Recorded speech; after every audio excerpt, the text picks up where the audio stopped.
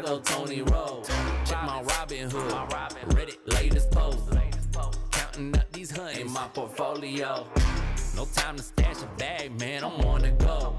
Just rack the guap, market's hot in Tokyo. Cash in, cash out, don't let that chart catch vertigo.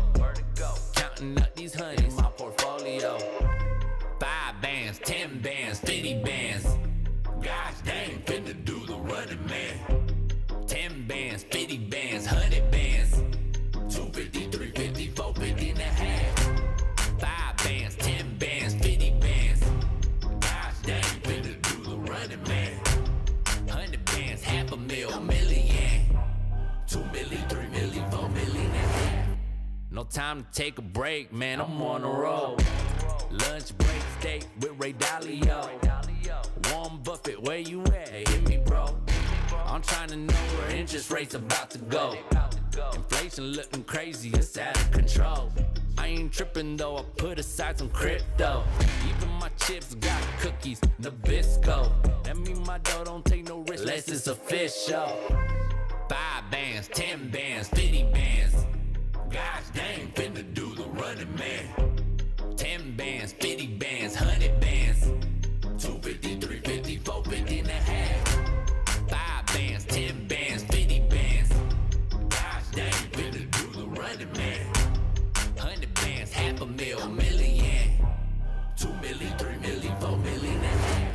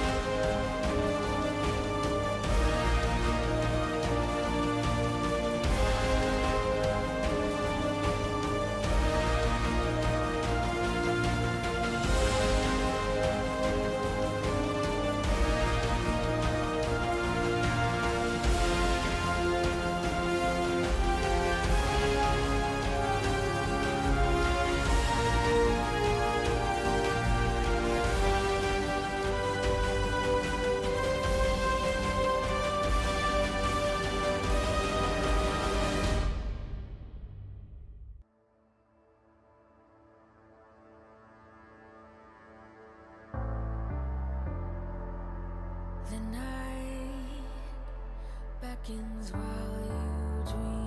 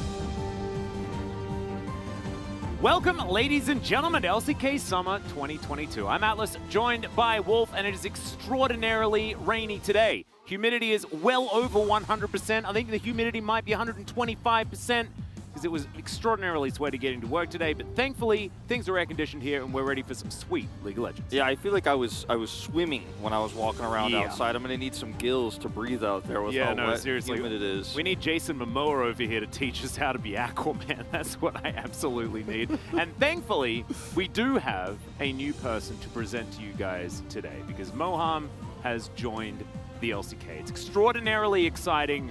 This first matchup on paper looked a little bit like two struggling teams trying to figure it out, and now it's Moham's debut game, and it's very exciting. It is very exciting, and we'll see how he performs tonight. He has a lot of similarities playstyle-wise to Hoyt, and we'll talk about that as we get into the draft and stuff like that. Let's take a look at points of the match. Yeah, let's do that. And break it all down, because this is a tough matchup for both of these teams. It's not an easy opponent. Like, both of these teams' skill level and power level right now is very similar, but they're both also struggling here in the LCK. Nongshim 0-2, Kwangdong Freaks 1-1.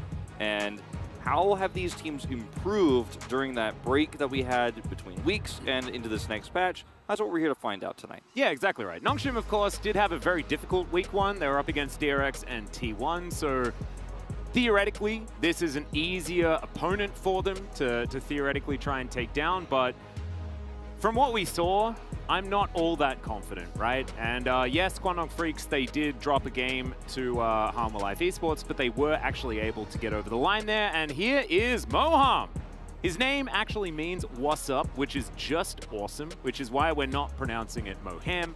It's Moham because it's a Korean word, and that's what it means. It's kind of a cute way of saying, what are you doing? Or like, and it can be like literally like, what are you up to? Like, sup? But it could also be like, seriously, what are you doing? Like, in the game, like why'd you flash there, you know? So we can have some Moham moments during the game if he does questionable things.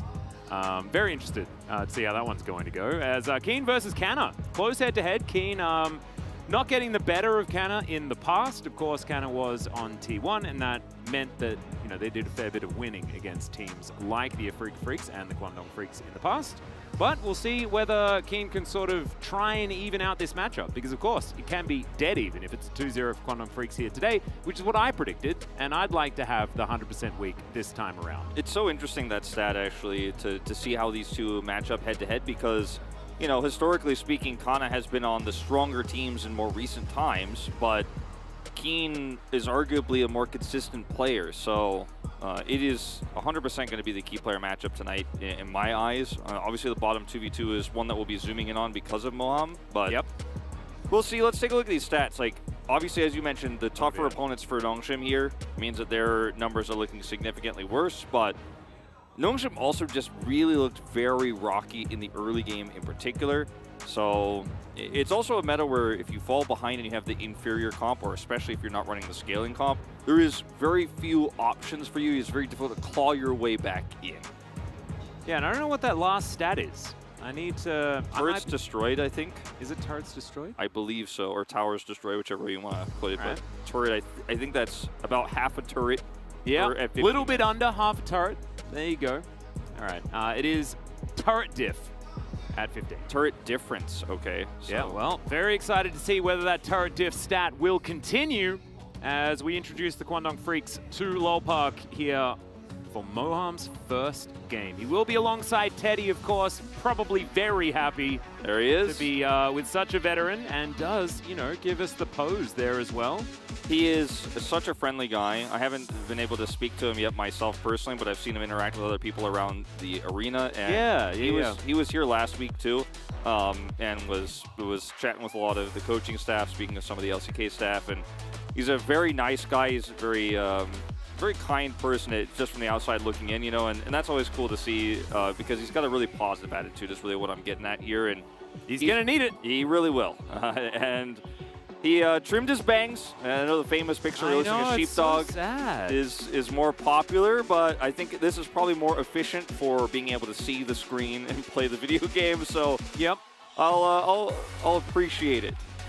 Well, Ellen Fan there in the audience, as you could see, and this is the roster. The only difference is Moham making his way in, and yes, this time he can see. He was doing all of those crazy plays in Challenger, and his hair looked like it was completely covering his eyes.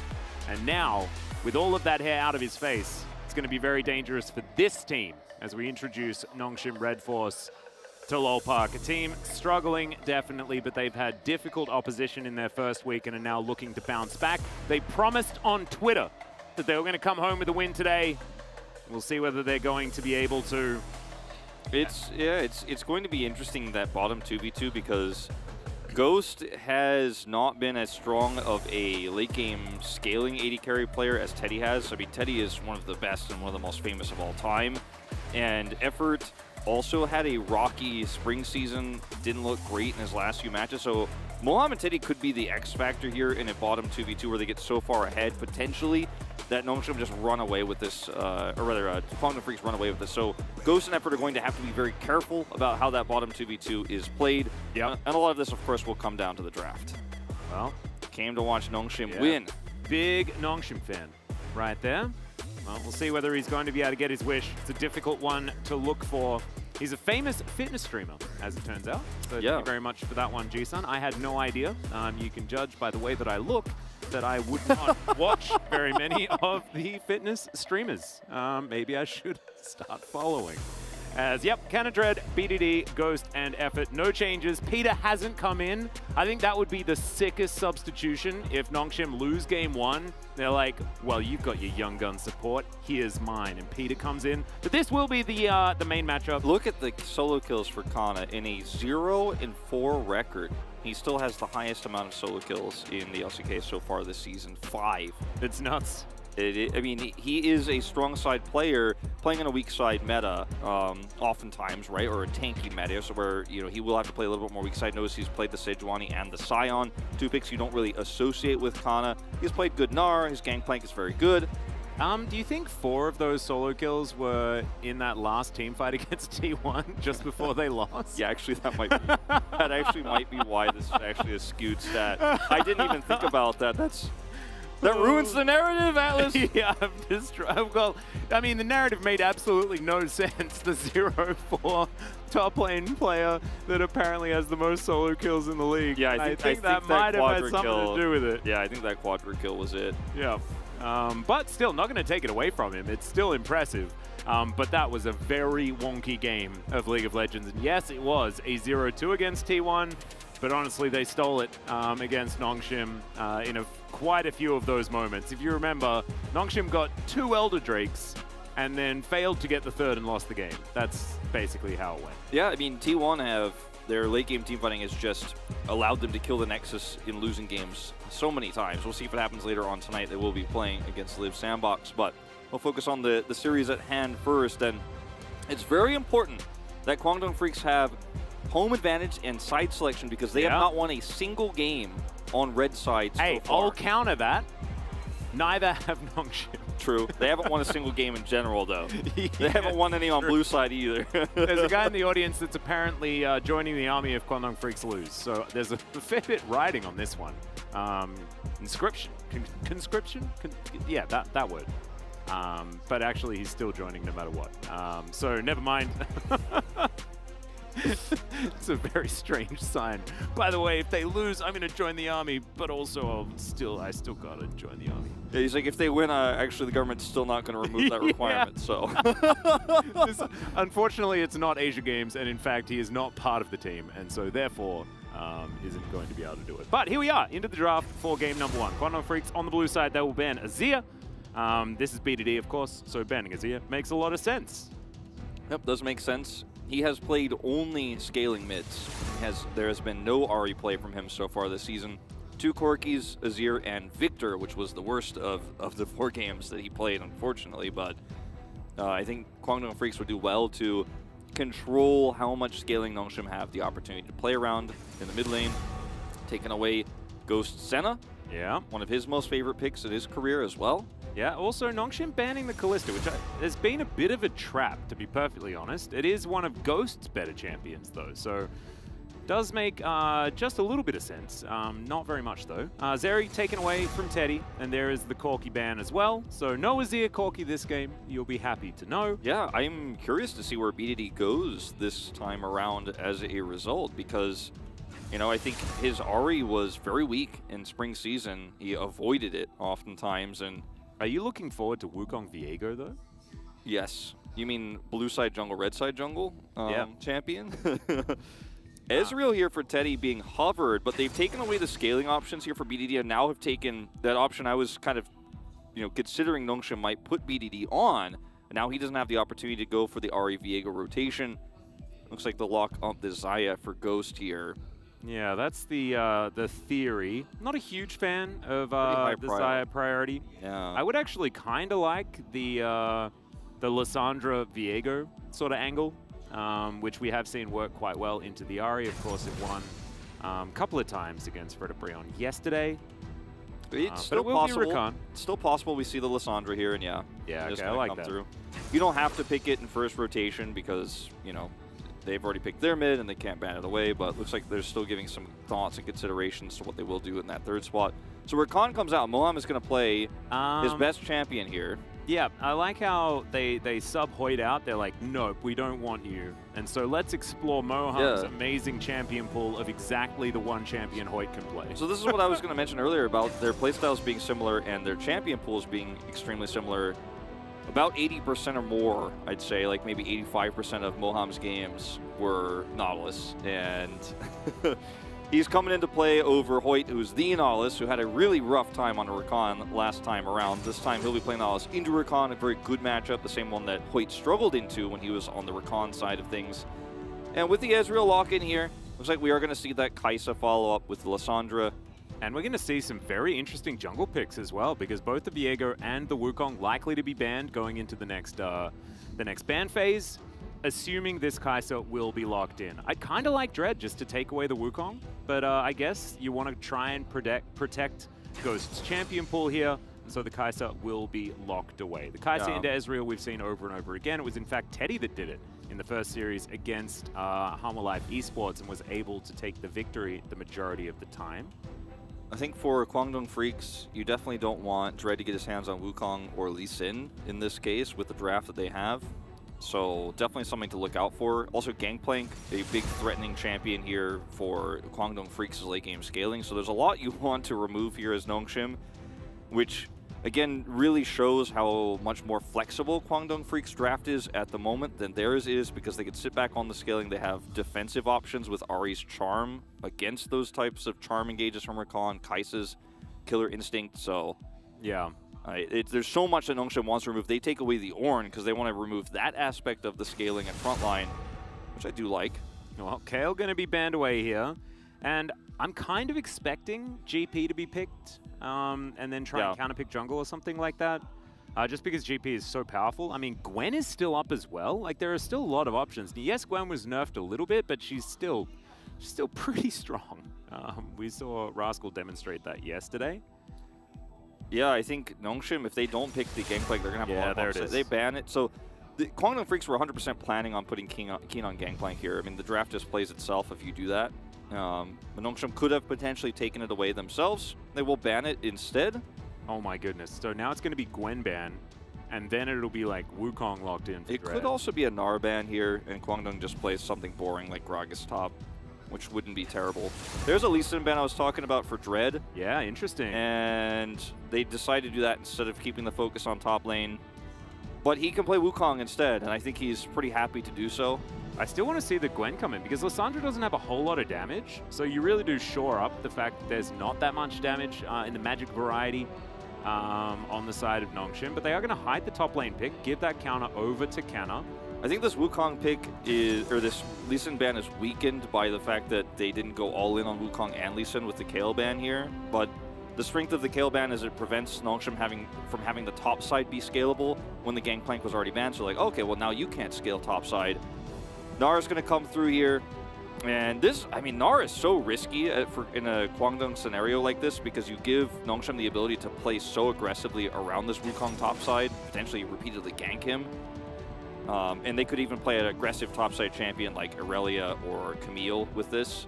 Yeah, I like the Gwen a little bit more. But Yeah, me too. I think Keen wanting to be a little bit of frontline when he can. You can also split on Nari, is very flexible, but not exactly something that I'm super excited about. I think it's very risky, but it is, like, in theory, the better all-around choice. We'll see what Nongshim pick here. They might be able to threaten it. They might be able to punish this. As it's not going to be Nasus, as fun as it would be to see him. It's the classic effort maneuver. Graves top into this. Wow, Canna is really going back into the history books. I mean, there's really not a whole lot of magic damage if you do that. I like this much more. Yeah, I mean, the Gwen is a fantastic pickup here, and it makes Nongshim's composition look absolutely fantastic. So pretty comfortable. Pick up the Gwen. I mean, Keen walked into it, so he's obviously comfortable with the Na matchup. It doesn't sound very fun. Even though Gwen did get tapped a little bit on this patch, it has not stopped her from being extraordinarily powerful. And once you get some levels, I mean, most of the nerfs don't really change that much anyway.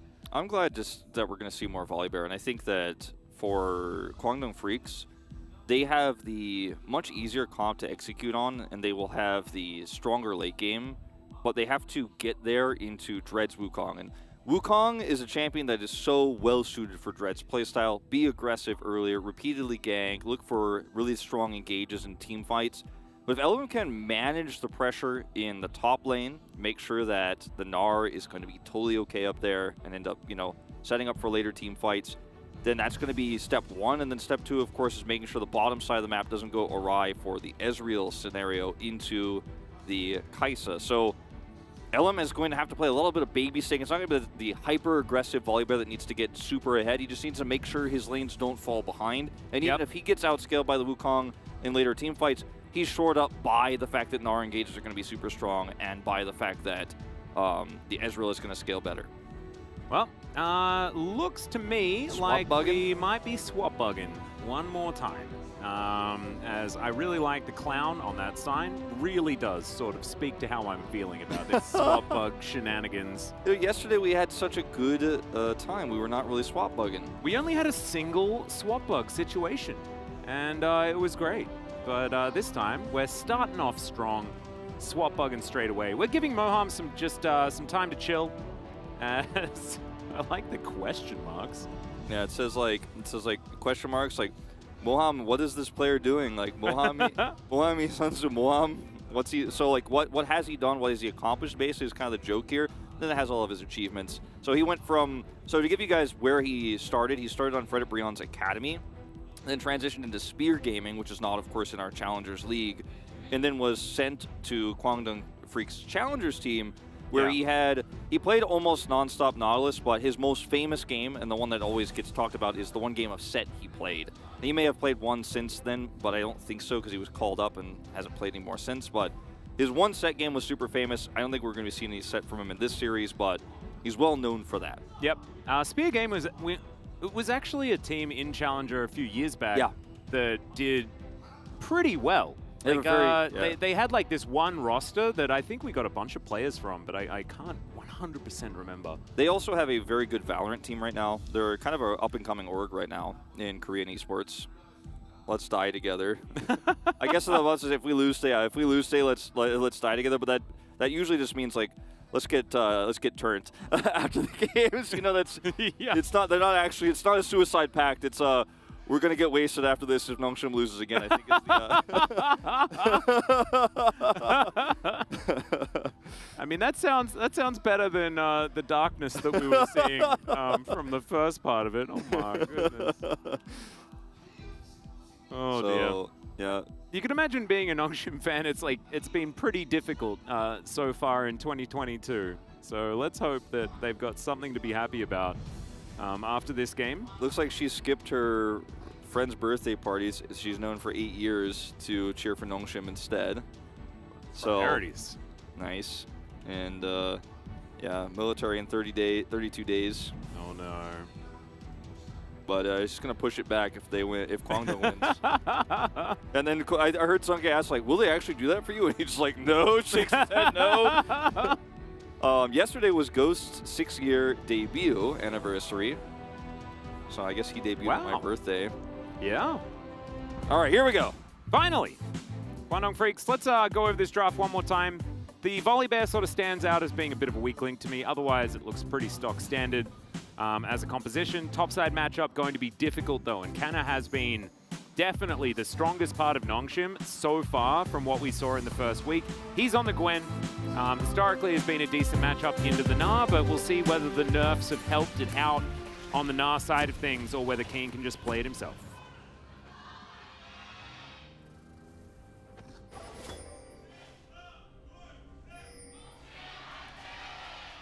Wow, the Nongshim fans certainly at least loud for this first game. We'll see whether they get their wish. As we're it's a relatively even split in Lowell Park here today. Yeah, it is it's a pretty close matchup, you know, and Nongshim got a ton of fans very quickly, and it's a very recognizable brand, of course, here in Korea. And I'm excited to see how this Volleybear pick goes, because I agree that it's definitely the pick that doesn't fit the draft as well, especially because Volleybear normally is a champion that doesn't farm as well and is kind of just running at people, trying to kill them, falls behind, and becomes worthless. But in this particular game, because of the other scaling aspects, the Ezreal in particular and the team fight setup that Guangdong has, I feel like if he just plays kind of defensively against what Nongshim has, he's going to have a lot of opportunities to make a big impact. As you will see Unsealed Spellbook again here from Fate now in this matchup. We saw it from Lava yesterday. I hope he does not go Leandri's, but we'll see if that comes to pass as well. Yeah, we'll see whether that's a Lava thing or whether it's just an LCK thing at the moment. Might be part of the scrim meta at this time. Yeah, of course, the argument was explained yesterday on our glorious carpet space. Yeah, Chronicler mentioned it's being used in challengers as well. Yeah, just to fight against the Lissandra that you do struggle to get a lot of Luden's value against. The Everfrost value against. So that's part of the reasoning. In this particular game, there's not a ton of tanking either, just like we saw yesterday in the Lava scenario. But yeah, I don't think that it would be very good this time around. So I think hopefully he doesn't go there. I think he won't, but I do like the Unsealed Spellbook, because what are you really trying to put Electrocute pressure on for in this matchup? It's not as good. Well, that is the first hook that we've seen landing. Perfect. Moham, absolutely fantastic. So glad he's here. Already 100% hook rate as Ghost blocks that Mystic shot to make sure that Teddy doesn't get the CS. Beautiful play. Sick play. Ooh, Gleaming Quill value though here. Who says they can't deny CS in League of Legends? Yeah, no, exactly. See? It used to be just Gangplank. We took that away, but it's still there. As Efforts Recon, pretty good win rate. Not too bad. Yeah, over 26 games, so quite a significant sample size here. Not bad at all. Level 2 has been gained though, and so far Ghost and Effort just chilling here in this lane. Teddy's fine though, and we'll probably just be happy to scale. Teddy, of course, has always been our resident fountain laser, so pretty good at getting towards the late game and then being pretty reliable. Yep, he is the winner of the latest late game of all time. Indeed.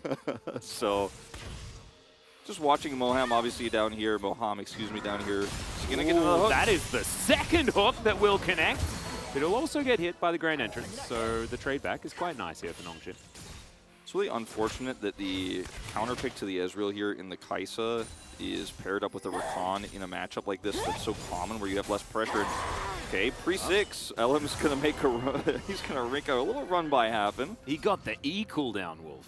There you go. There you go. BDD is going to go home, though. Was pretty out of mana anyway.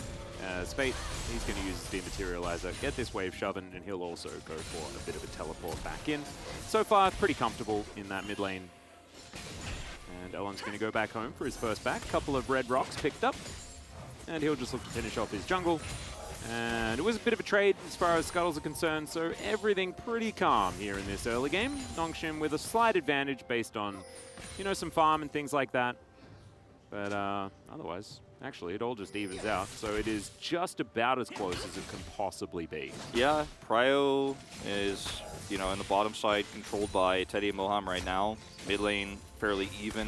Pre-6 is going to be just how it goes, and Fate will naturally start to push that lane out against and teleport it second.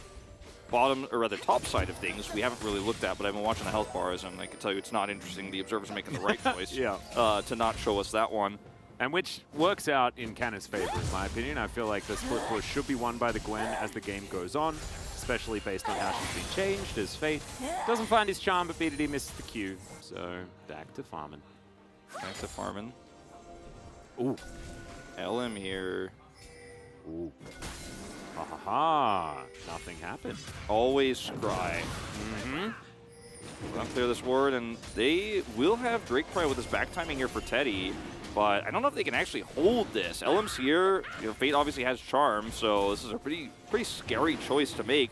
Rotation over from Moham too. Like, Nongsha may have bitten off more than they could chew here. Yeah, Moham, right place, right time. Absolutely love it. As Effort and Fred move on over. They do have soul vision of this brush here. So LM was just waiting in the wings, making sure that Fate was going to be okay. Canna hits level 6, so does Keen. And the health bars, after this Mega Gnar comes through, will be, look at that, perfectly even. Pretty much. Oof. Oh, Canna does manage to get that cannon creep. By the looks of things, you could see that that was exactly why the wallop came out from King. Yeah, it was not a miss. Answer. It was a zone. Yeah. Love that.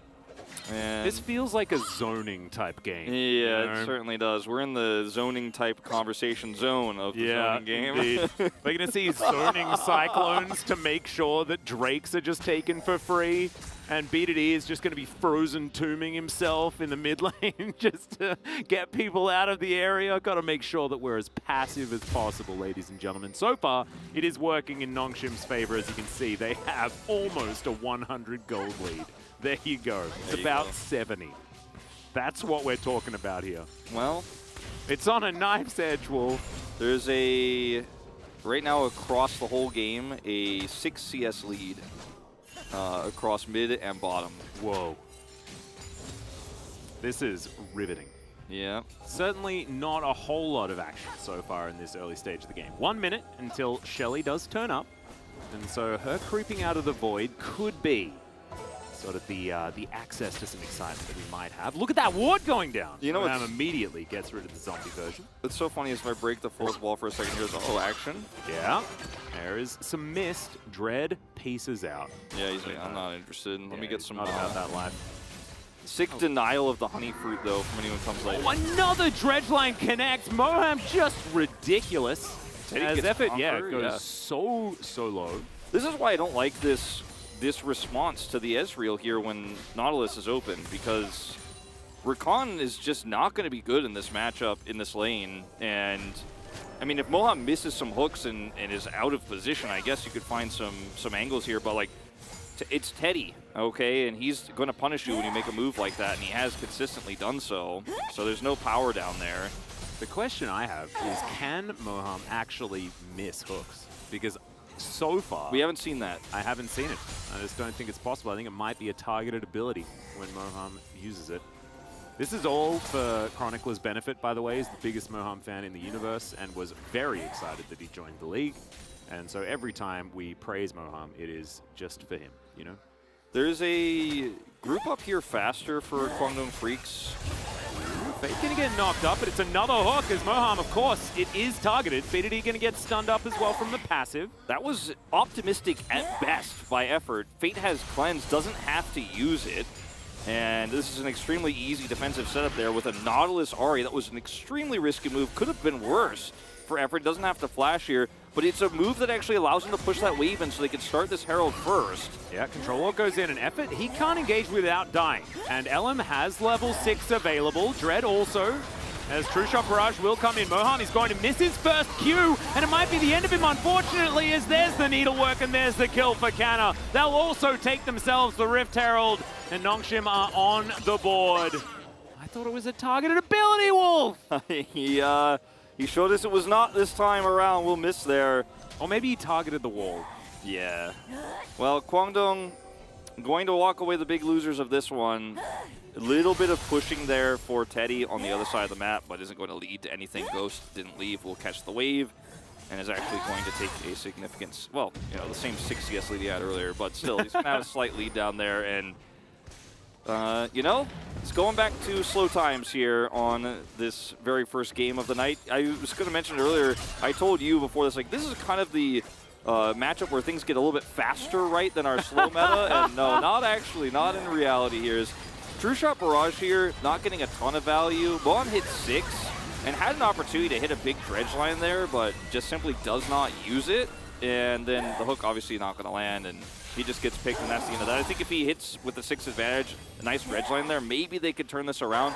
They just don't have that much damage yet. The Ezreal isn't there, and Nongshim, it turns out that even though Effort's attempt there to charm and look for that kill didn't lead to the kill, getting that extra prio helped Nongshim secure this first Herald. Yeah, it was definitely important. Effort's going to come on over here and look to potentially secure this first Drake. They can also use the Herald to threaten one of these turrets. We'll see where they do decide to go. Right now, Keen does manage to get a couple of plates up there towards the top side. And that is Nongshim just securing this. Ocean will be taken. Next one's going to be Infernal. We have Cloud Soul, Hextech, or Mountain. All of which, pretty exciting. I know which I'd prefer, but it's okay. Pretty even as far as money is concerned, though, given the fact that Keen was able to get all of that value. Speaking of value, Ghost going to take a fair bit of damage there from Teddy's double True Shot Barrage. Going to push this wave in, and there's a lot of vision for Kwangdong Freaks to try to clear in River, but instead, they're going to hang around here, look for a potential setup if there's an overextension. Yep. LM will not be able to find it this time around. Stops the back, however. Okay. Effort looking to clear out some vision, does so. There's a lot of vision control here for Nongshim. They don't know the Volibear was there, and they never will. And now, Dread is here, unknown. Yeah, and Teddy, he is going to be able to get himself out of the way, but Moham not going to be as lucky. I mean, making plays like, attempting plays like this when you're the scaling Ezreal on the bottom side defensively, yeah, you could keep the Volibear around, but they got way too close to the sun there, didn't know where Dread was, and they knew there was vision there. They didn't clear it when they had a little bit of cryo, then they waited and walked towards that last possible second. Just not playing well around vision here. Kwangdong get punished super hard. Yeah, and that is going to be all of those plates going over to Ghost and to Dread. So a lot of money onto the Kai'Sa. Definitely going to feel good if you're a Nongshim fan. Keen still getting some push here towards the top side. Stacking up, or trying to get rid of those stacks, sorry, on the Cull. And this vision. BDD's coming up here, and it's going to be very difficult for the Gnar to survive. The mini Gnar is not going to be it. Does get a nice hop, but it's not going to do it. Yeah, the vision holes that Keen has on the top side also allow Nongshim to make this play happen. He just simply doesn't know until it's too late. And there's no communication that mid is missing, so he just simply is way too far up in the lane and will die for it. Meanwhile, over here, this is a really nice pathing from Dread, playing around the control vision they already had set up. Kwangdong didn't control this at all and are in the midpoint of the lane after Ellen backs. He takes his opportunity to come in here, plays a long con game. This is a nice angle here for BDD, but there was no call that he's missing in the mid lane. There was a ward in the river that he avoids, definitely by going around the right side here, but that's what Lissandra can do. She can go over walls with her claw, and just a little bit greedy was Keen there. Yeah. A little bit too far up. I did really like how BDD played it, not messing around. You know, you just press the Frozen Tomb button, make sure that he is put in prison, and then wait, circle across just to have a little bit of extra CC. And Kanna's needlework did the rest. Really nicely done from Nongshim. I love how Nongshim are now just going to camp around the edges of their vision, just kind of sit here on the fringe and punish anyone who decides to walk through, because Kwangdong have a vested interest in removing that vision, but it's greedy to do so, it's risky to do so. Doing stuff like this is where Nongshim can punish you. Love this check here from LM. But still, they cannot get those wards cleared. Those are control wards on the river, so they're permanent until they're replaced. So it's not going to time out. It's kind of there until this Drake spawns, as long as they leave it there, and they absolutely will. Yep, Teddy also just can't be up in this lane, right? True Shot Barrage is used just to check things out. Did give them some information as the Gnar comes through. The Mist is going to make sure that Gwen is unable to be damaged by the follow-up boulder. But of course, just throwing out Gnar ultis is old news. It's just something that you are capable of doing. Should be back up again by the time Mega Gnar is available. So no harm, no foul. Teddy grabs himself a blue buff. It's double Trinity Force time here for Kwangdong Freaks. But it just feels like they have this composition that wants to have a tempo advantage around this Volibear. The Volibear does nothing, as you can see. 0-0-0 right now, has himself his Iceborne Gauntlet. But I mean, why should, like, it could have been a Viego, which would have offered a little bit more damage, reset ability in some later game team fights and things like this. We'll see whether LM does find himself some value, but right now hasn't been able to turn off too many turrets and get things going. And these neutral pushes in mid, now that Teddy is moved out of the bottom lane, I think that he could definitely lead to, you know, in a second Rift Herald scenario, a big push there, or, you know, a potential dive in some of these mid exchanges trying to fight for prio. But yeah, in this game, like, he hasn't had much agency, and if Nongshim make mistakes, then he could punish. He also could just play defensively, I think was the idea in this draft. But when you're this far behind, you know, the Ezreal just doesn't automatically win the game later, so he is going to have to be more proactive around some of these objectives. Speaking of which, he's rotating over here now with the squad for the second Herald. Yep. Also, with the Kraken Slayer Kai'Sa build, there's a lot of damage potential in the late game. If they do make these dives work. True Shot Barrage goes to Narnia. That is going to mean that Shirley will be delivered to Nongshim Red Force. And they just, I mean, they cannot be giving these objectives over like this so easily, especially because they have the Nautilus into Rakan matchup, so they could be more aggressive in that way. They're running an Ahri. She could have teleported in if she was in a better lane state. She's obviously in the bottom lane and would be canceled by BDD if she attempted it. But now they give Herald, lose Prio, and will also lose the Drake. Like, and yeah, you're scaling quote-unquote Kwangdong, but as you mentioned already, the Kai'Sa in this meta scale is way better than she used to with Kraken Slayer builds coming through. It's Gwyn for late game. Oh yeah. So, I mean, things are looking a little bit dire here. Now it is Cloud Soul, so that's good news for you, but bad news for Kwangdong. Hey, that's what I'm talking about. Saved. Day completely saved. Not for Kwangdong Freaks, but for me. Yeah, Nongshim, they win in the side lane, right? Just because Cannon's going to be so strong there.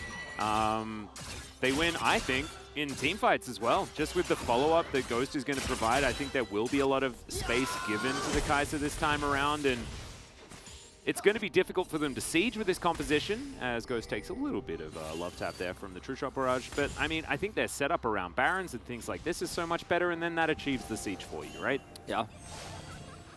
I don't think we hit on, I mentioned it earlier in a 2v2 fight, but Teddy has Conqueror this game, so did not go for the first strike, which has been much more popular recently, so that's going to make him a little bit more battle ready for some of these later fights. But again, getting vision control here that like Nongshim did, and then using it oppressively around every objective, and then just more consistently clearing waves. Get him, Ellen. I mean, Ellen, he doesn't have an opportunity here because they don't have vision to go further because effort's wrapping around and they know that's a possibility, but he might just have to make some bad or risky choices here in the mid game with this Volibear before he becomes too irrelevant. Keen does have Meganar, so he's going to be okay. Kwangdong Freaks moving up towards his top side is Dread and Effort. Just partying, hanging out, making sure that they can bring their CC wherever it's required. And of course, you're very mobile as these two, with Warrior Trickster as well as the Battle Dance. Making sure you can get around. By the way, I did learn the ability of the decoy that used to be called decoy. Now it's Warrior Trickster for good old Wukong. Yeah.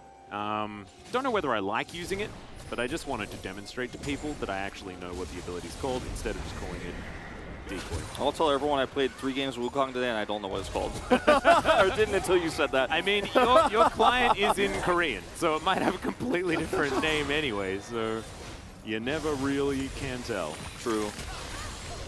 I never read those anyways. Yeah, it's W. That's what it's called when you're playing the game.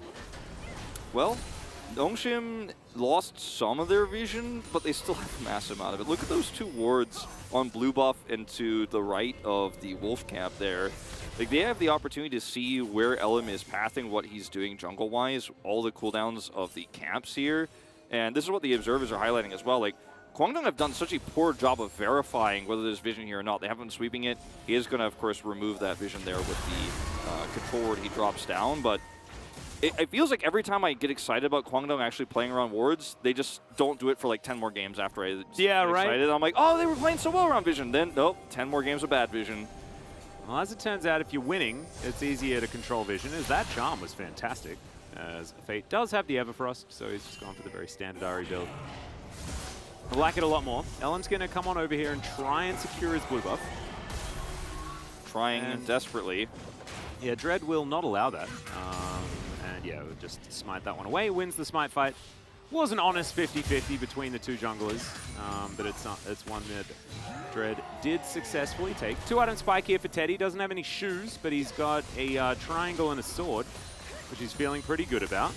Yeah. And, you know, heading into this next fight, which is going to be the items he wants. 80 seconds until that Drake spawns. Effort has done such an incredible job of clearing vision this game. He's continually setting up now around Barons so that Guangdong don't have a trade opportunity. They don't really have the damage to look for that anyways, but they don't, like, Nongshim will never even have to worry about the possibility with all this vision they have. BD rotating back down. Look at, there's even a control. Like, where do they not have vision of Nongshim right now? They have so much deep warding. Ooh, next to the mid lane, just there. There you go. That's it. They're going to get this turret, too, before the Drake spawns. It looks like that's the game plan. Ooh, the Dread. He's forced to press W in order to get himself out of the way of this one. Keen just tidies up this minion wave as it crashes towards the outer turret. And yeah, the Drake is what's on the minds of Nongshim and Guangdong Freaks here. Soul point available for Nongshim. All that extra movement speed actually in a dive composition like this will be pretty important. BDD going to grab Zonia's before this fight. Didn't break his stopwatch yet, but we'll love the completion, getting all that extra armor. Can head straight back in. Teleports over. Now, Guangdong have this control of the choke points. Nice control word there, so there's no vision here. Ooh, BDD actually going pretty aggressive. Mohan does not find the dredge line, though, as Keen's Mega Gnar is in a great position. That's why Nongshim don't want to start anything. Wraparound from Kana, though, is looking for his opportunity. Dread as well is over the wall. Possible invisible monkey. But there is good vision here from Guangdong Freaks just to spot some flanks. So Kana off to the side, and he's just walking towards them. Keen will just walk past Dread, who tries to knock up Guangdong Freaks. Ellen's out of there. Don't know whether they wanted that, but Teddy's going to be able to pick up the kill. They're trading supports right now. BDD goes golden in the backline as Fate also presses his stopwatch. BDD gets over the wall, but now he's out of the fight. Dread also presses his stopwatch. There are stopwatches on absolutely everyone, and it's Ellen that locks down the Drake. Now Kana, he's going to try and go into the mist. And he is able to actually take down the Gnar, but honestly, this is Teddy running this fight right now. Ghost is trying to get out of there, but maybe Ellen will find him. I think he will. He's looking for it, looking for the opportunity. It just gives him a smite on his way out. Okay. Doesn't Fate, have flash. can you do anything? That's all right. Ellen's just going to die. All right, Teddy will pick up the kill, though, or at least assist Fate on collecting it. But in the end, it was pretty much a delayed ace. Yeah, it was. Of course, Effort had respawned, but he did die in the fight. Lucidity Boots now in Teddy's hands, and he got some value out of that cooldown reduction. Watch his positioning in this fight. You mentioned Elim is forced out super early, takes a ton of damage here from Dread, has to ult out, and so it looks pretty hopeless and pretty doomed, especially considering that Hoyt's clone, like his Lissandra clone, is actually doing a lot of problematic damage here. But Teddy, in the back, is just completely untouched, and even when Dread goes in, Elim is helping heal for him, and all of the stopwatches are broken here. It's a big trade, and there's just not enough consistent damage on this Gwen in the other part of the fight. Teddy's like, well, we have range advantage. Kaisa cannot compete with that. Ghost tries his best, and then this is where he dies slowly in the end. But, I mean, Teddy just owned that fight. As you said, it was all about him. And Elim surviving there and running away ended up, it looked bad at first, but actually was the correct choice because it helped heal for the Ezreal in the back line. And, you know, Volibear can actually kind of do that in a scrappy fight like this.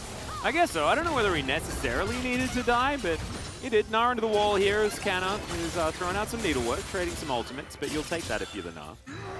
And all right, this could be Guangdong Freaks trying to find their way back into this game. They are still 1,000 gold behind, but they denied the soul point, and they showed us some signs of life, right? Like, Teddy definitely looking like he doesn't want to go quietly into the night on this one. The Ezreal damage is certainly starting to stack up. 2-item spike was hit, and now he's even got a core fields as well for all of that extra ability haste and stuff like that. So, I mean, the Ezreal's feeling very good about the position he's in this game. And critically, Elim is able to get the Drake itself, which means that there's no soul point pressure here for Nongshim anymore. Arbar is hit. Yeah, doesn't have his ulti just yet, so pretty soon. As Keen will throw a Cube object at his opposition. I'm not entirely sure what it actually is on the Samsung skin. But Yeah, that's a good question. I'm normally used to saying throwing houses and clocks and things like that, as Effort takes a lot of damage here from Teddy. Teddy just not not wanting to mess around, especially against his former teammate. Yeah, and they commit a teleport to try to get that pick bottom side from Fate. They fail, but they get the turret, and so they have a lot more power now on the bottom side of the map. And for the first time, Kwangdong does have actually vision control and are going to be able to then set up for some Baron fake outs or attempted starts here. See, Moham is over here just trying to clear the last of that vision away on the pit. So this is going to keep Nongshim guessing, and they're going to have to group up for this potential take. So, you know, a big turnaround here for Kwangdong Freaks. Just one great team fight from Teddy. Yeah. And then you're back in. I mean, LM doing a great job in that fight, too. Like you said, didn't necessarily die at the end, but... Hey, 100% kill contribution, you take those, yeah. right? You take those.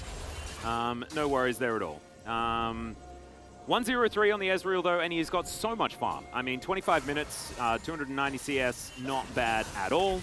But I'm looking at Fate as well. He's in a phenomenal position in this game to really catch out the members of Nongshim. 3 items for Ghost, though. This Kai'Sa is going to be a problem. The Gwen as well is just going to keep scaling and scaling and scaling. So not out of the woods just yet is Kwangdong Freaks, but I'm glad that they just showed us that they're not just going to roll over this game, because that's what it was looking like at the beginning. In the setups for objectives, Teddy and Moam have the most power because Teddy will be able to chip away at health bars. If he could hit those Mystic shots, obviously, you know, Nongshim are doing the best to avoid them. If he could start doing some damage and force Nongshim to come to him, then they could take that defensive fight. That's a great way to start things.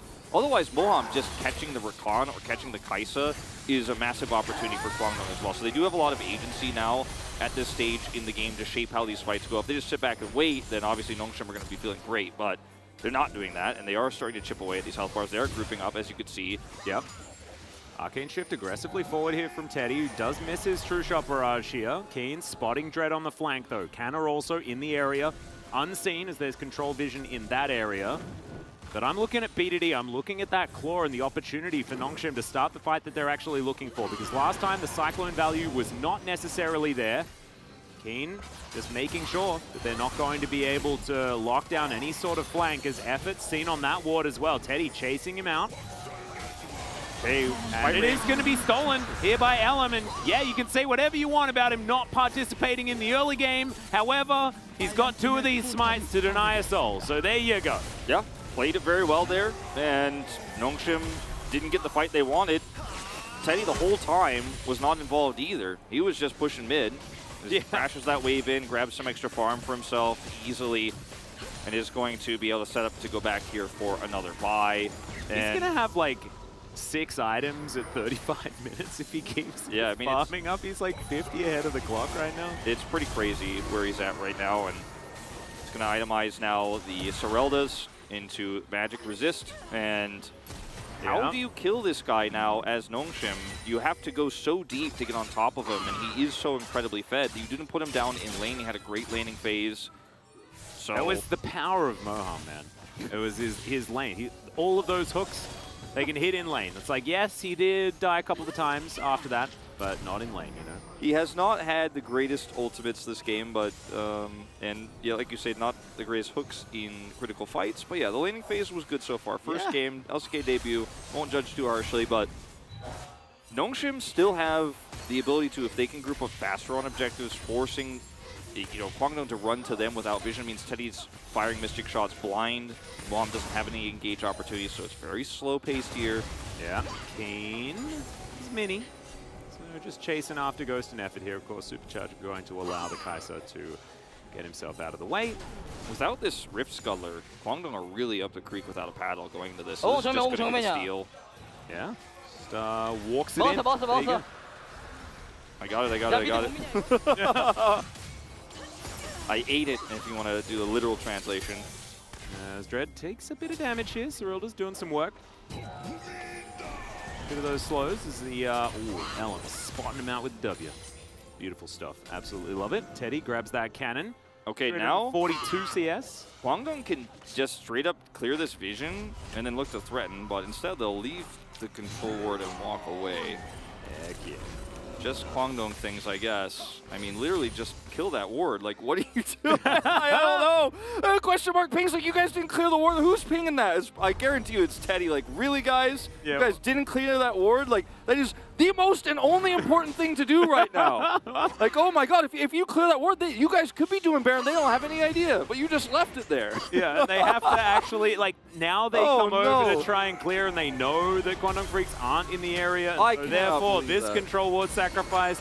The one north of it is sacrificed. And Teddy is going to take his red buff. So, I mean, there's that. Buying some space and some time so that the Ezreal can grab himself as much power as possible right now. Hex Drinker completed. Without more Malmortius to come in, then he's only one item away from being very, very strong on this Ezreal. He is looking very close to it as well. And, I mean, Nongshim here, choke point back in their favor. They don't want to pull the trigger first because they have a very high damage Kai'Sa, but their mid laner doesn't do anything to the Baron itself. And Keen will have to be here if they really want to burst it down quickly, or Kana, excuse me, will have to be here quick as if they want to burst down quickly on the Gwen. So they can't start it really, and that's why we're having this sort of back and forth ward clear, and then now it's your turn to clear the wards, and we're going to back away. I think it's all just, okay, Fate going to dive on forward. Everfrost not going to find BDD. Circle of Frost is fantastic as he claws away. And Fate is going to be stifled in his attempted Spirit Rush engage. But I'm glad that they're doing stuff. As Canna over the wall, slinks into the mist. Volibear standing there with him, but that is going to be, yeah, Immunity. W, Teddy. I don't know what to tell you. Well, I mean, if he hits a few more of those Qs, like his cooldown on his ult might be shorter than the mist on the I mean, yeah, to be honest, ult, or on the Gwen he's not really too worried. It's already 50% done, but the Cyclone comes in. Teddy Arcane shifts out of the way. Effort also trying to get out, but Elam's going to stop him.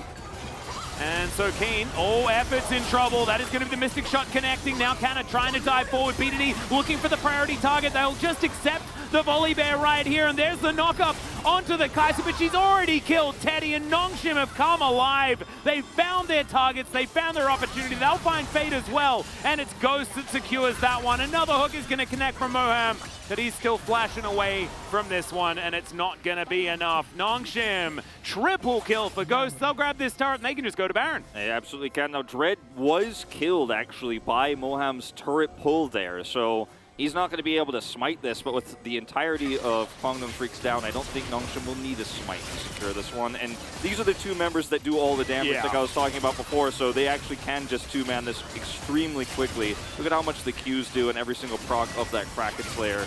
Yeah, no, it's nutty. These are exactly the two champions that you wanted.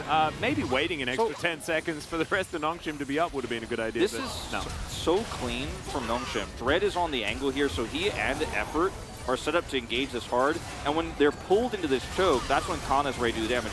Then watch the follow-up here from him as well. BDD forces a cleanse out, so Teddy cleanses that one, but Ghost is able to Killer Instinct on top of him, gets the Kraken Slayer proc there to actually kill him in the end, and the fight is won. But they just close the distance on Kwangdong so fast, and that's exactly what their comp struggles to do unless it's decisive.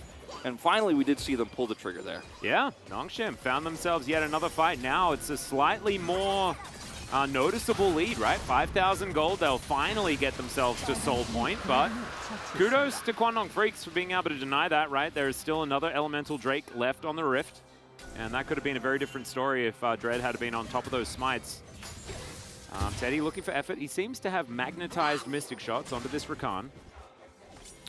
And as Kwangdong here, you're just getting pushed in now. You don't have any flank angles. You're just going to have to sit back and try to defend with some Ezreal clear. So your wave clear is overall not as great as a lot of the other comps we've seen in this meta.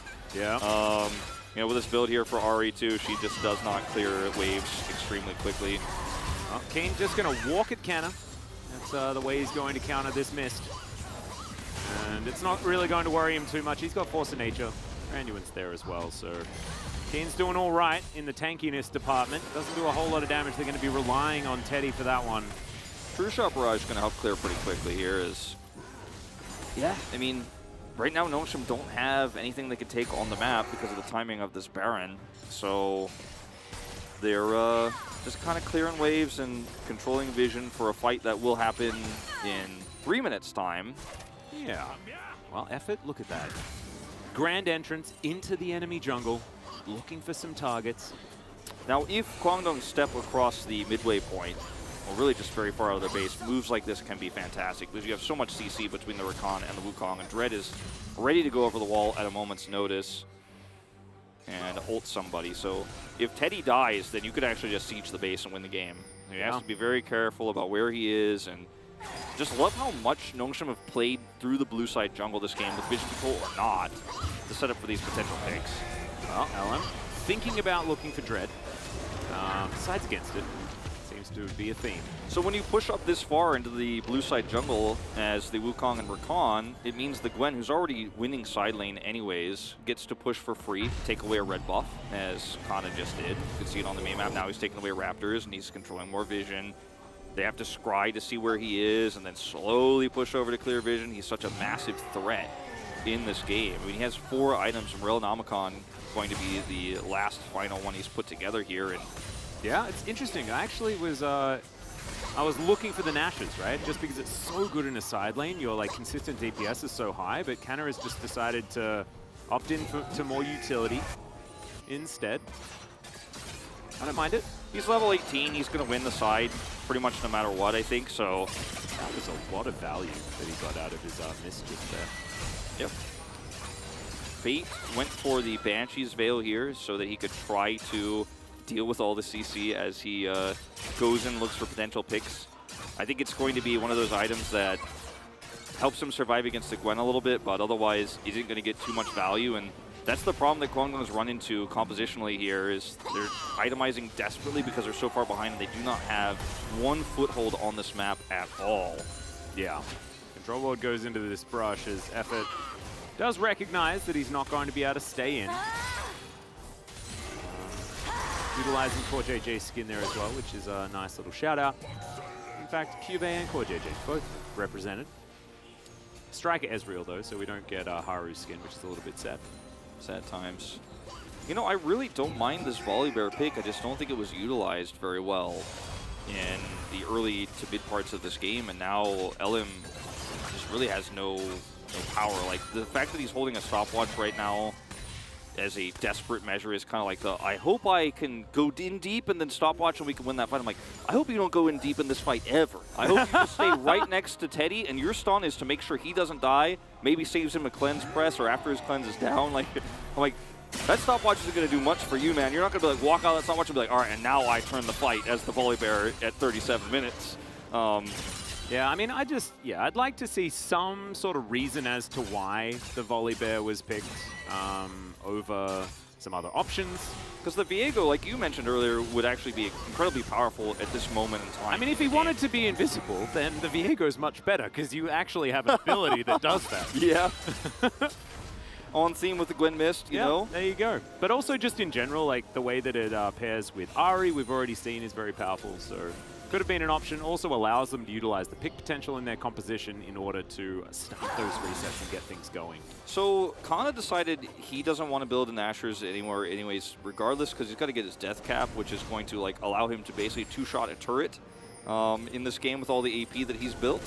And he's been level 18 for a long time. Oh yeah. He is basically unkillable, and he's going to wrap around here. I love this zoom out we have. Guangdong do have that really nice control ward outside the brush that will spot him, and Fate has an opportunity here to try to pull him. Ooh, Kanna, he's going to get chummed up. There's the Everfrost as well. He goes Golden BDD looking to come in and try and keep them alive. Kanna just wiped out immediately, and Nongshim, they're trying to burst down the Drake. They will be able to secure it, but at what cost? Oh my goodness, I don't know whether the Cloud Soul was worth it. BDD's going to go down, and now Teddy is on the warpath. They're looking for a Baron, and yeah, you can see that Nongshim made the choice, but I don't know whether it was the right one. I mean, the wraparound there attempt from Kana is what you want to do as a Gwen. It's you know, almost textbook what you're supposed to do in almost every situation, but as you say, not this one. This time around, he's caught. They have a nice brush set up there, and then Keen is ready with the Narbar. A Narbar he would not have been able to use in a longer fight, actually, because it was timing out, because they were not going to be able to actually get to that 5v5 zone in time. But he actually hits a huge knock-up, or rather stun into the wall here. Look at his Narbar timing on this. And he comes over here, finishes an armbar. I thought it was timing out. Actually, just got it right before. But there's no way you get this Drake. But if you punish the Gwen who's wrapping around, it's amazing. And BDD is also coming in feeling like, all right, we're going to catch all of them. We're going to win this Drake fight and then win the game. But he's also punished on the wrong side of the Drake pit. 2 kills and a Baron. And suddenly, Kwangdong back in this again. This has been such a pendulum swing of an advantage game here for these two. Yeah, it's the late game volley bear that I really did not understand. As Kanna is just going to dive toward Teddy. Looking like the punish on the Gwen is almost non-existent. The ult out from LM. That was one person, by the way, that did that. There's the knock-up, but I mean, there's no damage here from Effort. Dread's looking to get in here. BDD as well around the side, but Teddy, he's still an army. Effort's going to get taken down. The timing's fantastic, and BDD cannot 1v1 this Ezreal. Moham's... Oh, man, that was close. Well, it wasn't, but it felt like it should have been close. If Kana... If everybody was set up here for Nongshim win that incredible attempt from Effort came through, like if they were all set up, that could have been one of the greatest plays we've seen this whole week. But because he just sets up the CC and there is no damage, as you point out in the play-by-play, it doesn't matter at the end of the day. Yeah, and it's the dying throes of a team that had control of this game for so long, but will once again, the 5th time in a row, not be able to close it out in the end. It's just, it's so sad because there was that real opportunity, but now Nongshim underneath their turrets, it's a nice little charm, but QSS is going to be there as this last turret is not long for the world. BDD goes golden, or at least goes into his ultimate, but the Cyclones used defensively. Teddy is just still in this front line. He's like, guys, we can win these fights. I will tank it up, it's totally fine. Ellen, though, he's in trouble in the backline as Ghost is just trying to carry for Nongshim. He goes into his GA, and now, can Teddy do it? Can he find it is the question. He is absolutely massive in this fight. He's arcane shifting forward. He's still got his GA available as Moham and Fate. They're trying to get in there and try and protect him. Oh my god, he finds it. Kanna wins the 1v1 though in the end as Dread finds his way back to the fight. And Teddy cannot do it alone. Oh man, it looked like the team was trying to give him a penalty there because there were so many opportunities to actually lock down. Kanna's respawn timer is coming through. He actually survives, and yes, 2 inhibs are down. And Kwangdong Freaks still have a really firm grasp of control on this game. But now you've given Nongshim an opportunity to swing the pendulum back again to the other side here. It all starts with this attempt to engage. Now, Teddy has GA and is level 18. So killing him is just so incredibly difficult, and Nongshim trying to make this play happen. There's the charm instantly cleansed by Teddy, and there's just no follow-up damage. They can't get through all of the members of Kwangdong Freak, so that could have been such an amazing play for Effort if the rest of the team is ready to catch him, but they're not. The cleanse shift was actually just so good. Let's check out Teddy's perspective of this one. It's just, he pops the GA and keeps Kai'Sa out of the fight so he knows he can continue to go forward. Oh, it's really that one arcane, the one mystic shot. Yeah. That's what did it. And then Gwen appears because he respawns. And he's like, help me, save me. And obviously Nautilus just unfortunately too low. Oh, it's so close. I mean, you can see Teddy is pissed. Like, yeah, if their team played that fight better, actually, and he hits that mystic shot you mentioned, like, the game is over. That was definitely just, you know, that was poking fun because he played that fight he played it so beautifully, though. Extremely well. So extremely. It was a time issue, though. If they had cleaned that up faster before Gwen comes out, then they just kind of 4v1 the Gwen and it doesn't matter. I mean, they're still in a fantastic position in this game, but you could tell Teddy is not happy with how that exchange went. Mom was not able to peel for him in the end. But there's a naked Nexus as well as 2 inhibitors down, so Nongshim well and truly still on the ropes. And if Kwangdong Freaks can get any time with this Nexus, they will definitely be winning this game. Looking at the top of your screen here, Nongshim still have a slight gold lead. They have a Cloud Soul. They have Kai'Sa with 6 items. She's been on 6 items for what feels like the whole game at this point. But they're going to have to find a way to wrap around this Elder Pit. There is... I mean, right now, Kwangdong is putting control wards and every wards they have in their inventories. They don't have a lot, as you can see. In fact, not even a single one they could place. Like, they don't have any wards. They need to have these choke points set up for when this fight happens. And also, Keen needs to be setting up his Narbar. He's trying to get part of that done with the Krugs there on the bottom side, because this Elder fight decides the game. And they will be forcing Nongshim to walk into Mystic Shot after Mystic Shot, and, you know, Moham's ability to hold choke. Yeah. Fate's ability to hold choke, but still. Ooh, True Shot Barrage connects on the Ghost. Value. Kanna's in the side lane though, and yeah, I think that, you know, Nongshim do have the ability to push these sides out, push this mid lane out, and try and get towards this fight. So I think that there can be definitely another honest battle between these two squads. There's a chance for Dread to do it as Fate tries to lock them down. Beat it. He's trying to be the hero here as well as Effort locks them all up. Quantum Freaks are taking so much damage. Teddy is so low and is taken down. Nongshim, they do it in the end. Keen gets the most value out of a wallop I have ever seen, but it is all for naught, as they will get clean aced by Nongshim, and they'll march down the mid lane and deny Teddy his 1v9. First win of the season here for Nongshim, and Kwangdong Freaks had it in their grasp. It slipped through their fingers in this 45-minute slugfest of a game where advantages were tossed into the bin over and over, but at the very end, it's Nongshim, a wraparound from Dread, and a really clean engage that end this game. And man, did it look like they had tossed it away, because they had so much control over, honestly, about 70% of that game. They had deep wards in the jungle. There was nothing Kwangdo could do. They couldn't get towards objectives. They weren't able to secure those. Teddy has that one miracle fight. They're back in it. They win a second fight, but then aren't able to kill the Nexus. And then they just get caught. They don't have any vision control. Dread waits till the wave is cleared, wraps around, and closes the door behind them. It's a tough POG vote for me, to be totally honest, because I think there were great plays from Kana and Dread both. Like, I think the two of them really had a fantastic game here. Yeah, I think it is a very difficult vote, right? Because a lot of what we're thinking about with this particular game is the mistakes that were made on both sides, right? It's an easy Teddy vote if it's a Quantum Freaks victory, but I mean, Nongshim in that last fight, they coordinated and everything was fine, but elsewhere, things did go wrong. And I think that, I mean, Ghost was relatively consistent in that game, but also made some positional mistakes. It's a tough one. I pivoted, actually. I thought about it more, and I thought about where that control for Nongshim for most of the game came from, and it was actually from Effort's vision control, where he had double the enemy ward score and was clearing wards like a crazy person and had so much deep vision set up. I voted for him in the end. He also had several amazing engage attempts. Now, they try to kill Effort here. Dread comes over on the other side. He waited for the wave to be cleared before he showed himself. He waited for so long, gets the double knock up here from max range away, and is able to win this fight for them. Teddy is obliterated, and once that happens, the game is done. Nongshim just playing so well around the fact that they know... That was a 5-man wallop. And yeah, and it's at the end of the fight, unfortunately. And Kwangdong Freaks didn't have a single ward because they had all sweepers. No wards to set up. They could not spot any angles, and Nongshim just found that winning moment there in the last possible second. Absolutely did.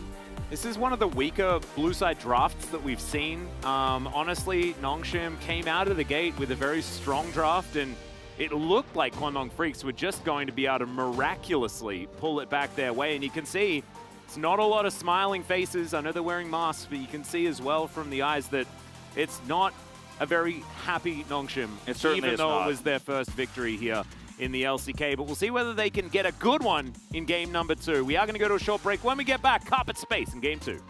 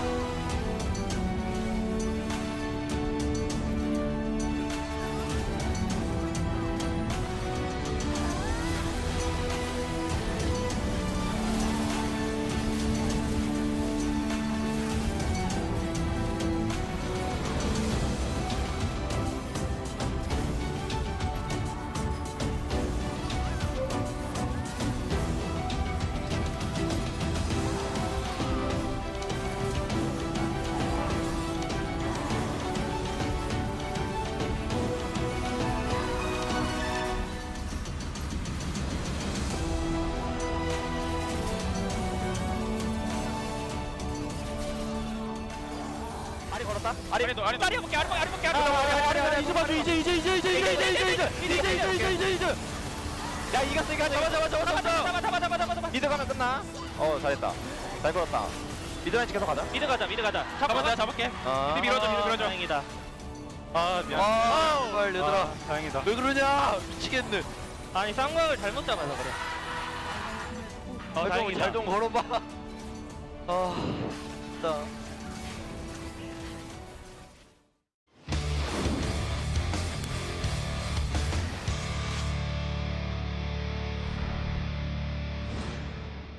Certainly going to be high as on fleek. Has found LM. He's not going to be able to get this wrap around. Voice throws out the ulti to try and get some work done. And now Paris, he's going to get charmed up. Goes into his Zhonya's very quickly. Now Keen trying to lock him down. Great Nara into the wall. Almost everyone is just locked down. Nothing they can do. It's a double kill for Sunday. Make it a triple. Make it a quadra. Straight out of the gate. It is only...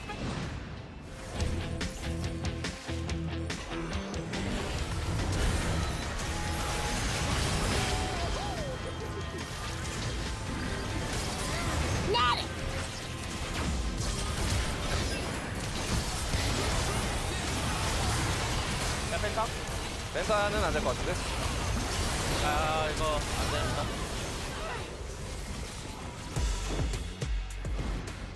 Even he will get poked down. Strako is pounded. They don't know. Just the best angle into the back here. Look at the damage immediately. Teddy gets blown up. And it doesn't matter if they have the poke damage. If they don't have their damn Caitlyn, as he will go down, that's going to be 3 kills basically for free. And the two of them just on the run. You can see. 돌긴 했거든 얘들아. 나 여기 뚫는다.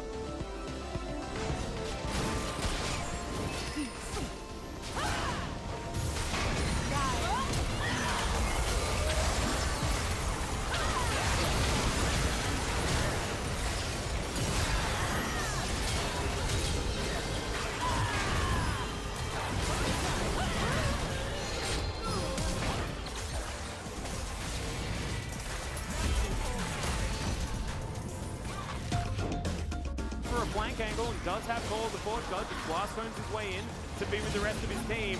And here it is, the re-engage, getting all 3 of them, second with a massive ulti and wipes out the bottom lane instantly. This fight is 100% over and Kana just flashes on top of... 오케이, 내가 콜할게 이거. 가자.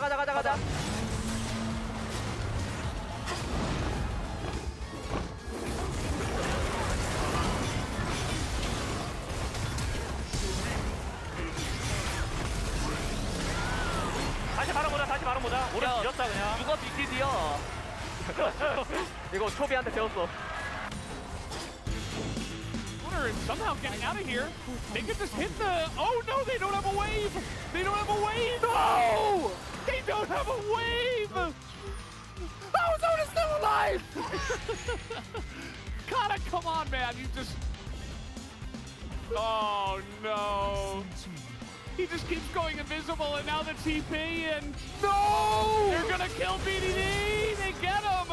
And that's the end of him! And Kana will be next! Heartbreaker comes in and down goes Kana, and now T1 might be able to end this. They don't have a win.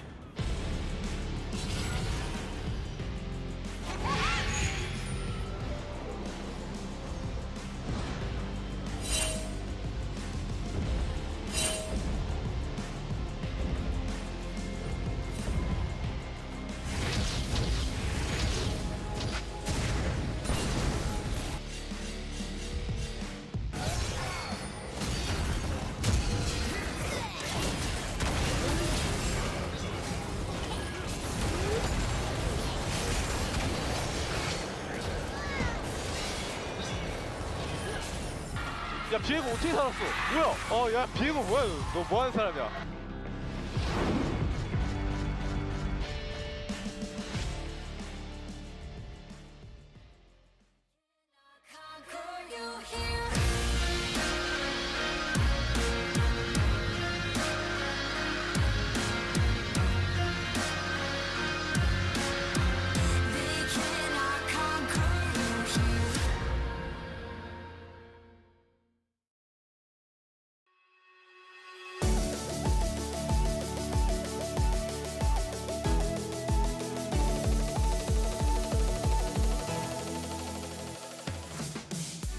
and welcome to the Analyst Carpet Space. It is me, Valdez, with Chronicler, who has some really nice socks on.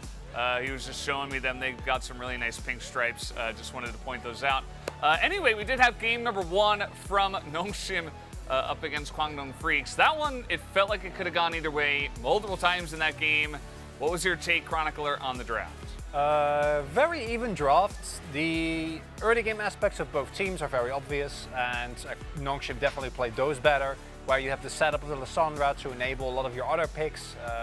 The early to mid-game skirmishes are really good. Moham, not as great as I hoped in the first couple of fights. And that really led to a kind of the composition of Kwangdong feeling like he really couldn't play the game as much anymore, but there was one element of it, and that was the Ezreal. And the Ezreal was always going to be hard to match unless Nongshim can consistently find backline access, so that Kai'Sa is enabled. And if Kwangdong keep good tracks of their flanks and Teddy has space, then he can 1v9. Yeah, and he did do that at some points in this game. Oh, yeah. Teddy did have a fantastic game. Many points in that game. I felt like it was Teddy versus Kana in terms of who was putting out the damage, and our highlights here will highlight those moments. So maybe we can jump into the first one here. This play. Kana actually had an incredible game, and this felt initially like the one blemish, but look at this vision cone. Look at it. There's an Ari there. He doesn't know Valdez. He doesn't know. So then he gets 100-0. Outsmarted and beat. Yeah, at that point, the only mistake is BDD going in there, because Kana's dead 100%. And that's what makes this game close. It is actually, you can frame it as either BDD mistiming it or Kana just straight up getting trolled by vision, but not really his fault. He thought there was no one in that brush, and he's Gwen, so he should be relatively safe.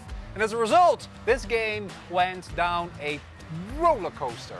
Yeah, it wasn't supposed to happen that way. Nongshim actually were in a pretty good spot. Before that, they were looking for the Cloud Soul. And then we got to highlight number 2, which was Kwangdong about to end the game. And it wasn't meant to be Chronicler because they were not able to.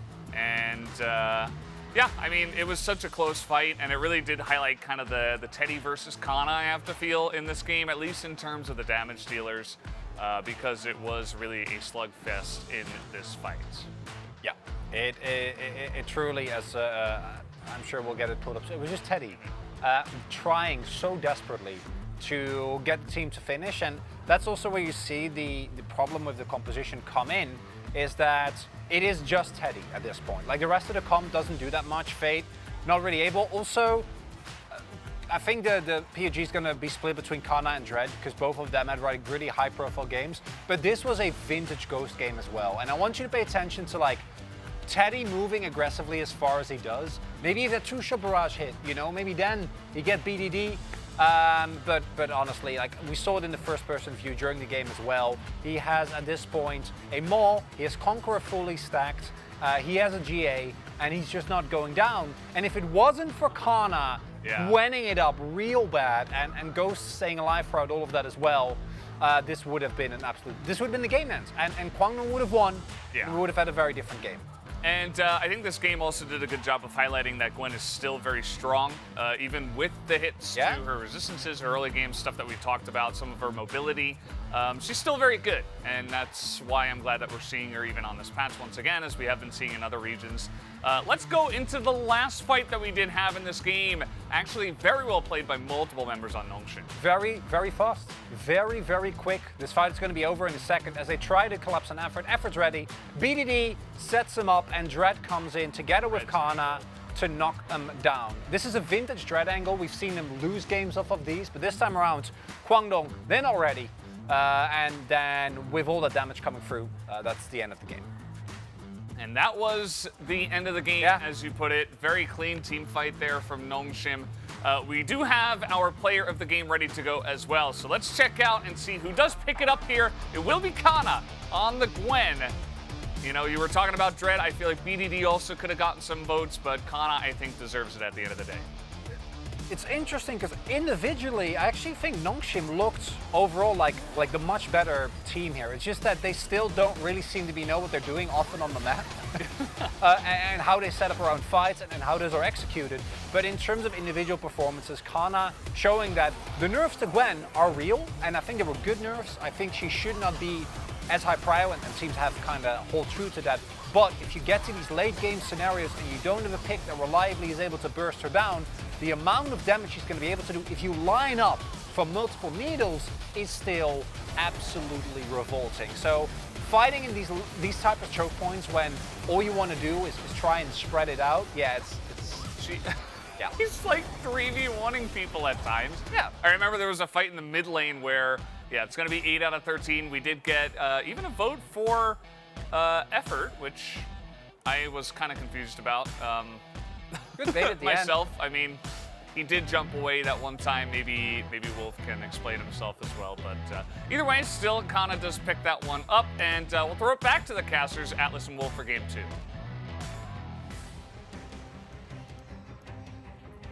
Thank you very much, gentlemen. That's a little bit rude to say. Damn, he's like out here like throwing shade after I already explained myself before. Yeah. Wasn't even paying attention. Wasn't even listening. Doesn't even listen to the cast. Ridiculous. Wow. Damn. Well, anyway, I'll explain it again. I thought he had some really nice engages. I think he trapped them very well. His escape actually allowed for the last team fight to go extraordinarily well. I think it was a tough vote across the board. I think Kana dying the way he did that one time was a blemish on him. Dread ended the game, technically speaking, but also because effort baited them in so well. Yeah, it's difficult because there were too many downsides for a lot of what had happened in a few of the more down moments for this squad. But Teddy, you can see this guy is not happy with how that game went. And he should. Like, Kwangdong also had no rights to win that game. They had one trap that led to, and he had that team fight before, then they had the trap on Kana. And besides that, they were outplayed in every lane. LM did not accomplish really anything on the volley bear, neither defensively nor aggressively. And their vision game was so non-existent that it's hard to imagine a world they could have pulled that one out. They were almost gifted a win, but they didn't take it at the end. So they will have, of course, blue side once again. Yep. Possibly a bit of a repeat in this draft. We'll see what changes are going to be made to the list of bans. Of course, it was very bottom lane focused for Nongshim, but then Ezreal still got through. And I think that Quantum Freaks would have been happy to pick that one up anyway. I think this Kalista ban could have been replaced with an Ezreal ban, but Nongshim are thinking if it ain't broke, do not fix it. And Teddy has such a history on the champion that even though it has a low win rate here in the LCK and lower priority still this week, it's a very strong champion. Yep. Seen it in other regions too, but taking away Teddy's Zeri I think is a must right now. But I wouldn't mind to see a ban here on the Ezreal this time instead on the third slot. I would have, as you said, preferred it over the Kalista ban, but they still might do it here. Lucian would be the alternative. Yeah, but Lucian is really strong, so I guess like that still has to be banned.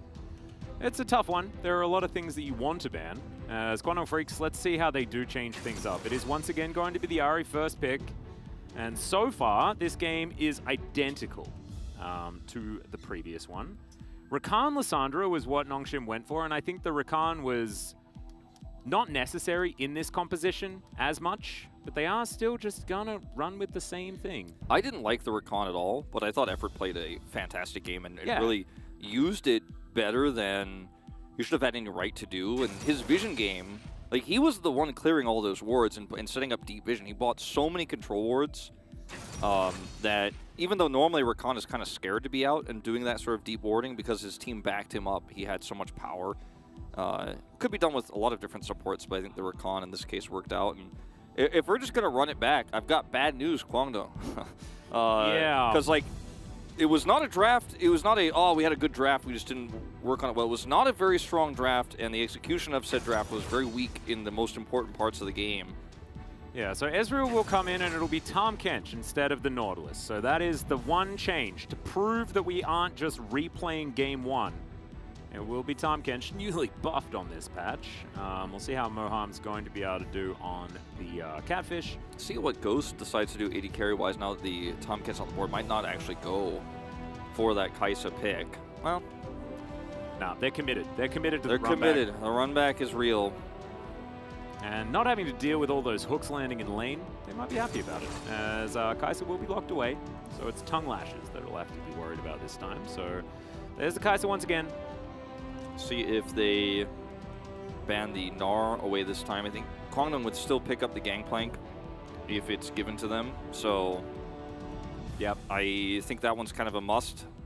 And Kwangdong's draft changes completely if they have a Gangplank here and actually becomes a lot more comfortable. They can play a lot more slowly. Yeah, the On once again going to be the ban though, as we're looking towards that top side another time. I think Gwen needs a look on the Quantum Freak side. Especially if they're planning on running the Gnar again like they did. I like this a lot. Yeah, I think this is You and I were calling really, it for it last time. Yeah, you deviate this time around. Now ban the Lee Sin again, and that's totally fine. And Red has limited opportunities to help engage with the Kai'Sa. He might have to play like Xin Zhao or something like that. I mean, Viego's still up, so he can just play that if he wants to. Yeah, not quite as intense in terms of his ability to engage, but yeah, it can work. Yep. For sure. Also, I like the resets with the thralls. It's a fun one. As GP once again banned. Yeah, the GP, like if you don't ban GP here, Quantum Freaks are gonna, all the players are just gonna stand up and start doing a dance on stage. Then lock it in. Yeah. So although I think we're quite a ways away from dancing after that game number 1. yeah. Teddy would be like, sit down, play the game. It's time to win. Just ban Lee Sin again here. Oh, Akali. Very interesting. So this is Quantum Freak saying, we're going to pick the Gwen this time if you want to pick Viego. Otherwise, we get the Viego. Unless they're just going to play Volibear again. I don't know. I think Nongshim would be wise to lock up their jungler here and then wait and respond in that R5 for the counter pick, because this feels very suspicious. I like locking in Gwen. The Akali's already banned. Like, Quantum Freaks have shown their hand. So lock it away. And that's what they will do. Jungle pick will be the final for Nongshim here. And for Quantum Freaks, what's the story on this one? Is it going to be... I thought maybe they're trying to bait into a Jax versus Gwen scenario. Fiora has been one that Keen, in particular, has loved playing into the Gwen, and sometimes to his detriment, sometimes it's going well. The Kayle is open, and they will actually take that one away themselves. So that's going to give them another late game scaling opportunity and so much wave clear later on, too. Oh, absolutely. But in the laning phase, you know, we've seen this Kayle picked into Gwen so much, but it has been sometimes a liability. Can be difficult. Okay, Moham is thinking about taking away this Trundle for LM. Certainly a lot more disengage options here for Quantum Freaks with that one. But the Pillar can be useful, but it will be the Volibear. So I actually prefer Trundle over Volibear, to be honest. I do too, but for the same reasons I thought Volibear was okay in the last draft, I could echo them again. I think it could be a great defensive pick here. You can also, if any mistakes are made, you can dive so well. You can make cross-map plays with him, but he didn't do any of that last game. And so, as a result, he was just kind of a paperweight throughout the majority of that game. He peeled for Teddy in that one team fight. It will be the Viego over the Lee Sin. Something that you and I were nudging towards in this, and it will come true. So many of those fights for Nongshim last time where all his health bars were low. Imagine if Viego was flying through that, getting resets. Yeah. So fantastic. The Wukong was a great pick too, but, you know, this is the next best thing. Yeah, this is going to work out just fine. We'll see whether we can actually swap our champions or not, as it feels like swapping has discontinued. It's kind of a thing right now, though. I'm seeing some of them move around on the Kwangdong side, at least. Oh, Nongshim. Yeah. Okay, well, we are finally going to move them, but I think that's just because we kind of know where they're going to go, and then we'll get back into the draft once. Oh, actually! Oh, it's attached. It's attached to the API. Those don't move unless they move in the game. All right, okay, it's worked. It's worked. We're fine. I think we're okay. Alrighty then, we did it. We're going straight into game 2, and let's see if this time around Kwangdong Freaks can make this Volibear pick work. The adaptation we're seeing with the Kayle that they were, you know, apprehensive about in game 1, this time they will actually commit, and it will give them a ton of wave clear, a lot of late game team fight power, They just need to make sure they don't fall behind early, and that includes, in terms of vision, please, Kwangdong, fly control wards and clear that out. Don't just sit back and be scared with this Volibear pick. Be proactive. Yeah, I want to see LM actually make some plays, you know? Like, he doesn't need to go, like, I don't know. Like, he doesn't need to be flashing over walls at bot turret or anything like that, but I think, like, actually getting some work done in this early game could be very, very good. I'd just like to see more. Just like to see more from Ellen. Let's see how it goes as we hop onto the Rift for game 2.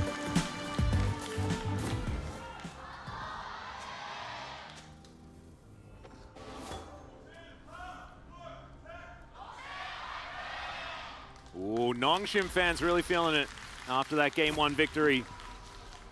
And I think that was definitely a big victory for Nongshim as far as the fan chant is concerned. Yeah, also, I mean, first of the season for them. And they had to claw their way back into those final moments to defend that push and then set up for the Elder fight there where they didn't have Prio wrapped around. And they finished the job because against T1, they had similar advantages that they had in this first game and then lost it in the end because of some poor coordination. This time they actually were able to finally, at the very end, there were some stumbles along the way, stick the landing. So nailed it. However, slightly different draft with the KL up there. Will be far more reliable late game damage, but far less frontline and CC and things like that that the Gnar can bring. As, ooh, nice size get there from Fate. Volibear in the early game plus early game KO ult is pretty scary too to think about, as well as true. A lot of dive potential. Yeah, like it's going to be really hard to kill Teddy too because of the KO ult plus the Tom Kench. So if Nongshim tried to dive on top of Teddy, which they were only successfully really able to do twice last game, he's going to have another safety opportunity. He has obviously the cleanse once again. Yeah, this is actually, I didn't even really think about that. Like, the Teddy 1v9 angle is even easier this time, right? Like, because they have Devour, Teddy can call for that one, then Keen can put his ulti on him when he wants to Arcane Shift forward. Kind of like it. Kind of like it. Realizing where the Kwangdong Freak's point of power is makes some sense. But also, I like Diego in this comp as well, as that is a great Abyssal dive. Ghost already exhausted here as Teddy and Moham really getting in there on the bottom side. Dread looking to try and answer here as he moves towards mid lane. And BDD gets the Circle of Frost. Fate's going to have to flash. And I'll take that. Dread just dashes his way out and says, job done. Nicely done. Forcing a flash there early on. BDD doesn't have to expend any of his resources here. Proxy Electrocute forces Fate away. And we'll just go back to his jungle. So it's amazing. It feels amazing as a jungler when you could just path naturally to where you're headed next and then grab somebody's flash like along the way. Yep. It is one of the best feelings ever. So we'll see if this leads to a follow-up gank in the next few minutes because of that flash being down for Fate. Yep, certainly is something that you can definitely set up with Alessandra. Fate does have the Unsealed Spellbook, so he can get another defensive summoner if he would like. So something like a Cleanse could come in theoretically. Yeah, he definitely will grab that. Dread is going to very easily take this Rift Scuttler right in the face of LM. Top prio here, obviously in the early parts of this matchup, feeling really comfortable. And that means there's a line of wards, making it difficult for LM to defensively gank Kana. Kana will always know about this. There's no angle he can take. Again, it's another... we talk about bottom side advantages for blue side, but on red side, you have this kind of defensive brush set up here, and there's no way that you're going to get wrapped around that far with the ward setup he has here. So Kana can continue to trade like this. Yeah, going aggressive onto Keen. Gets the scissors out, does a decent job. And even gets rid of that ward. Love that stuff. Got a bit of a zoom in. Yeah. Jonas Strong as well. Grabbing some money and stacking up his Q. He's already. Brilliant. Thank you for putting me from 2 to 4 and giving me a little bit of cash. You can see Rift Scuttler actually still up here on the bottom side. His Dread came up top just to see what he could do. As it turns out, not a whole lot. As Keen has the wave in a pretty decent spot. Even gets that cannon, I believe. Thought I saw the number go up. As Missile Dive aggressively one more time as Ghost taking a lot of damage from Teddy. Ellen moving on forward. He has Flash available, and there's no Flash on Ghost anymore. First Blood this time goes to the Volley Bear. That's what we wanted to see. That's what you want, and, you know, you said you don't want necessarily any flashes over the walls, but, you know, he's going to make it happen this time around. Comes over here. After the flash there, gets the stun under turret. They have so much burst damage in this lane. It's the second time Moham has had a great Abyssal engage. This time it leads to a follow-up kill. Teddy? Yeah, well, there's the grand entrance. Nice sidestep from Moham, but the Cathian stuff has been stacked up there. So Moham's going to have to get himself out. Dread also clearing vision as LM not going to be able to come back. So a little bit of aggression. In the end, not a whole lot actually happened. Teddy flashes, though, so that is quite significant. So both flashes down now for the Kwangdong bot duo. Ghost, of course, trading his away in the previous exchange, but no cleanse used here for Teddy. Will lose the more valuable one. This is going to allow Dread to set up for this first Drake. Yeah, does move over vision, as you can see, but the Drake does lose vision of Dread. As now he's just taking a Dread's like, I hope the observers are not watching this right now. We're like, yeah. Well, I got bad news. Does have Smite, of course, so he can still take it. He'll still get it. It's just not the cleanest take we've ever seen. Effort's like, all right, I got you. Yeah. Don't worry. Sorts that. At the end, that was very strong. Got the golf clap afterwards, though. Like, yeah. Still, it's an objective that goes over. Not going to be a Cloud Soul this time around. That one will be coming up second. And so we've got some pretty exciting souls, actually, as Ocean and Cloud already being taken off the board. I'm hoping for some Hex Gates. Oh, would be fun. Craziness as we check out Moham's angle here. So gets the tongue lash here. Wow, actually double it, and he's like, I'm going in, I'm going in, I'm going in. Calls out to focus on Kaisa. And he's like, boom, got a stun. And he flashes to chain it together. Well played. Beautifully done. Love to see it. And the setup is great. This is so many more kills that Quantum Freaks were able to get in the first 10 minutes of the last game. It's so looking better for them. It's so refreshing, too, because a lot of our rookies we've had in the LCK for the last 2 years, even some of our high-profile ones, in their opening game have had a little bit of jitters, haven't looked as clean. And yeah, it wasn't Moham's best game in game number 1, but his laning phase was aggressive, and he was confident there. And the second time around, he's once again just extremely proactive, not afraid at all. Just love to see it. It's LM playing the long con game here. But Dread is going to move on in, and BDD has rotated up as well. LM comes out. There's an early ultimate from Keen, but BDD does get the Circle of Frost, and there goes the Kale. Nothing that he could do. Dread picks him up, and that is going to be a double very comfortably here for Nongshim. The lane state is just so bad for Keen in this scenario because of the push he has, and LM is trying to come up and cover for him, potentially set up a gank, but once again, Fate need to be calling out that BDD is missing in mid, and I mean, you have to be willing to give up minions as Keen here and just walk away. Yeah, you have the Volley Bear there, maybe you try to turn that one around, but this is the second time this happened. This happened last game too, where BDD just has a really nice path up because they have so much coverage of vision on the top side. I mean, once again, it's there. One of those words just got replaced, so I'm talking about it, but there was one right in that brush. And they obviously knew that that was going to be a possibility as well, that BDD, he's Lysandra, right? Like, it's just what you do. You need to get into those side lanes to make things happen. His Charm is going to miss there. Dread secures his blue buff, but means that BDD doesn't get access to it. Slightly good news there for Quantum Freaks. Rift Herald has spawned, and Kwangdong here definitely have... They look like they had the fast track to rotate over, but they're not actually going to commit just yet. This is Dread, who confirms there's no vision here with the sweeper, comes over, and BDD is ready over the wall. And this happens in part, again, due to the wave state here for Keen, because he's so far up because of the way it's pushing. Well, they're going to turn off this turret, and Ghost is real dead, guys. Yep, Teddy, True Shot Barrage is going to come through, and turret wakes up and is like, what happened? There was a Kaisa here. But Nongshim will be able to trade this for a Rift Herald. And Quantum Freaks, let's see how many plates they can get to make sure that it's not as worth it. Effort moves on in as Teddy takes a bit of damage there from the turret, but there are a lot of minions and there's not a whole lot that Rakan can do about this. Ghost's teleport is on cooldown. Yeah, and you know, because of Ezreal's W, he's going to be able to grab this one more plate. Doesn't actually stick for it. Yeah. Very close. Question mark ping on him as well. Like, Teddy, you didn't get that now? Like, come on. So it's probably from his friend Ellen. Well, BDD actually clawing forward pretty aggressively here as Fate getting pressured. Still very even as far as farm is concerned in this mid lane. Not exactly the most high-octane mid lane matchup. No. Moham is on a ward, so we'll have to clear that one before he can make any follow-up plays. It's going to be both supports here in the mid lane. BDD trying to bait this so hard. They're not going to take it. Yep. Of course, Lissandra pretty safe as well. Circle of Frost, got his claw. Going to be alright. There's Effort going to get licked as he makes his entrance into this lane. And Ghost just pushing here on the bottom side.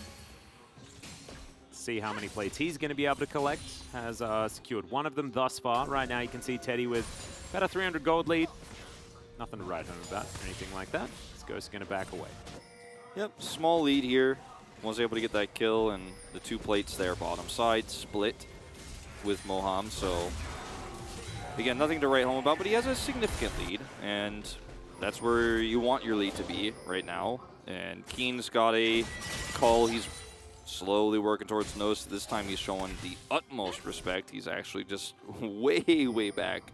He's basically under his inner turret as he waits for Kwangdong to rotate up and bodyguard for him. And that's 2 plates already secured here by Kana, and that's part of the reason why you can see that Nongshim have this advantage. First Blood, of course, went over to Kwangdong Freaks, so they should have a little bit of extra gold. Now Dread going to throw down the Rift Herald. That is going to mean more plates going over to Nongshim, and that gold lead will extend. Now looking also to pick up this Drake. Another plate picked up by Ghost, and it's just looking a little bit like Kwangdong Freaks have less champions on the map right now. Well, it's in part due to the fact that Keen expected to dive. Speaking of dive, Moham's going to try to come forward here. Gets the slow. Yeah, Lick does come down. There's the exhaust. We do get the Hex Gates. Is Effort going to look to come in? The ulti was used, but the Devour is still there. True Shot Barrage. He's going to mean Ghost takes so much damage. The Battle Dance, the double, the shields come in, and Dread's able to body block. Man, that was so close for the Kwangdong Freaks bottom lane, but they're not quite able to do it. They had players rotating down. Nongshim did, so it felt like this might have been an overextension, but the rest of Kwangdong comes down. Teddy's True Shot there, connecting, doing so much damage. He's going to try to pick up a plate here, but this is not the end. Oh dear, the catfish is for dinner tonight. Oh, actually, he made it home. What the heck? Well, Teddy is not going to be so lucky. Effort's going to be in a bit of trouble here, but BDD will say goodnight to the Ezreal.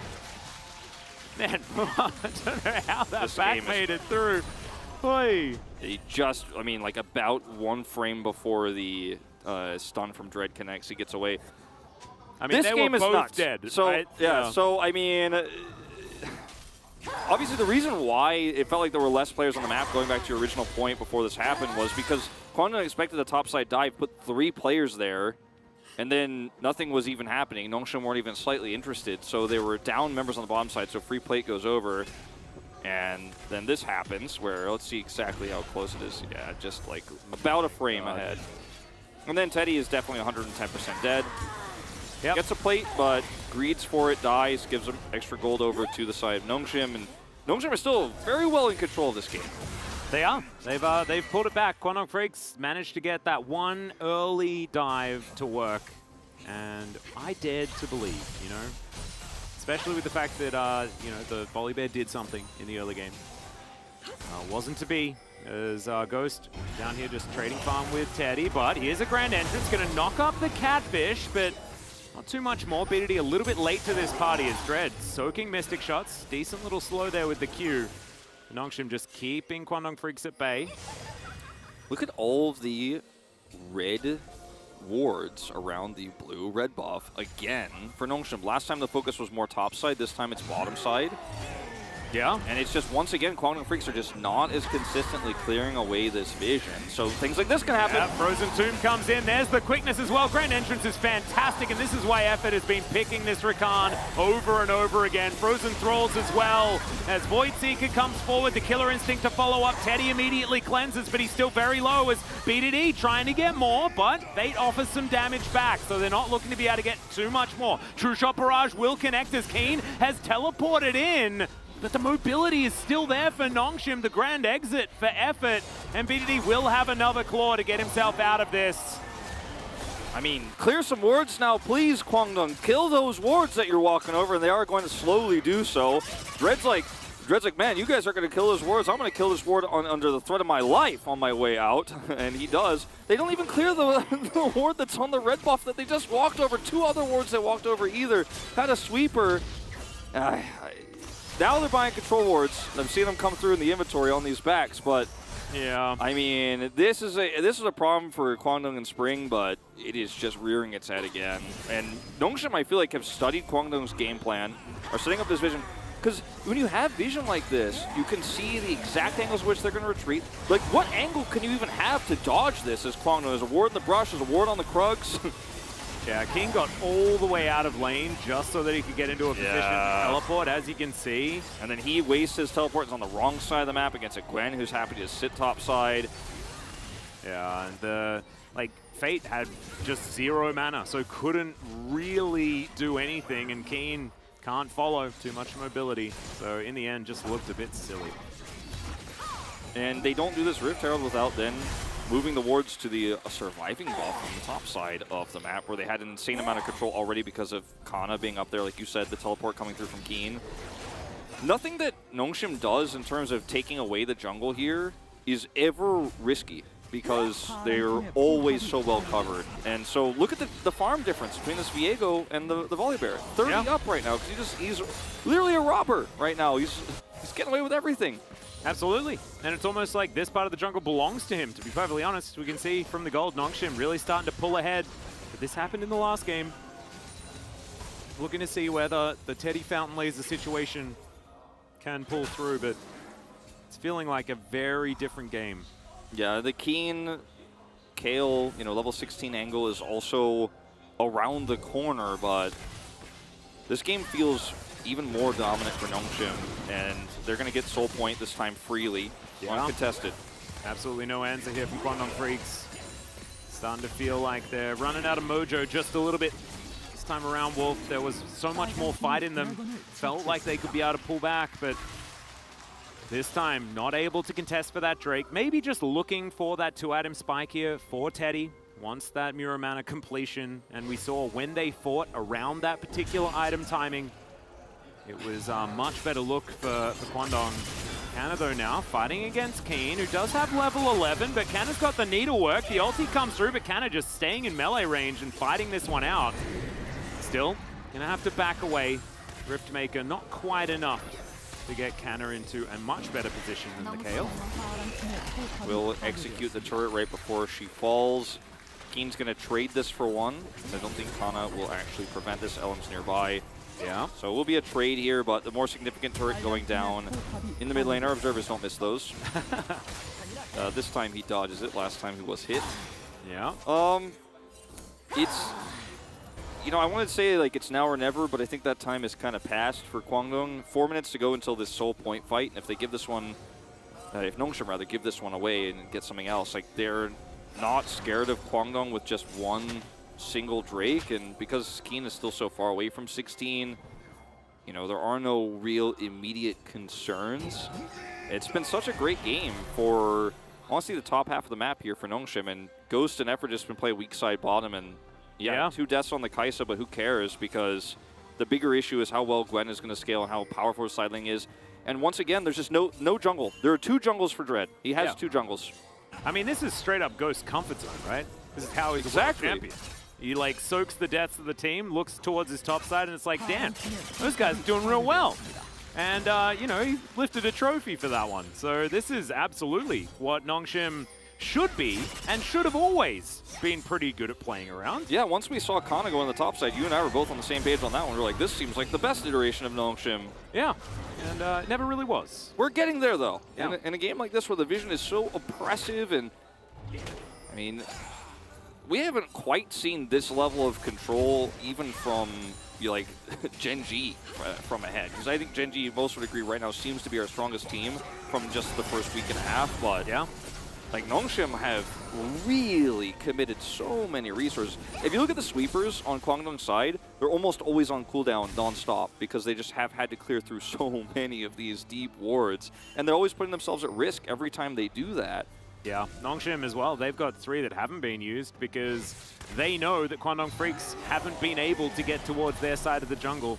They're waiting towards these this next Dragon, most likely. 30 seconds on the Baron, but I don't think there's going to be any early sneaks or anything like that. Not exactly a mega Baron taking team, but I guess with Gwen and Kai'Sa, you could probably do something sneaky. Yeah, if Kana is on top side, you definitely could try to make it happen. He's usually been on the bottom side, though.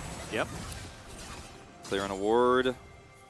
Moham is like, oh, man, we just don't have any vision. Stop taking away my wards. I'm trying really hard. Teddy is very, very close to his transformation. So that will be that 2-item spike that we're looking for Teddy. Lucidity Boots completed this time as well before finishing off that transformation. It was no shoes for Teddy last time.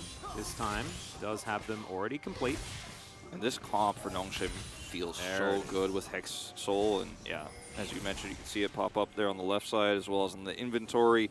I mean, Hextech like Soul is so silly Actually with Gwen gross, as well. yeah. Like she could chase you forever. Even with Lissandra too. Yeah, right. It's like the so setup is so much more comfy. It's so good for them, and Kwangdong, this is a must-win fight for them, and this is one of the fastest, loss conditions you could have in this meta where we're usually very slow.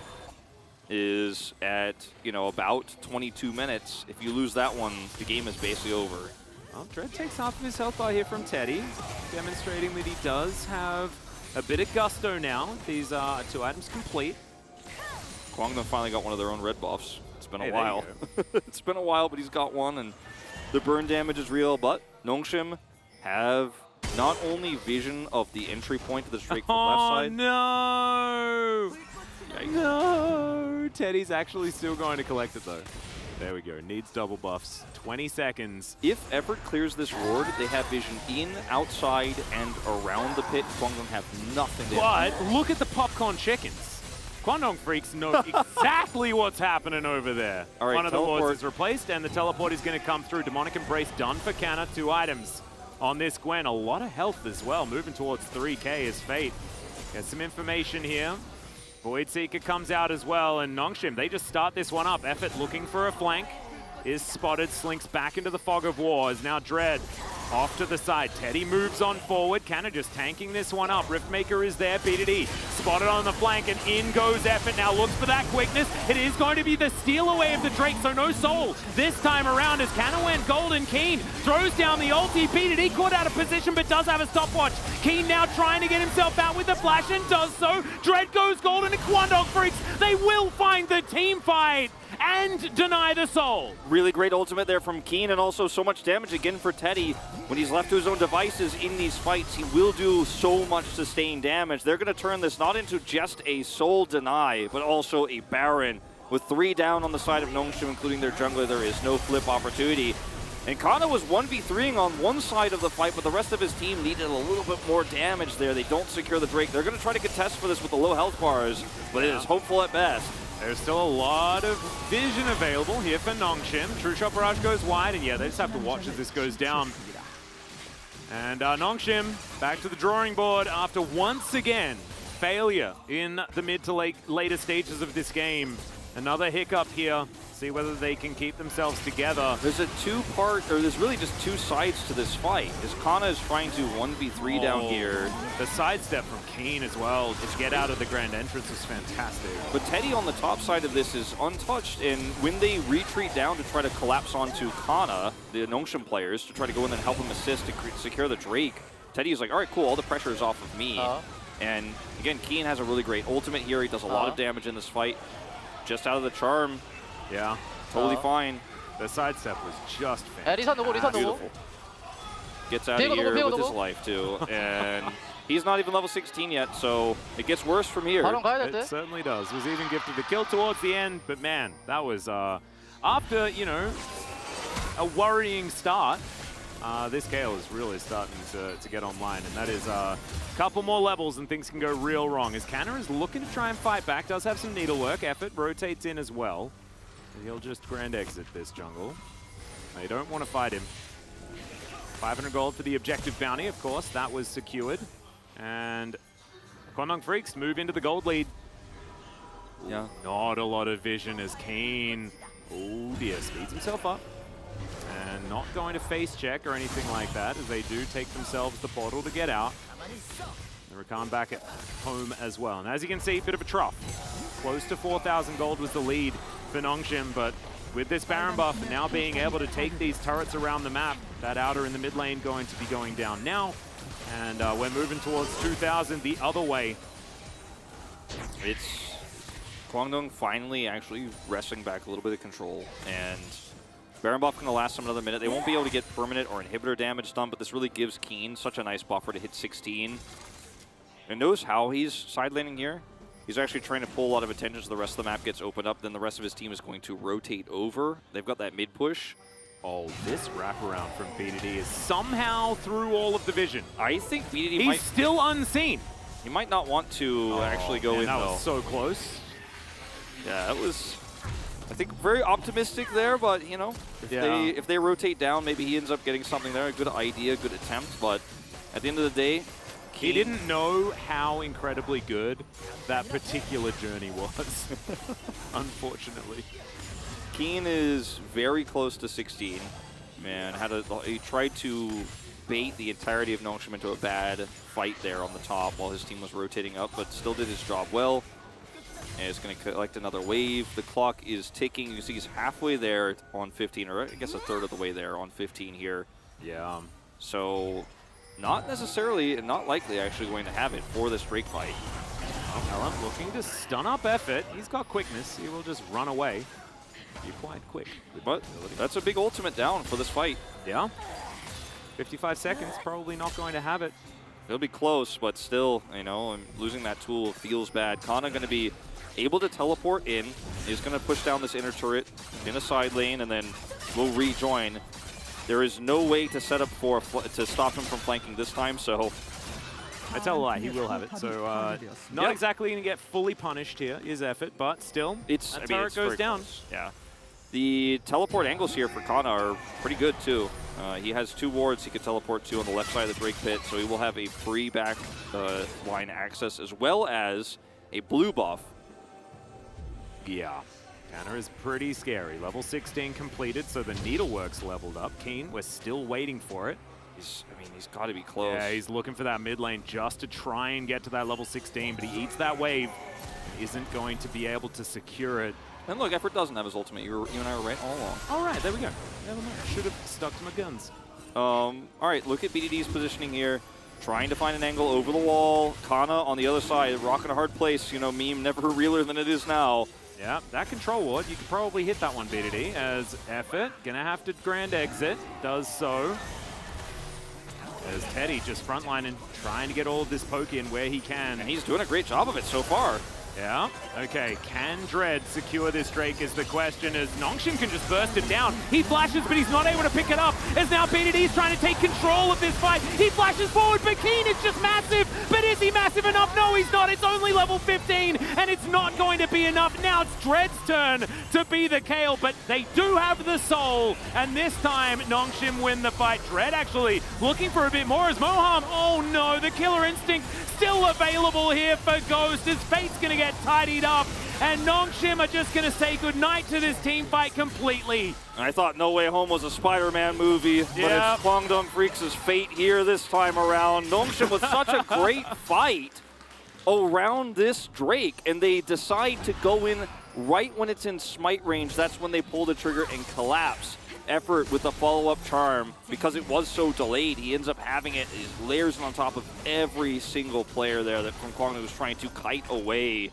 Kwangdong lose the soul, lose the team fight, and are very likely to lose this game, as Nongshim now just really have an insane amount of control. And Keen was trying so desperately, but there were just not enough minions in the midway for him to actually get 16. Yeah, let's have a look at this one more time. It's so critical to watch the Drake health there, too. Effort goes in over the wall after the swipe. Quickness was so sick. So, Valdez, you watching why I voted for Effort last game. It was pretty similar. This one ended up being way more successful, though. And, I mean, look, both Rakan games from him, he looked really good, but just no 16 here for Kwangdong. And not, I mean, Teddy hit so much poke, but it wasn't enough poke to actually let them close the gap to smite that Drake away. Yeah. And it felt to me like Kwangdong Freaks thought that they'd be able to retreat back and then take some control of the area, but in the end they just bait themselves in to just lose even more. after that situation. Nongshim moving themselves back to that 4,000 gold lead now. But, I mean, this has been a heart monitor when it comes to the gold graph, so... And for both teams' fans, I think. Yeah, it's not over until the Nexus explodes, you know? Certainly. All right, Nongshim have control with all these control wards. This is where the name comes from, of this break. You know? Thanks for that, Wolf. And, I mean, I love this from our observers. They have no vision whatsoever. They will see this teleport flank, but it might be too late. Yeah. In goes Canna, dives forward. He's pretty immune, as you can see. The claw comes forward. Keen has to ult very, very quickly in this fight. PDD is going to exchange it with his own ultimate. Keen's trying to get these autos down, but it's not going to be enough. Ghost picks up the kill. Canna is basically untouched. I guess Gwen just is actually immune. I don't know. As Nongshim are going to say thanks for the leash, I guess, and we're going to go back to the Baron, the work we already started. Effort's just going to get popped, though, as Teddy will throw an ulti through, and this might actually buy some space. You probably trade the Rakan for the Kayle, though, if you are Nongshim. As Kwangdong Freaks looking to back away. Canna is still very, very strong. They will be able to secure the Baron, but can Kwangdong Freaks allow them out or not, as Ghost supercharges forward. The charm goes very, very wide. Level 16's picked up by, you know, almost everyone, apart from Effort, who was already dead, actually, and still got to level 11. BDD, with a teleport flank here, traps him, because Kana, like you said, he could be immune and he could frontline this, but there's, again, no escape. It's either, it's like there's a Gwen locking you out, there's a Rakan locking you out, or in this case, a Lissandra locking you out. And when you have Hextech Soul proccing in this fight and slowing you down, there is no kite back angle for Teddy. He gets out of the fight and he survives and is able to then contest the Baron take. But because he's so far away, yeah, he doesn't die, but he's not doing damage either. Like, he's not actually relevant in these fights, whereas Gwen is doing a lot. BDD is doing a lot. Yeah. And also Nongshim are all committing together as well. I mean, Keen was trying to be the hero in that last moment, but the rest of Kwangdong Freaks not augmenting all of that damage that you saw was massive out of this guy. This wasn't quite enough. Of course, it's not over till it's over. As Dread is going to pop a Banshee's Veil. There you go. The Baron timer and the Elder Drake timer are almost in sync.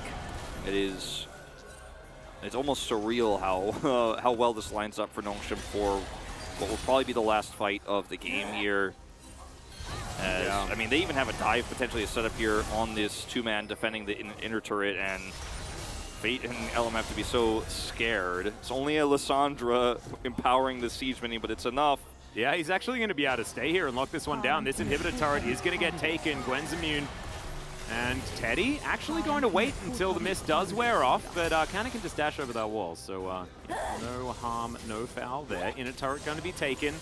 There's Element Fate back down here trying to defend, but they've already lost the inhibitor turret in the mid lane. True Shot Barrage. Teddy trying to take things into his own hands. Effort's still extraordinarily squishy, but does create enough space. As BDD finds the flank, the Devourer is going to be used on Moham.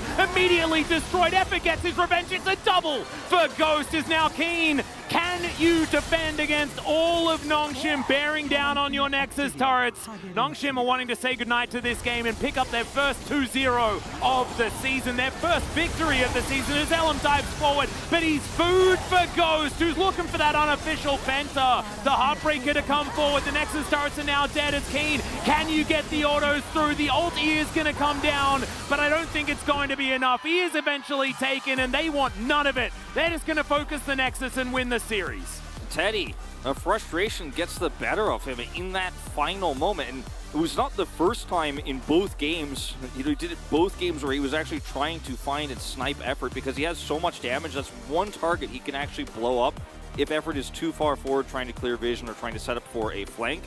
And Teddy loses his cool. He and Moham go in, try to kill him, and then are cut off by BDD. Another flank from Lissandra, who they knew was down there. They knew he was down there because he killed the inner turret. They watched him do it. Yeah. And then he flanks and kills the bot duo, and that is just how the game ends. It's just that simple. Teddy, I think, really under so much pressure this game because of the way the drafts made it so he had to be a hyper carry, and he did his job well, but it still wasn't enough. And I think the pressure kind of cracked his mental at the last possible second, and he just decides to go in, is killed with Moham, and that's the end of it. But Nongshim played an incredible vision game. And I feel like we're a bit of a broken record on this, but like I cannot overstate how oppressive a Rakan even in this game was at setting up vision, stealing away red and blue buffs. BDD's back. Fantastic to see. Yes, it was a bit of the classic fly situation where it's double Lissandra back-to-back, but still, great to see BDD having such a good performance. Was top lane exactly when they needed him, wasn't perturbed by that early action on the bottom side of the map. Ghost as well. I mean, this was what he was used to. As, yep, Nongshim pick up the 2-0.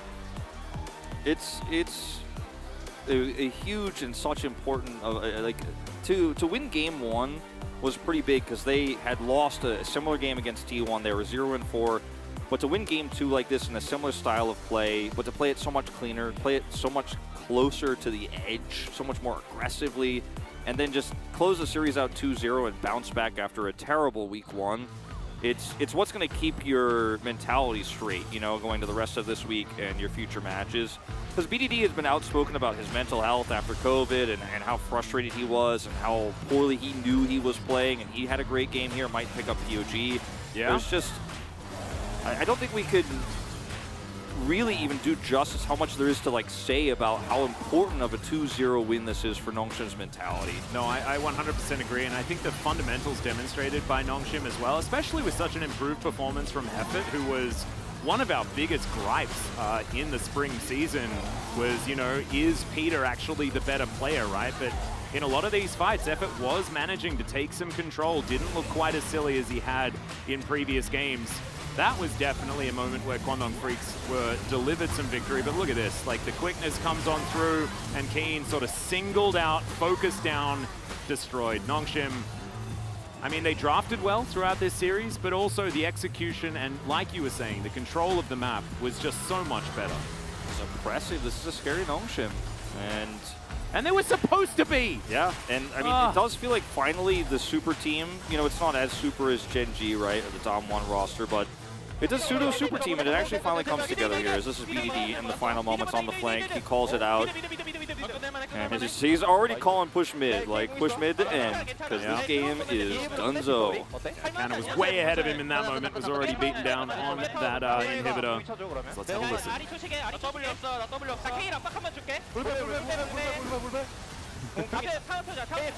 BDD is so hyped and so excited in this moment. It was a beautiful game from the squad. Yeah. This is the type of game of League of Legends you watch and you go like, I enjoy it. And on the other side of Kwangdong's side, like they were exposed big time in this series. Their vision control is as poor as it has always been, and their reliance on playing Teddy to be the fountain laser, it's what he's good at, and it is that type of meta, but if you're playing it's a more well-rounded team composition and a well-rounded, well-oiled machine that will be oppressive and threaten Teddy, will threaten Keen all game long, you're not going to get that free ride to Teddy's late game. And it was a bumpy ride where they had a bad one in that second game. Like, they just couldn't play the game. They definitely did. And I mean, I don't know, it's like Keen being on these teams where he has to 1v9, but now it's like him and Teddy 2v8, I guess.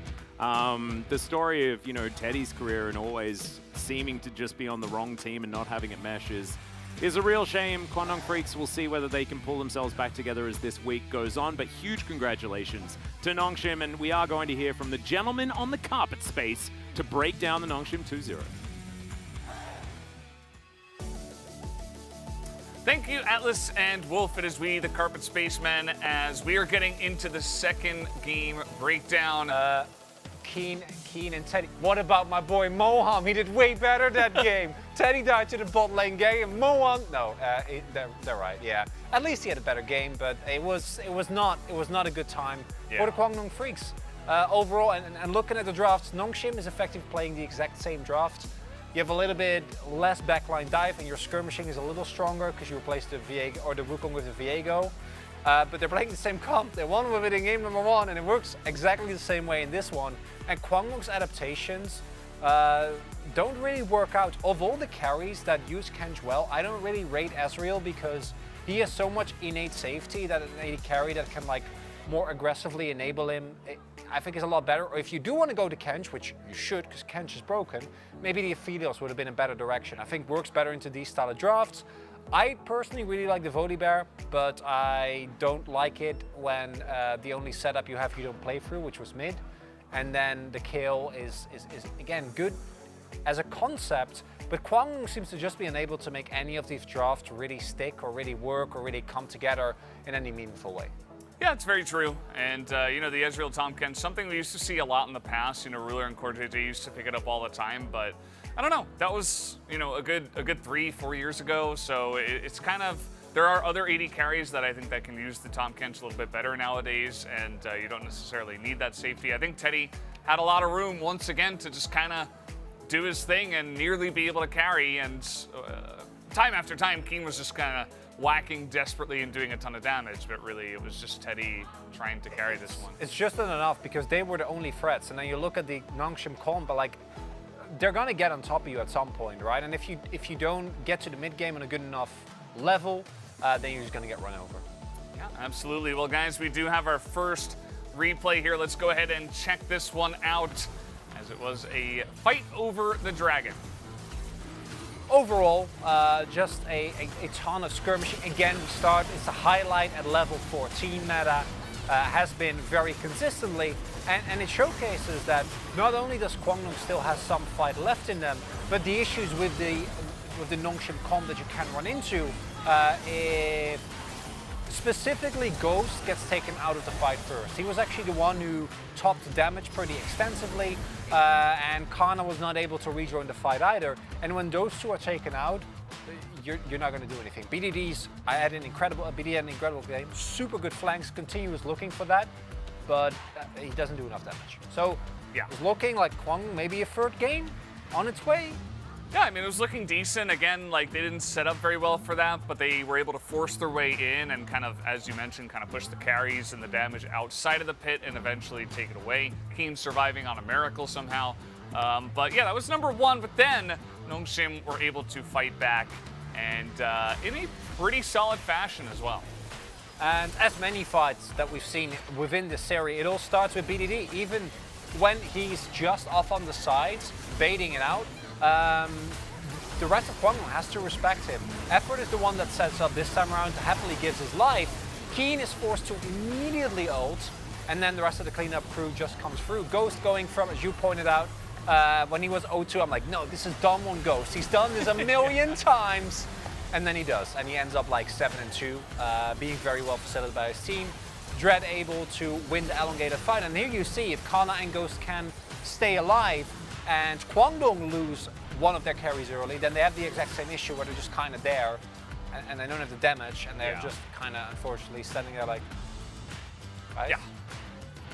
And, you know, Keen wasn't able to do too much. Oh.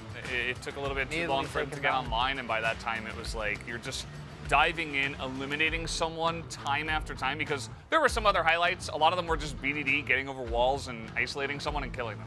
So that was kind of the story, right? It was just BDD finding picks, and they got a little bit too far ahead, and Kwangdong were not able to catch up. And want to take a little bit of space instead of, like you're saying, another BDD highlight where he just swoops in and takes them down, to talk about the journeys that both these two teams have had. Because for Kwangdong, as much as I like to joke about my challengers players, Moam might be an upgrade, might be a side grade over Hoyt. It's too early to tell. His first game was pretty bad. This game was all right, but he was playing Kench. But neither of those are going to fix the core issue with Kwangdong, is that they just look kind of clueless. And Nongshim need to maintain their focus in mid-game if they want to continue winning, which this win, super important for them. And I'm really happy that they were able to pick it up. Yeah, as you and I think the casters have pointed out, like, Nongshim have the pieces. Yeah. They just kind of have to keep that focus, keep playing well, and maybe they can make something off of this. Let's see who does pick up the player of the game for game number 2 on the side of Nongshim. It will be BDD. Not a big surprise here either.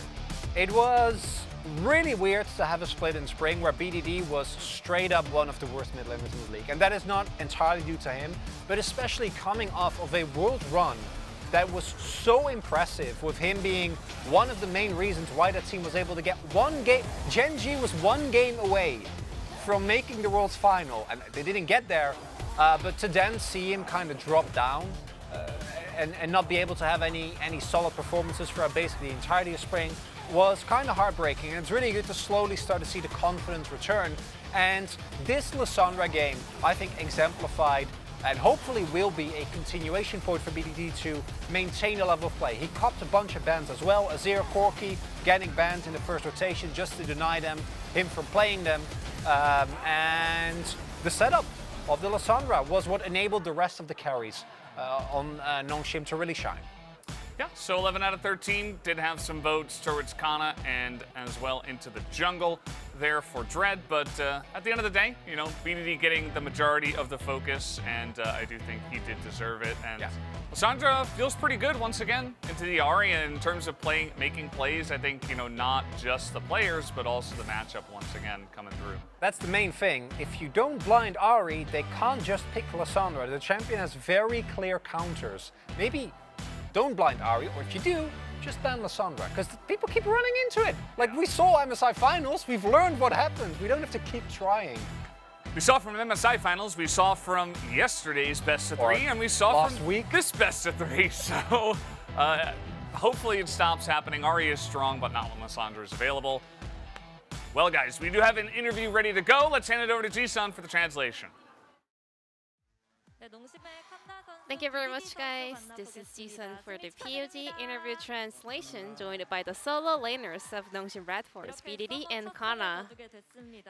You guys ended up picking up the first victory of the split. How do you feel? Well, in fact, we started off the split with 2 losses, but I think we could have won if we played a little bit better. But we were not able to kind of close out the game when the time was right. So it was a bummer that we dropped 2 matches in a row, but before heading into today's Kwangdong series, our coaching staff told me this is like done if we lose this one as well. So I'm kind of glad and relieved. Well, to be honest, like, the team atmosphere was not that bad, even though we lost 2 matches in a row, but still it was not that good, you know. But, you know, Ghost was having a lot of feedback with his support, and we were trying to just like develop as a team and become stronger. What about you, BDD? How does victory mean to you? The first one of the season. I thought this was a must-win match for us, you know, because our next opponent is Honda Life Esports, a relatively weaker team, so I wanted to start off a momentum by beating Kwangdong Freaks first. Indeed, today was a huge stepping stone for Nongshim to start off a winning streak, which means I guess you guys put in a lot of effort to come with the best draft possible, and as a result, a lot of people were amazed that Nongshim kind of brought the best draft possible, even despite the fact that you guys are playing on the red side. Well, basically, you know, on our way to the LOL Park, we tried to kind of predict what's going to happen in the pick and ban. So our coaching staff did their best job, and we were able to kind of follow our plans. And you played Gwen for 2 games in a row, and Gwen has become one of your signature picks so far in the LCK. How confident are you in Gwen? However, Gwen got nerfed recently, so her laning phase has become a lot weaker. But still, she's still so strong in the late game, so as long as you can kind of hold on to the laning phase, she can still do a decent amount of job. But in game number 1, there were some dicey moments where I was not able to do well around the Herald and stuff like that, but BDD was always there to help me out. Then what do you think about the nerf? It's not that huge, you know. And BDD, you were roaming all over the map to help your teammates. And Nongshim kind of ran the similar draft for both game 1 and 2. What was the focal point today? Ezreal, as soon as I saw Ezreal locked in, I thought he was going to take teleport to go stronger in lane together with Tompkins, but he ended up taking cleanse. So I didn't want to wants Kwangdong Freaks to have more time and make that Ezreal to become stronger. So I just wanted to kind of speed up to close out the game. Then what was the plan in closing out the game? Because if you rush a little bit, things could have been a lot worse, to be honest. Well, we had a huge win on the top lane, so before that play, you know, I was a little bit kind of aware of the fact that we really have to meticulous about setting up plays or we're gonna fail that setup. So yeah, I was like waiting until the very last moment of the wave disappearing and stuff like that. And today we had, you know, a lot of B1 Ari and Lissandra was there to just punish that. Tell me about the mid lane, you know, matchup. I think it's more important. The more important thing is actually just rounding out the comp, not the lane matchup itself.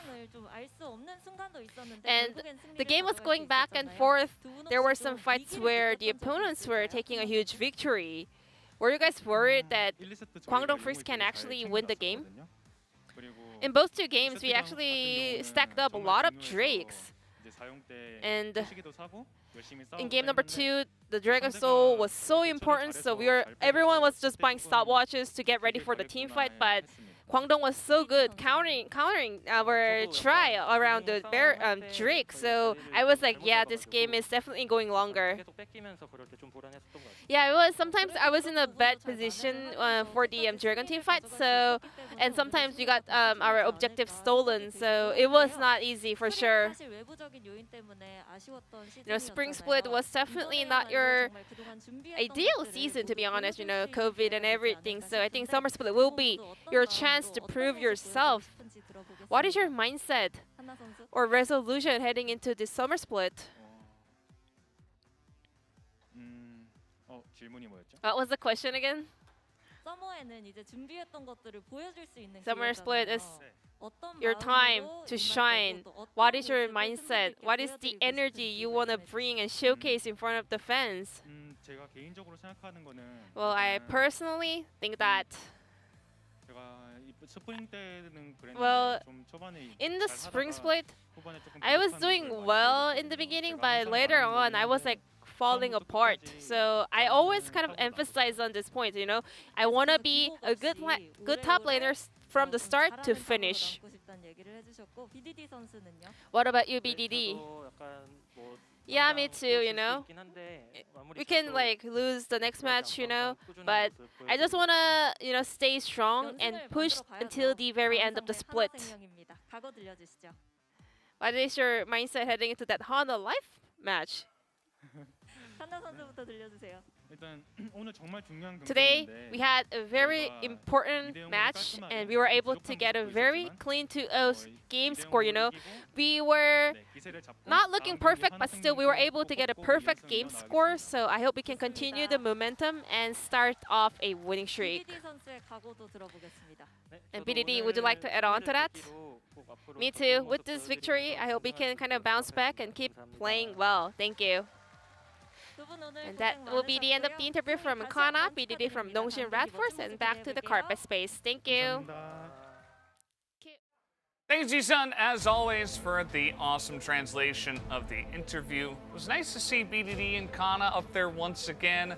Didn't have many opportunities to do that in spring, so they're back there to their rightful positions. As we are going to take a look at the standings after this matchup and see where we're at. For right now, feels pretty appropriate for both these two teams. They will supposedly be joined by Liv Sandbox later tonight. A little spoiler there. As we might have another team going down to 1-2.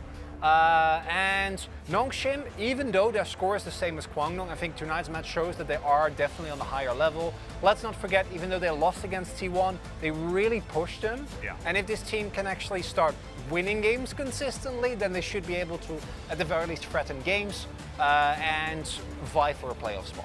Yeah, that's really what it's about, trying to win game by game to make it to that playoff spot and have a chance. T1 versus Liv Sandbox. This one, as you mentioned yesterday, could be quick. T1 and Liv Sandbox right now playing a very fast style, an aggressive style of League of Legends, but we'll have to find out after about an hour break. We'll be right back with that second matchup.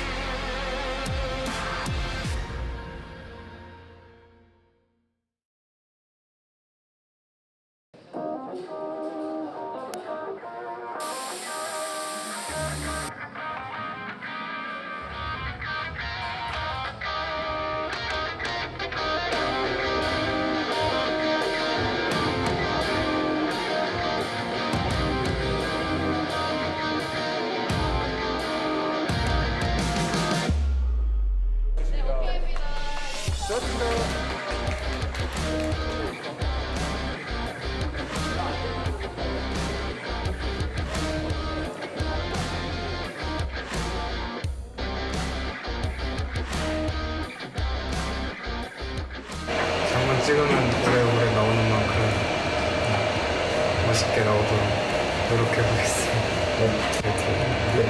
타이틀 촬영이라 잘 찍어야 돼가지고 이거는 근데 작가님들이 하라는 대로 하는 거라 그냥 열심히 잘 컨셉에 맞게 따르겠습니다. 아니 이 장면은 원기록 모을 때그 장면.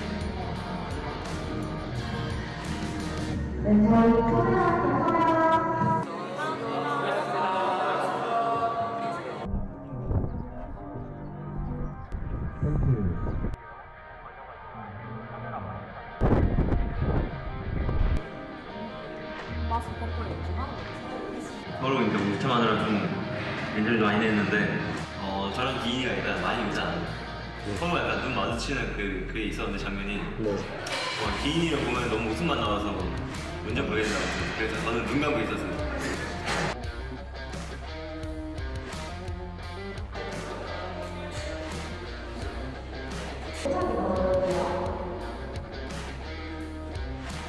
좀 걱정되는 게 이제 거북목이 너무 심해져가지고 촬영할 때 계속 이게 목이 좀 뭉치고 힘주고 있는데 잘 나왔는지 잘 모르겠어요.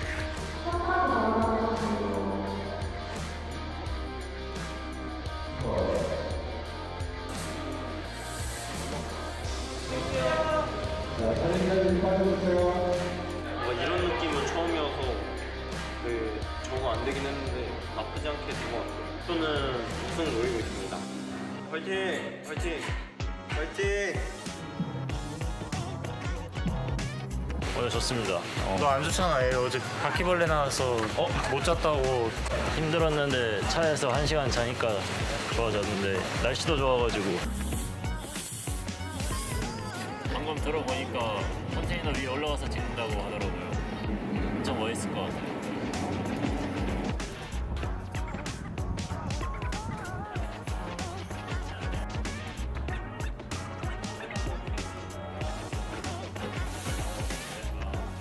문찬 선수 되게 멋있게 나올 것 같아요. 저는 잘 모르겠어요. 강형도 워낙 필라테스를 해서 그런지 몸이 살아있더라고요. 몸선이.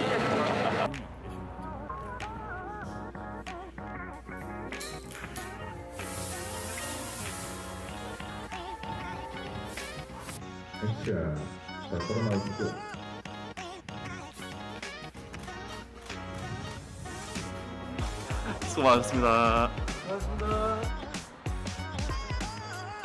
넌 내가 얘 지훈이가 보는 거는 하고다가 내가 보면은 왜 이렇게 웃어붙여서 봐? 내가 필성이요. 그래? 내 필이 보였는데.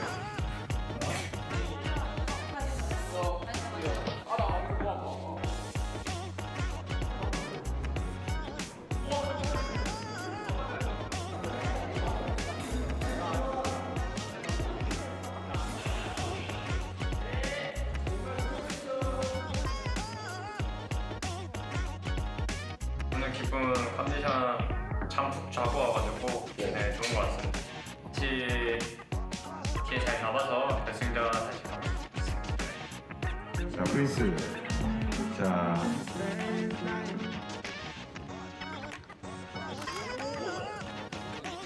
저희가 앞쪽으로 오, 괜찮은데. 앞쪽이 좀 괜찮은데.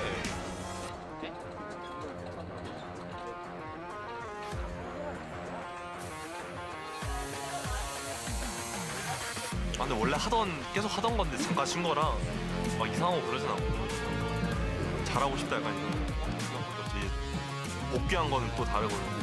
다시 쉬다 복귀한 거는 첫인상도 중요하니까.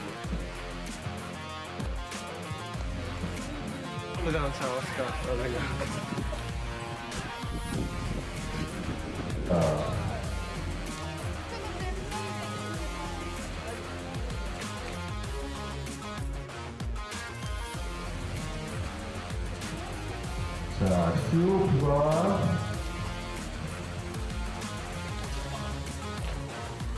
장성부터 가겠습니다. 근데 제가 작년에 이렇게 했을 때에 비해서는 무조건 좋을 수밖에 없어서 제가 작년 촬영은 0.5초 나왔거든요.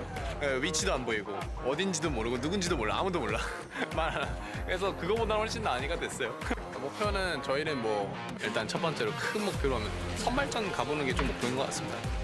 저도 이런 촬영 되게 오랜만이라 불이 뜨겁긴 했지만 재밌었습니다. 이글 뻔해가지고 진짜로. 아까 진짜 무서워서 이거 못 찍겠습니다 해야 되나 말아야 되나 하다가 뛰어왔거든요. 한번 익어주면 안 되니? 진짜 근데 개 뜨거워. 이거 바로 옆에 있어. 개 뜨거워.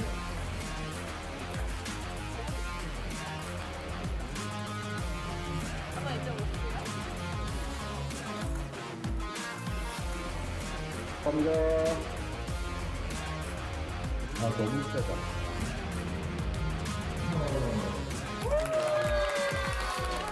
고맙습니다. 오늘 촬영 쉽게 다 같이 하셔서 좀 더 재밌게 즐겼던 것 같고 네, 무엇보다 정시간에 끝내주셔서 감사합니다. 팀적으로는 당연히 우승이겠지만은 일단은 바로 앞에 있는 롤드컵부터 갈 수 있었으면 좋겠고 올해도 롤드컵 진출인 것 같습니다. 저도 개인적인 목표는 올프로에 드는 것이고 팀적인 목표는 롤드컵을 꼭 가겠습니다.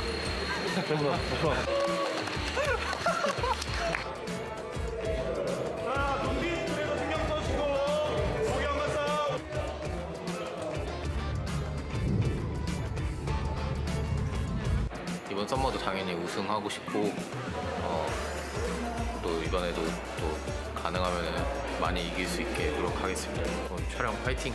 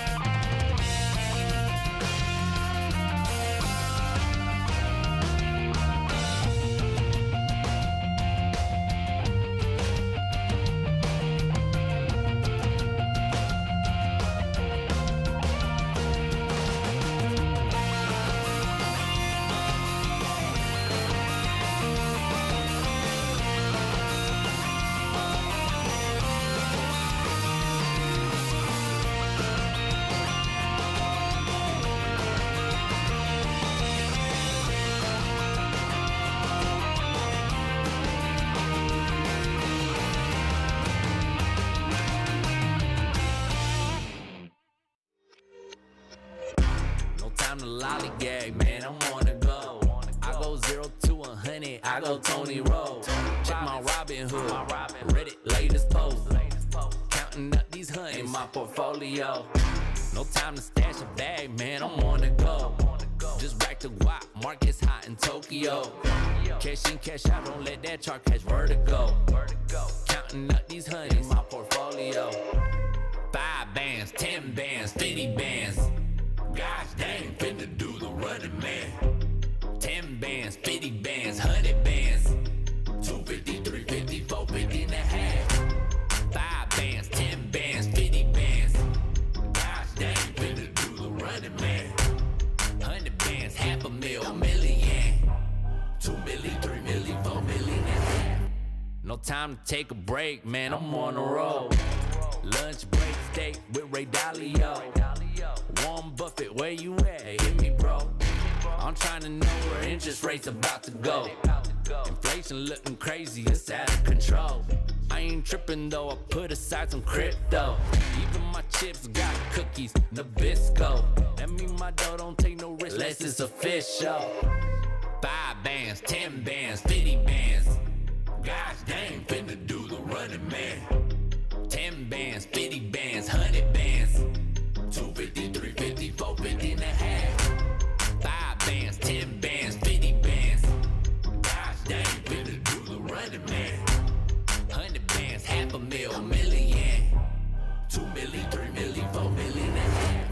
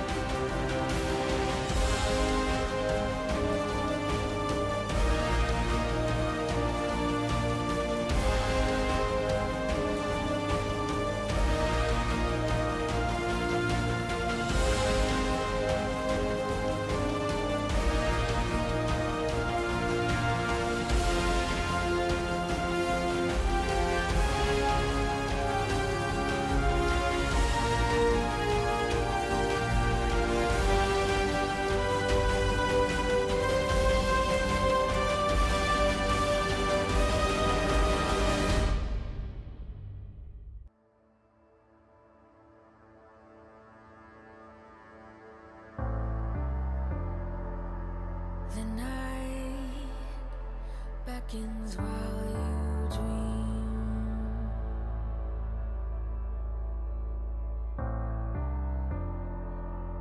A life never lives in peace.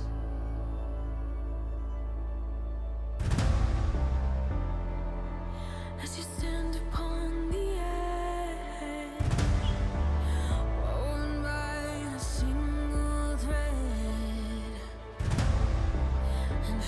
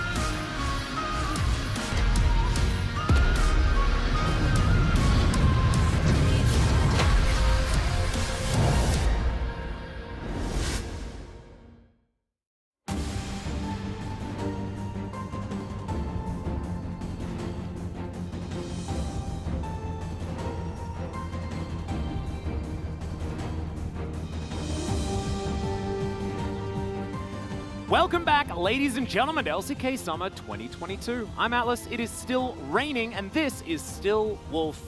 And we're about to bring you Liv Sandbox taking on T1, a difficult matchup to say the least for Liv Sandbox. Yeah, it's going to be a really rough one, but T1 did not look infallible. Despite their 2-0 last week, they dropped a game to KT and almost dropped a game to Nongshim and nearly lost that second game to KT. T1's late game turnarounds of games and their ability to actually take an almost lost game and then miraculously steal it back has been really impressive this season.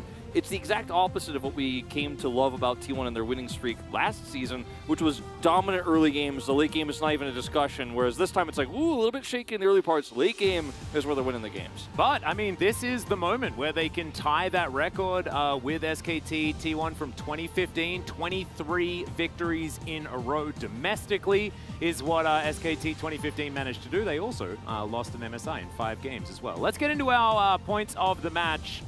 We'll see whether history is going to repeat itself. Longest LCK win streak challenge, T1 versus stepping it up with improved bot lane Liv Sandbox. And definitely it is an improved bottom lane. Prince has been an extremely welcome addition to this Liv Sandbox team. Yeah. Notice there's no impossible in parentheses next to the longest win streak challenge because it is very likely that T1 will at least tie this one tonight.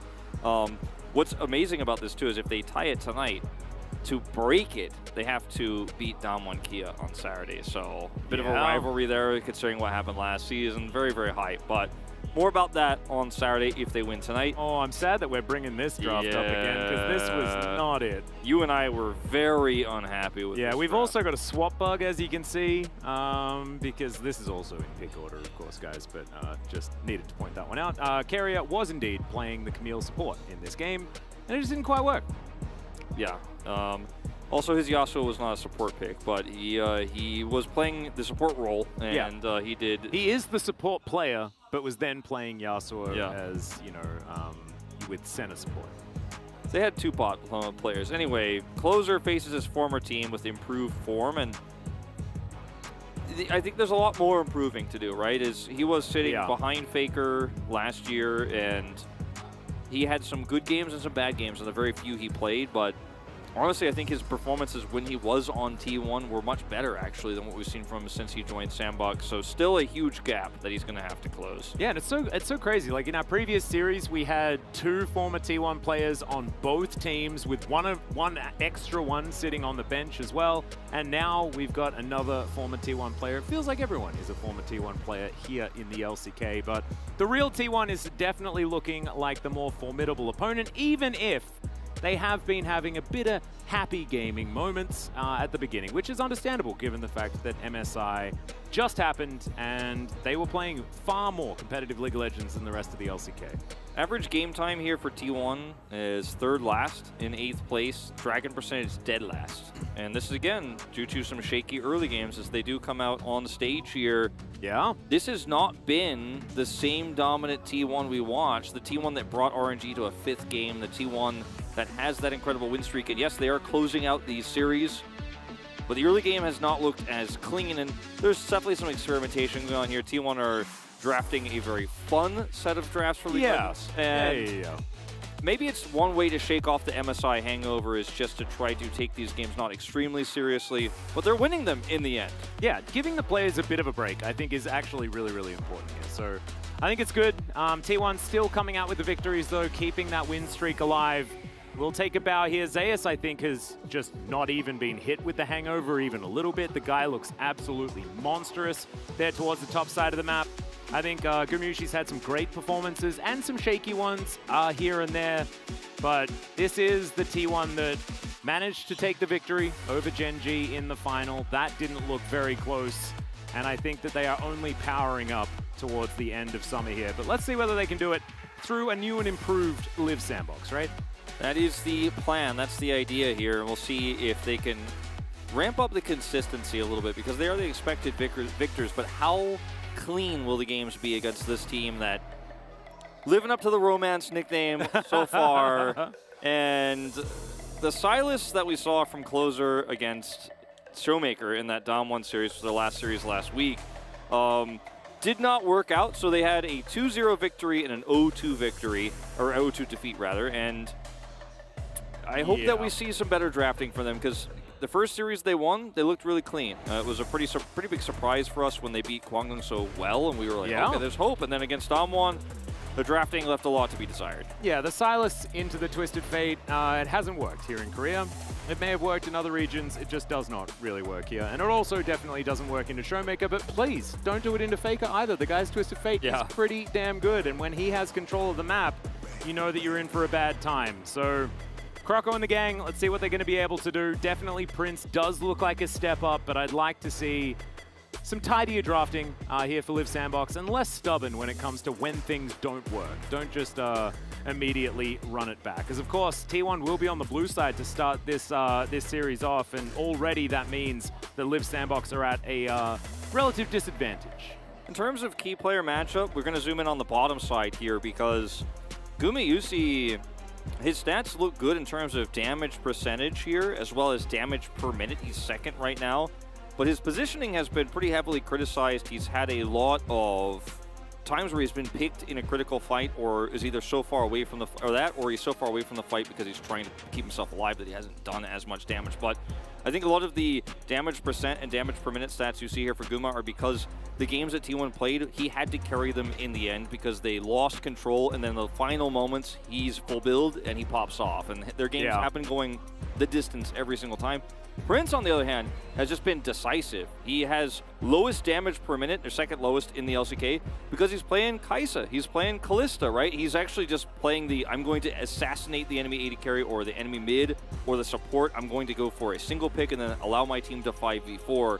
And he hasn't been playing long team fight sustained damage carries like Guma has. And also, Liv Sandbox don't play long sustained games, Wolf. That's just not really their thing. They like to be in and out pretty quickly when it comes to Summoner's Rift. We'll see whether that is going to continue. Of course, their game time has gone up from the past, but it is still lower than others here in the LCK.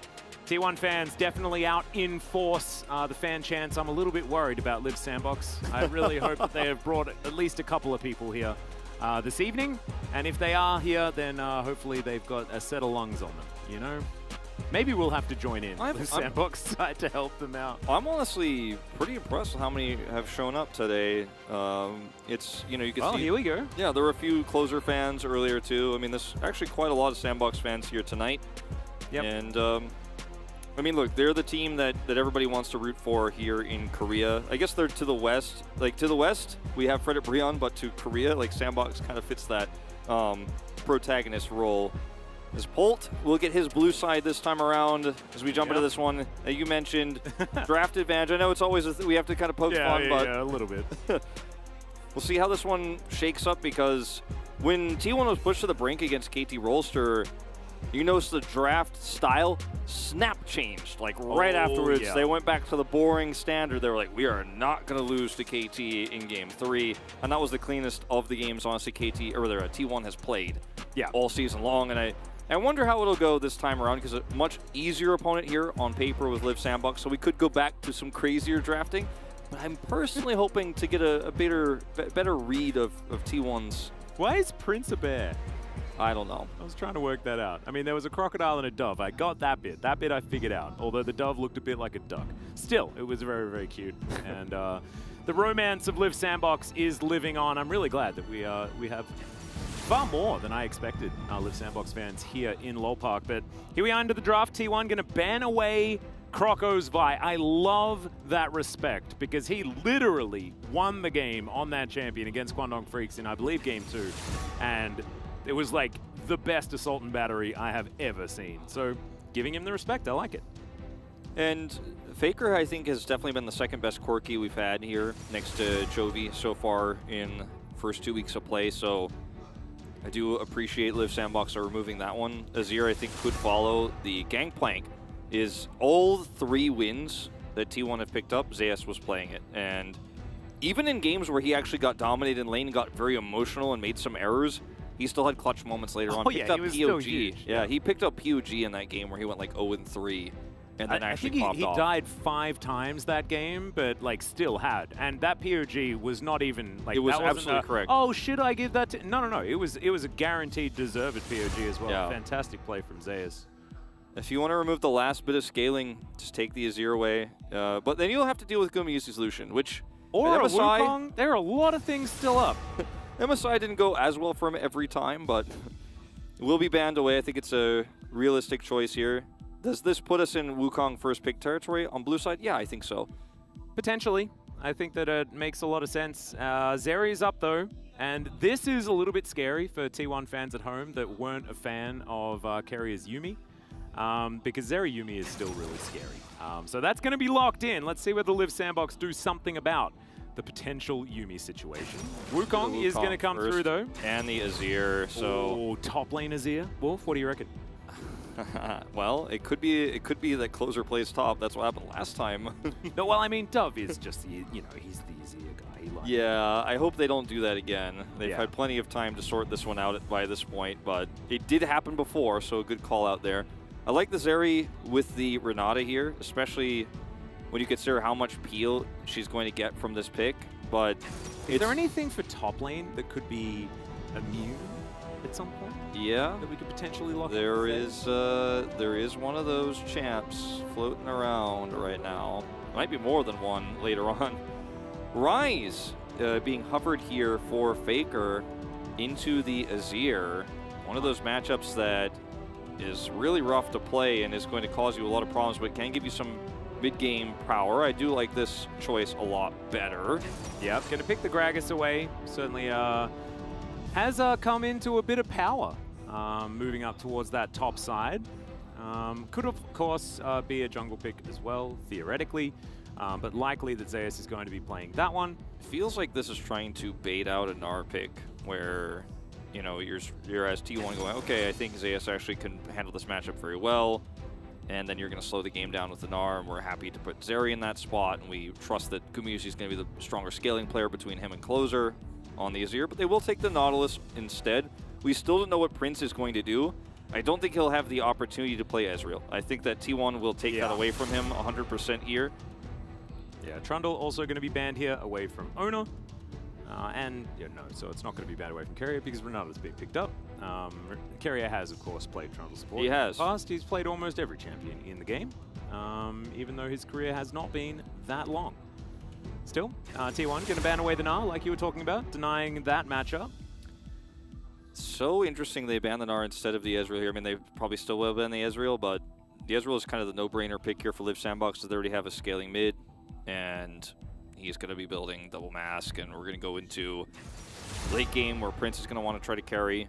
Now, this is such a cool ban, the LeBlanc. Not very meta right now, but it does give T1 with a lot more control over the map, and also it can be a good matchup into Azir. It's a skill matchup where Faker could actually just dominate Closer, and the game kind of ends as a result. Yep. That's a lot of respect to Faker here, actually, in that ban. Most definitely. It's, of course, historically one of Faker's greatest champions, as the Aphelios is actually the chosen ban here. So Live Sandbox, Ezreal or Kai'Sa, whichever one they would like, could be locked away here. I would suggest they do so they can save counterpick for Dove. And the Kai'Sa is what Prince is electing to go for. And I like this. I actually think that this was one of his best champions that he demonstrated last week. And so we'll be going back to it now. But not going to be the simplest of laning phases up against Renata and Zeri as Nautilus Kai'Sa in the early game. Yeah, and this might just be a different variation of the Azir comp. Might be a Luden's build that we see here, considering how aggressive this draft plays and how powerful it could be in the lane. Oh, the Swain! Now, I need to remember whether Faker's played this before. I'm pretty sure he has. I'm pretty sure he has too, but it's been many years, and Swain has been in and out of the meta, but mostly out. And with this, I mean, there's so many jungle picks that actually work well here for T1, but the Viego is the best one because you have so many resets that are going to be potentially coming through, as Zeri and Swain in the late game teamfights will do so much damage the longer the fight goes, and if you could defend against the initial Kai'Sa Wukong engage, you feel great. And also picking Gwen into this doesn't feel fantastic either, because Swain's going to be doing damage in the mist to you, if you're on top of the Swain, he's like, cool, and he's got Imperial Mandate, and he's got his Rylai's, and you're going to have a bad time. Yeah, still, I mean, picking Gwen doesn't feel as good, just because everyone kind of wants to be in melee range. That's what I'm saying. That's what I'm saying. Because like Swain's like, Yeah. I'm going to be on you, and so Yeah. you're not going to block my damage, and Viego's going to be on you, and Zeri is like almost there or on you, yeah. Yep. So it's also Gwen into Gragas, which doesn't feel like a matchup you could really be that proactive in. So, well, Faker is currently on the Gragas, and Zeus is on the Swain, so it's either swap bug or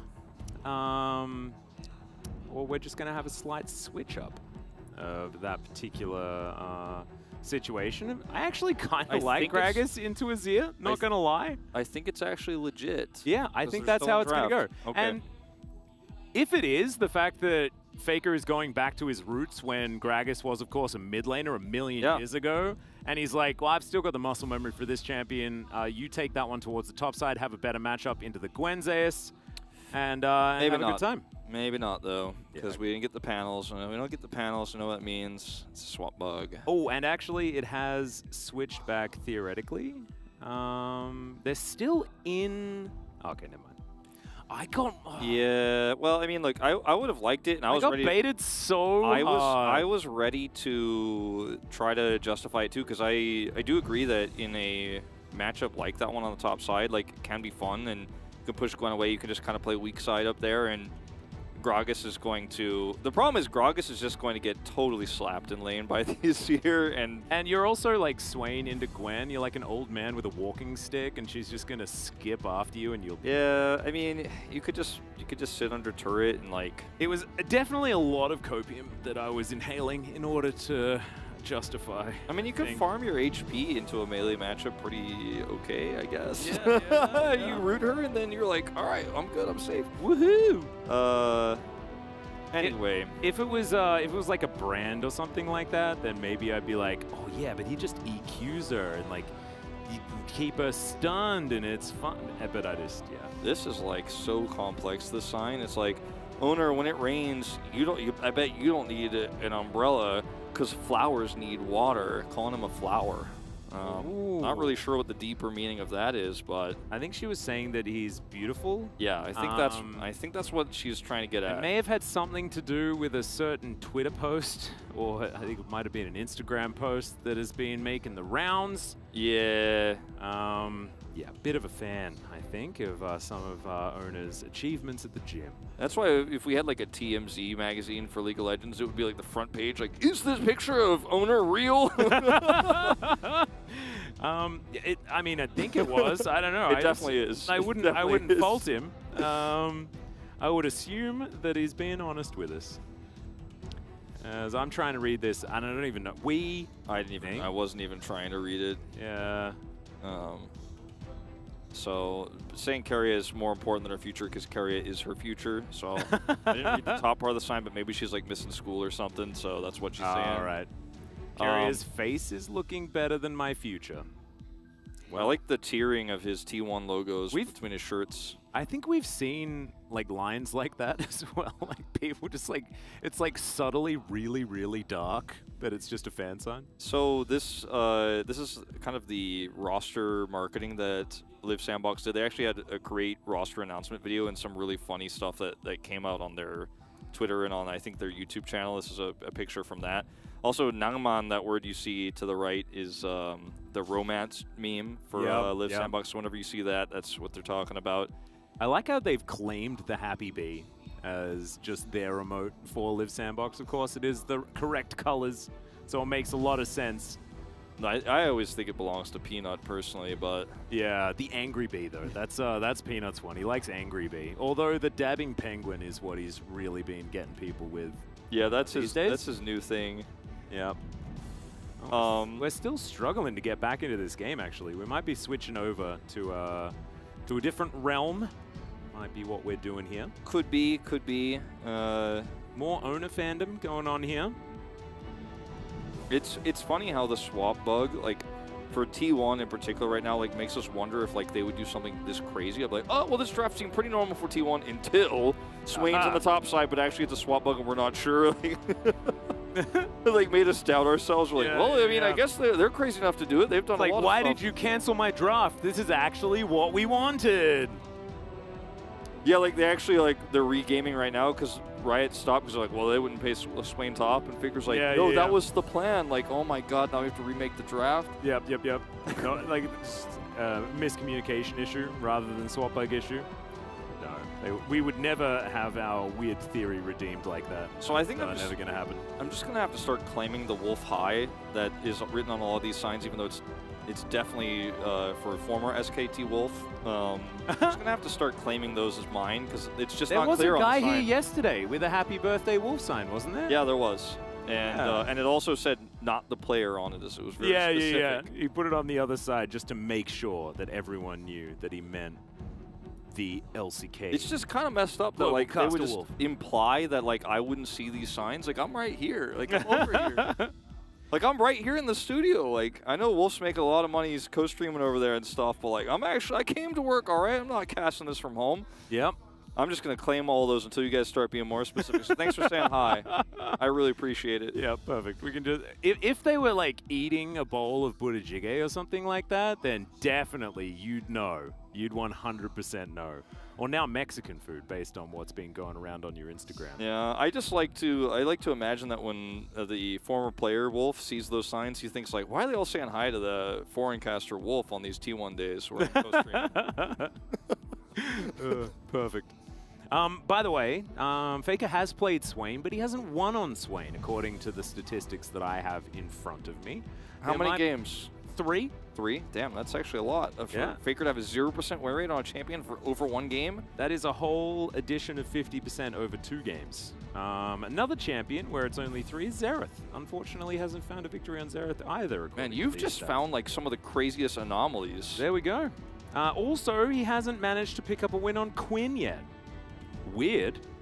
Over here, the biased caster Atlas just slandering Faker during a break. Like, yeah, hey, ridiculous. he's got a 100% Master Yi win rate. 100% Master Yi win rate, and he did mention in an interview that he might be bringing it out. And also, this game gives him an opportunity to pick up that first win on Swain, if my stats are correct. Sometimes they're wrong. Sometimes it gets things messed up, and maybe we'll get the stats during the game. He was copying corn salad after corn salad. Brought that one to the meta. Do you want to know? I could give you a list of Faker's 100% champions, but let's have a look at the Live Sandbox draft first. Yeah. As Dove Kroger, Closer Prince, and Kale on a pretty standard draft as far as dive is concerned, but has a lot of late game tools as well. Certainly does. I think this might be the Luden's variation for Closer this time around with how this draft functions, but only time will tell. Yeah, certainly a fair bit of health, though, in things like the Swain, so maybe double masks could work. We'll see what happens, though, as we finally get onto the Rift for game number 1.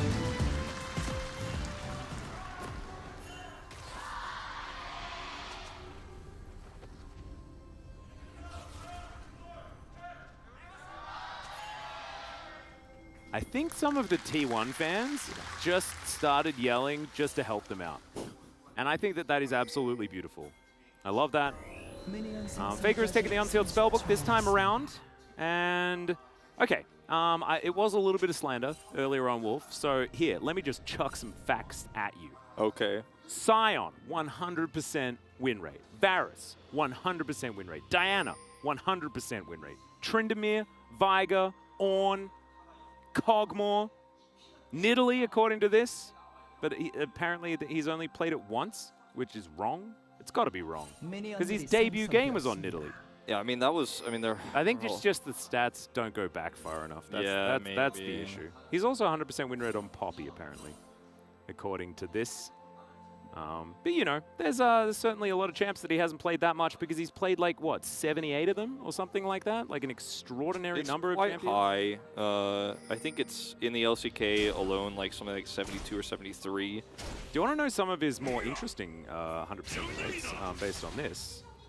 Zillion is 8-0, according to this, which is definitely a lot of Zillion victories. But I swear I've seen a loss on the Zillion. I feel like so I think there is a few of these. I think these stats are just bad. So I'm just gonna leave. Yeah, I like how you kept saying according to this as well. Yeah, no, I have to. Even if you didn't believe it, and like, yeah.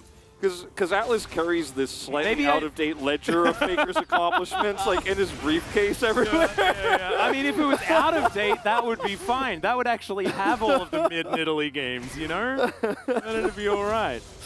Well, Azir is on a 6-game winning streak, and Chovy has been by far our best of them, but Noah and Arya also had some dominant games there. Faker 2 played 1.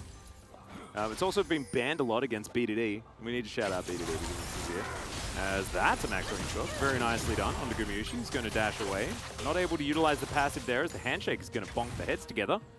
And this carrier is going to be able to play that very nicely in the defense. This Swain pick is just such a fantastic choice, though, in this draft. It's usually really played against extremely tanky top laners like the Sion, the Ornn, the Sejuani, where it gets a lot of value in even Rift Herald fights, as we've seen earlier this season, but in other regions, you know, just in those Supreme late game fights. But it really hurts Live Sandbox's kind of awkward hybrid scale/dive comp because they have the Gwen and the Azir aspects of it, but they also want to engage with Wukong and the Kai'Sa, and then, you know, Azir is very cool in that he can both engage but also disengage and has a lot of scaling damage.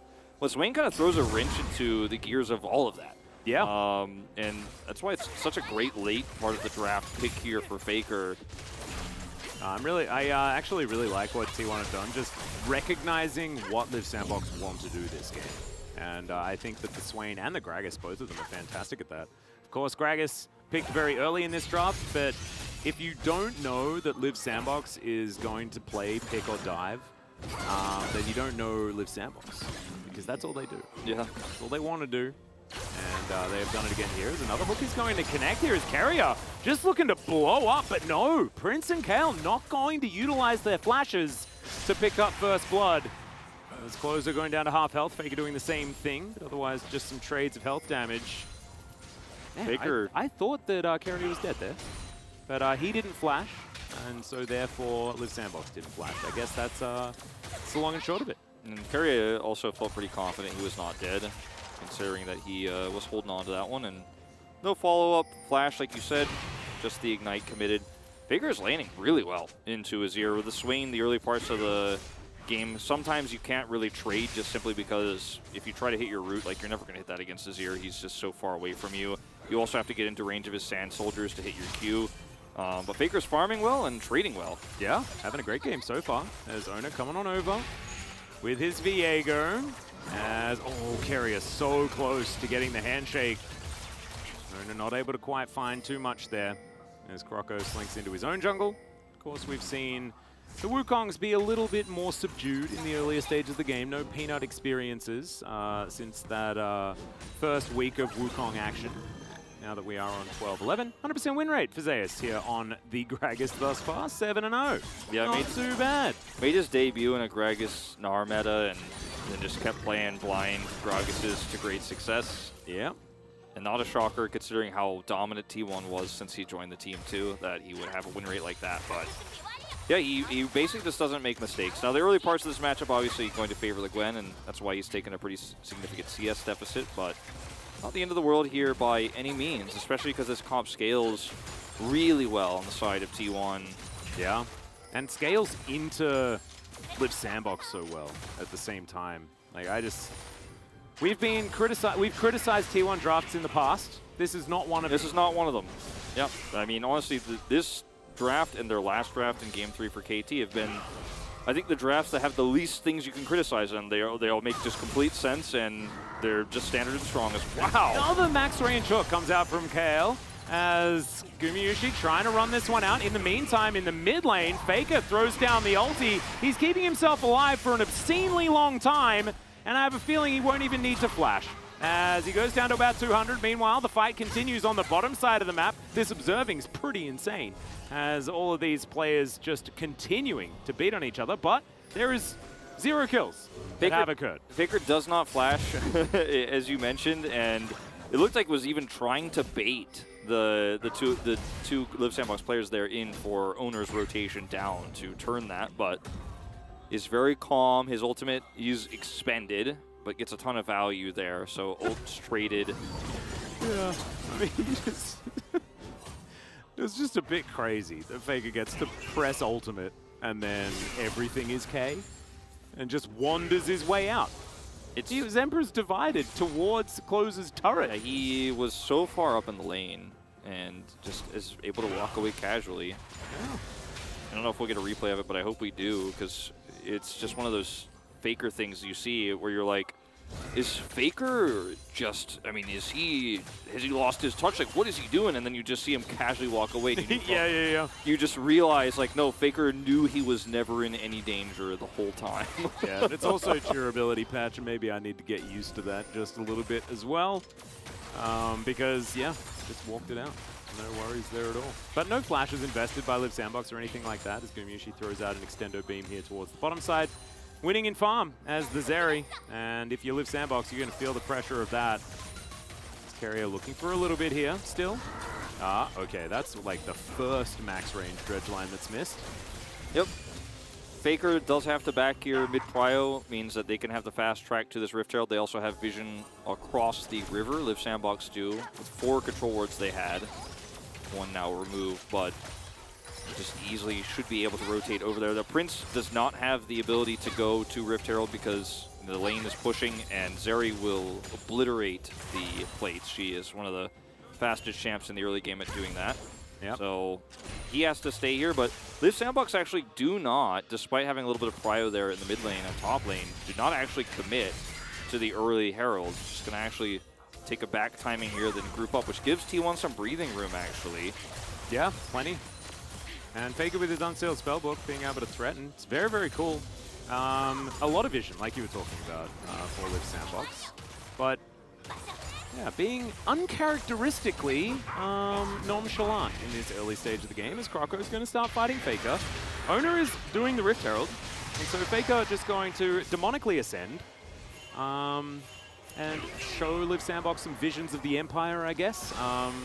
W with the weirdest name ever, but it just buys time so that Owner casually continues to take the Rift Herald without too much of a response at all. I think that Liv Sandbox could have pushed the issue on Faker there a little bit more. Croco had 6, I believe. He has it now. I'm pretty sure he had it then too, and would have been able to ult him there. Closer just kind of sitting here on kill pressure as well, and Faker just ults and walks away, doesn't have to flash, and they knew, because they had vision, that Owner was on the Rift Herald taking it, so he wouldn't have been able to come over and help, or would he have had to drop the Rift Herald, and then that's a win. So kind of feel like they could have pushed the issue more there. Meanwhile, down here, yeah, Gumushi's going to ult. Passive comes through from Prince, but Gumushi knew as, oh, the killer instinct, just beautiful from Prince. No funny business for you, Gumushi, and that will be first blood going over to the Kai'Sa. Dove here towards the top side, the wraparound from Croco as well, as Zeus doesn't have a lot of vision available. Croco going to start the back though, and yeah, Zeus felt like something was up. Good check here. Yeah. Can also start to delay Croco's back because he's Gragas and has nothing to fear. Does need to be careful about staying too long, but it's going to be totally fine. That was a really nice play there by Kale on the bottom side of the map though, and that's one of the only, oh, okay. Stop the backs. That's going to guarantee the Drake. You'll take that. Yeah, you will. And going to be a nice turnaround here on the bottom side of the map. That was really cool, because it looked really silly. I mean, I think that they probably could have gotten the Drake even if he did back, because he wasn't going to get there in time. But you know what? I like the idea. Delaying the back it's the first, and yeah, it goes down extremely quickly. So yeah, probably unnecessary, but still, Wolf, you know, it's a cool idea. If you delay the back, it's okay regardless. But let's talk about this play. So this is the Prince and Kale bot duo fight where the ult is committed to here by Guma, and he thinks he can actually escape, but there are 2 reasons why he can't. One is because Depth Charge will follow, and 2 is because Killer Instinct will follow. So there's a nice wraparound there, and this is the first counter, and probably best counter still so far since Zeri's release, the Nautilus, that will be able to lock you down regardless of the movement speed and slipperiness that you have. Yeah, and has been the most common fallback as well for anti-Zeri. That's why we actually saw so much Zeri and Nautilus, right? Yeah. To sort of pick away the anti-Zeri option, as Kerry's going to shake the hand of Kale as, okay, slow down onto Prince. They just fight each other. Fantastic hostile takeover. That's going to guarantee the kill. As Croco looking to try and time this one right, and he does so. Great knock-up to come through as the bailout is going to come down. No kill in time as Croco trades it back, but it's another kill for Carrier. Gumayushi would have liked one of those, but they'll take the double and they'll trade up on the side of T1. Yeah, I wish you got that kill a little bit faster is probably in the comms here because he would have gotten bailed out, but still we'll trade it back. So it's a win here for T1 again on the bottom side. So well played here. As Faker and Closer still fighting as Faker just lights Closer on fire. Yeah, just wants to switch out his summoner. Yep. Has the teleport back available right now. Zayas takes a drink. My body slam decides not to. Oh, there he is. Gets a really nice combo as Dove is ghosting. It was like a fear ghost. Yeah. What it kind of felt like there. Well, that's, I mean, you see that even when he hits the perfect combo, it's not necessarily enough to actually kill the Gwen, which is why using the cast to delay Wukong back earlier makes sense. But this is a really great handshake setup here. And Prince is clearing this ward, or trying to, because he knows that there's a rotation down from Croco, but he's just a little bit too far away, so it was a bit greedy. Croco does still turn this one around and kill Owner, but at the expense of his own life. Yeah. And tried to flash his way out, wasn't able to. Rift Herald is going to charge into the mid lane in picture-in-picture. As you can see here, did manage to grab a couple of plates for Faker and for Owner. As T1 looked to rotate down. Yeah, Prince getting that kill onto Gumayushi was not something that T1 are happy about, even a little bit. And T1 will come down here and just take some more plates as well. 30 seconds until they all run out. And it looks like there should at least only be one left as Owner, oh, that Heartbreaker was so beautifully timed. As Gumayushi with the extender beam, not going to be able to find too much value. One more plate left there on the bottom side. Yeah, people have been wondering when Riot's going to release a platformer, but Owner says League of Legends can also be a platformer. Yeah. Jumps right over, he holds down his B button and makes the hop. Yeah. No, he actually cartwheeled off the edge a little bit and then inputted the jump, you know, to make sure that he got the extra length. I really like that. It was well played. Talking about some itemization stuff here, so because of the Swain, like you mentioned, Closer will actually be going into the Andres build here, but Faker's doing the Imperial Mandate, which is the stock standard for Swain. But interestingly, Zayas is not going for the Everfrost tank build, but it's actually built Night Harvester. So he'll actually have a little bit more pressure in lane and will be so relevant in these fights as Faker's just farming stacks. Yeah, he's just enjoying it over there in that mid lane. Well, I do like this build considering that you already have a pretty tanky mid laner, so you don't have to be tank Gragas and look for Everfrost. You already have a lot of slows and CC on your squad here. Yeah, absolutely. I think it's, you know, it works very, very well, but I ain't going to fault it. As Owner going to dash away from Croco here. Carrier, very susceptible to being found in the river like this, and he's going to have to flash. Zayas does take this turret on the bottom side of the map. That will be first turret blood going over to the Gragas, the assassin Gragas, as it were. Majority of Gragas are still Everfrost, but certainly a few Night Harvesters that have been picked up. Of course, the more common jungle Gragas variant. Yeah, definitely need that extra speed when you're playing the jungle version. And he's got a tier. We'll see what he builds that one into, because it might go a little bit hybrid here, but I expect Seraphs will be the choices. T1 look to grab second Herald here, have the fast track to it, and without Closer being anywhere nearby, just cannot contest. He had teleport coming off cooldown, but just a little bit too slow to come over here. And this feels like spring 2022 T1. Better macro play, setting up all the turret plates bottom side, then getting the crash in mid, then setting up the Gragas to actually get the bottom turret so he gets the gold as well. And now Faker's over here like, what turret's left on the outer parts? Let's just grab this one. Second Herald. Yeah. Second Drake going to go over to Live Sandbox. T1 not interested in Oceans, as it turns out. We'll have a look at what soul we do get this game, as it will be one Drake apiece. That one going to be secured there, and it will be Hextech Soul. Absolutely fantastic stuff. That's a brilliant little dodge from Dove, who throws down the needlework, and Zaya says, I've had enough of that. Yep, just throws down the cover. Away. Exactly, and they didn't use the Rift Herald, actually topside to get that outer turret, did not need it. So playing a little bit of ping pong here with the Live Sandbox players, trying to pull them all around the map and are able to remove these turrets so early into the game. And that means a lot of extra gold, but a lot of freedom for the scaling Zeri, for the scaling Swain angle here that you're going to have. And Swain, like, he's not a hyper carry or anything like that. Doesn't do the same amount of damage, but his utility scaling in how much damage and how much slowing he's going to do once he gets those items up is really massive for this area. Yeah. No, absolutely. The amount of space that he's going to be able to provide alongside this Gragas, oh man, it's very, very powerful. There's already these Hex Gates are being utilized by Liv Sandbox. Croco in position, but T1 are not overextending this time around. In fact, they just really haven't put much more than a toe out of line in this game thus far. Difficult thing to do with a Renata that wants to check vision as well as being very, very squishy and not that mobile. But Carrier's flash, more than halfway off cooldown now, as Shirley will cram her skull into this mid lane outer turret. So that is all 3 outers down. They'll save the charge.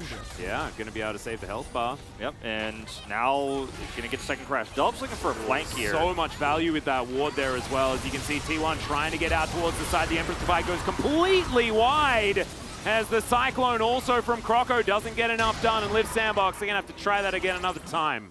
Yeah, that was a rough attempt there. The ward, as you mentioned, was massive because they were able to see the flank there from Dove react. They go up. Oh, Closer! Yeah, the cast gone to Closer. He's just stunned forever, and it's the Extendo Beam that picks up the kill.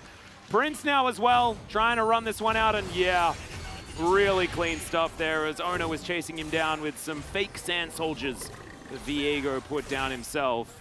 I think this is one of those games that really makes those who were worried about T1's performance in week 1, they're silenced, because there was a lot of, fan blowback. Hold on, let's watch this one more time before I get into this, because this is Dove is seen and then Closer is bopped out. He cannot get in. Takeover as well. Yeah, he just cannot get into setup for this, so just completely whiffs there. If he hits everybody in that choke, this is a completely different story. Watch this happen again. Boom. Sorry, Azir, you're on the wrong side of this lane. Extendo Beam takes him out, as you mentioned. But like I said, there were a lot of people criticizing T1, like, whoa, what's going on with this team? And then the defenders would say, well, I don't think T1 is really playing their full form. I think they're kind of experimenting in this new meta. We'll wait and see. And I think this game just kind of proves that attitude. Like, they took this game extremely seriously. The draft is fantastic, and they have a massive lead. This is, I think, the cleanest game they've played so far all season. Yep. And, I mean, it feels like I'm taking a time machine back to spring. Yeah, no, it's looking extremely dominant here against Liv Sandbox, who honestly have been struggling a little bit, but not that much, right? They looked good into Condong Freaks, and this was a team that looked a little bit more invigorated after Prince joined the roster, but ever since we filmed Pog State, things have gone bad for Liv Sandbox. Yeah. I don't know what that is about, as T1 are going to face check. Croco looks for the Cyclone. Heartbreaker immediately gets Owner out of there, as Carrier going to have to flash as well. And here it is. The hostile takeover is not exactly the best move, but Faker is in there with the Demonic Ascension. The flash over the ulti. Oh my god, Faker still hadn't taken any damage as Gumayushi's going to turn up. And speaking of damage, he has got plenty of that. No Warrior Tricks is going to fool him either, as Dove underneath this turret. Yeah, you're still food, and he's going to be taken down as well. It is 2 doubles apiece here for T1, and they may just do a 20-minute Baron. I mean, they've done it with the entire enemy team alive. I mean, they have, and this time the entire enemy team is dead. Minus Prince, who's desperately trying to keep this turret alive. That's his one and only mission. Objective bounties spawning here for Liv Sandbox. That is how big this lead is. And it's another platformer here for Faker this time. He's the one who flashes over this Emperor's Divide. His Closer has just not been able to line these up. Watch this one more time. Look at how far away Gumayushi is as well before this fight started. Yeah.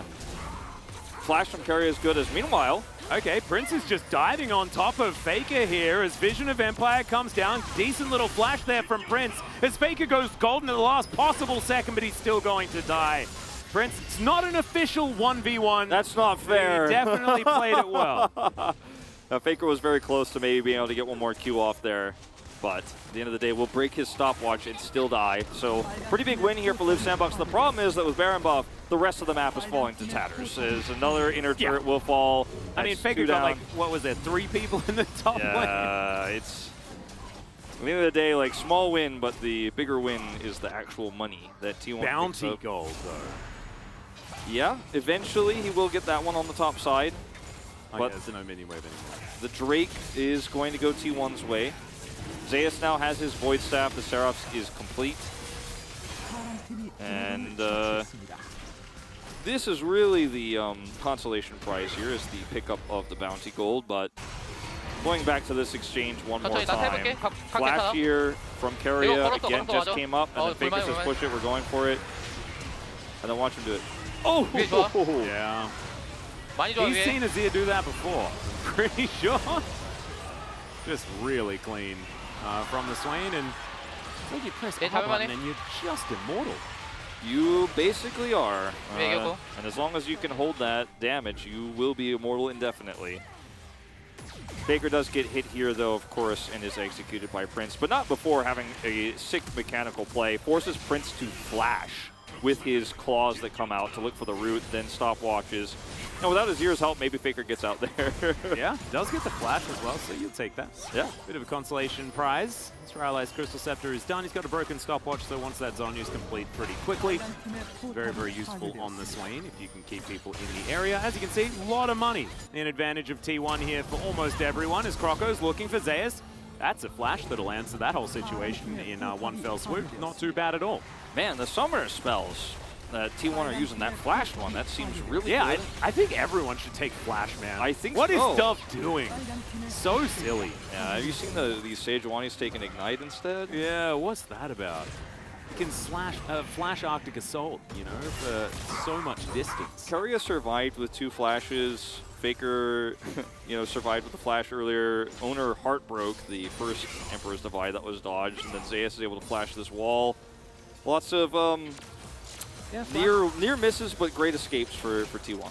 Yeah, I remember when Flash got nerfed like a million years ago, and people were like, "Oh, no one's going to use this anymore." And yeah, that didn't happen.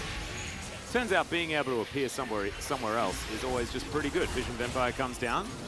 Little decoy comes out from that Warrior Trickster, but I don't know whether this monkey is going to be quite tricky enough, as that body slam defensively was just beautiful. If that was a body slam even. I mean, I don't know what Croco was thinking. Just real dead anyway, so it doesn't even really matter. He's going back in. I think he dies either way, but he sped up the process. Yeah. T1 are basically in position to end the game. They have a wave here mid. I mean, it's only 24 minutes in this meta, but they have so much damage and wave clear. This is easily an inhibitor push. And also, like, we already illustrated that Live Sandbox have a composition that just straight up doesn't work into T1s, and now T1's in your base, breaking your things, and like, Live Sandbox just cannot do anything to answer it. Dove now underneath this turret, and I think they can freely dive. Glenn's not going to be immune enough here as Faker might have to flash get himself out of the way. The bailout does come through, but I don't think he's going to be able to survive. So, as I say it, pretty instant cast curse, and Faker will go down. Hex gates are going to be taken, though. I don't know whether Live Sandbox still want to fight this. Don't think so. They're going to have to just clear waves. The mid push is coming here with its first wave of super minions. Top was broken open as well, so Live Sandbox have a lot of problems they're going to have to deal with before the next fight. A minute 30 for next Baron, minute 40 for the Hex Tech Soul Point. Prince? Yeah, Prince in a lot of trouble. Zaya's going to throw a cask at him, and that is a nuclear bomb. That cleanse was so sad. He's like, am I good? No! My screen went gray. Is that bad? He cleanses it. He's like, hold on! Oh, no. Yeah, you can't cleanse the Death Chamber, unfortunately. You need a QSS for that one, I'm pretty sure. As Croco's now in a whole host of trouble. Kale's not going to be able to save him for this one. Zeus picks up that kill now as a hostile takeover comes in. Kale desperately looks for someone to hit as Closer is real dead yet again. Dealing with these Emperor's Divide seems to be something that T1 is very, very comfortable with this game. Yeah. As, Closer has been read like a book. And now, these Nexus turrets are really under fire. Yeah. Okay, there's the Demonic Ascension. Faker just going inside the mist. He'll utilize his Zonya's Hourglass to keep himself alive. Dove also does the same. The pullback onto Kale, though, and Faker stays alive this time. The Nexus turrets aren't really the priority here, as Faker wants to mop up all of these kills. This has been very vocal about in our post-game comms most of the time. Croco will turn up, but yeah, he's pretty squishy as the Wukong, and this, I know it's just above 25 minutes, but I'm going to call it a shellacking as T1 are looking to try and kill Closer one more time, but they'll decide to be merciful this time around. We'll see whether they are in game number 2 as well. The draft here for Live Sandbox was trying to do two things, and they didn't work well together, and they were up against a T1 draft that was so well crafted to counter what they were doing. And then we had an extremely Zeus-esque performance from Zeus where he pops off, right? I'm like, who's the better top laner than Zeus right now? Well, no, actually, he's just the one. Maybe it's Marin-esque. Maybe we get to say Marin-esque because of how dominant Marin was. Sure. But in Korea, Marin-esque. So he pops off. Faker is untouched in the mid lane. And I think there were some moments where he could have been punished, but he gets away with it. And then, I want to be honest, Closer didn't have the greatest Azir game, but so many moments he tried to set up were shut down so beautifully by T1, where he's pushed away from getting that Emperor's Divide in the topside fight where he almost hits everyone on the team. He's then dodged by Faker with a flash forward. He's dodged by the Heartbreaker, and just never had an impact on the Azir. The bottom 2v2 was, I think, where Live Sandbox had their most control of the game, and then that went awry as well with some bad trades there on the turret. And Carrier's he's in review mode here. Yeah, he's already getting in there, making sure that he knows. There must be something that was on his mind, wanting to check exactly how it happened. He had to flash a couple of times, but otherwise, I think it was a pretty flawless performance out of his Renata. And as you can see in the goal graph, ain't nothing to worry about whatsoever. Zeus, most damage in the game on the Gragas. Nice talk, pretty good. Yeah, Live Sandbox, they just got totally owned this game. I mean, it wasn't close, and the drafting I think is going to have to be a little bit more one way or the other. If you want to go full scaling, play the Ezreal, not the Kai'Sa. Yeah, Kai'Sa is what Prince has looked better on, but doesn't work too well against what T1 are trying to do here, where they have a Gragas, a Swain. Yeah. It's just, you know, go all in on one way or the other, not half and half. And T1 just had a great performance too. Their cleanest game, I think, honestly, of the season so far. No, absolutely. Cleanest draft as well. Draft was absolutely beautiful to watch, but there is a game number 2, Live Sandbox. Let's see whether they can pick themselves up off the floor where T1 put them as we move on over there. But first, it is, of course, the analytical carpet space with Valdez and Chronicle. We'll see you there.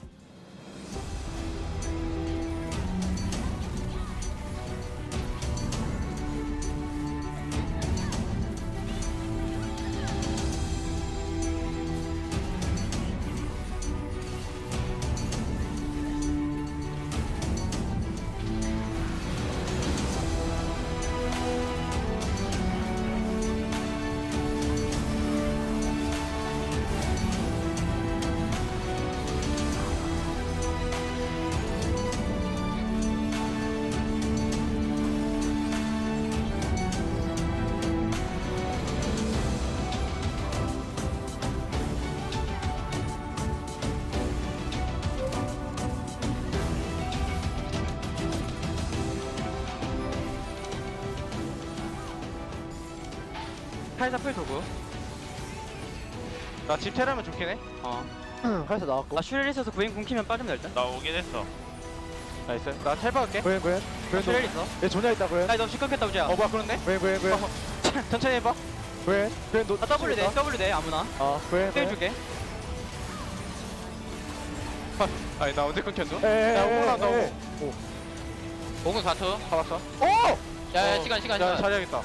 시간. 나 5분밖에 없긴 해. 2로 끊어줄게. 한번 끊었고. 디코 있어. 그걸 받았다. 씨, 에반데? 야 아들 5초. 나 Q 한 번만 갈겨볼게. W 가자. 일량 인정. 나 밤수.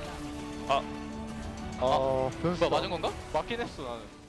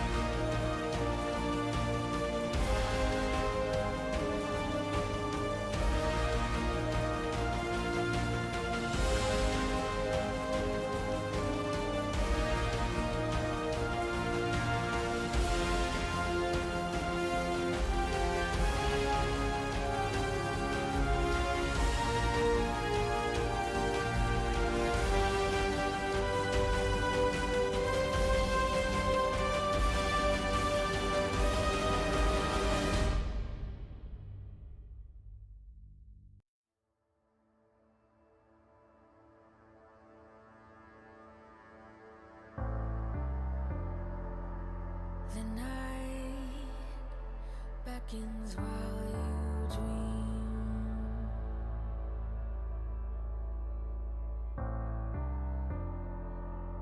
A life never lives in peace.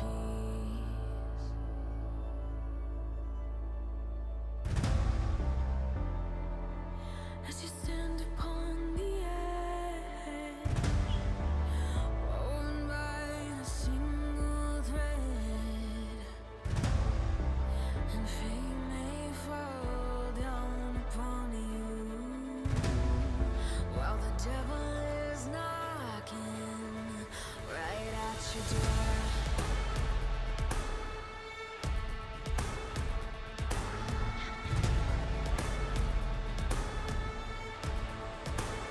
So are you restless? Each night you hear the drums of war. Awaken, awaken, the voice begins to call you while you hunger. A taste of destiny you're searching for. Awaken, awaken, the fight is at your door. Take up the cause.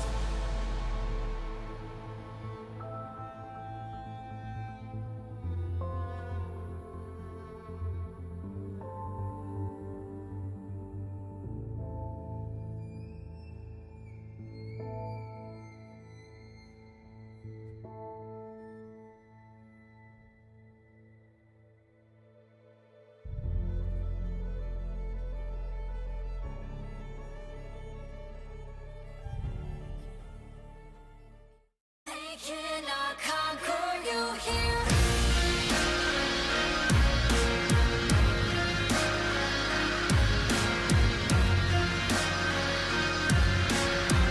They cannot conquer you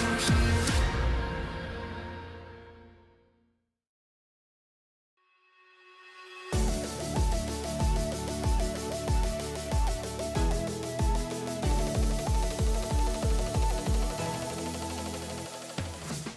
Welcome back, everybody. We are here at the carpet space after game number 1.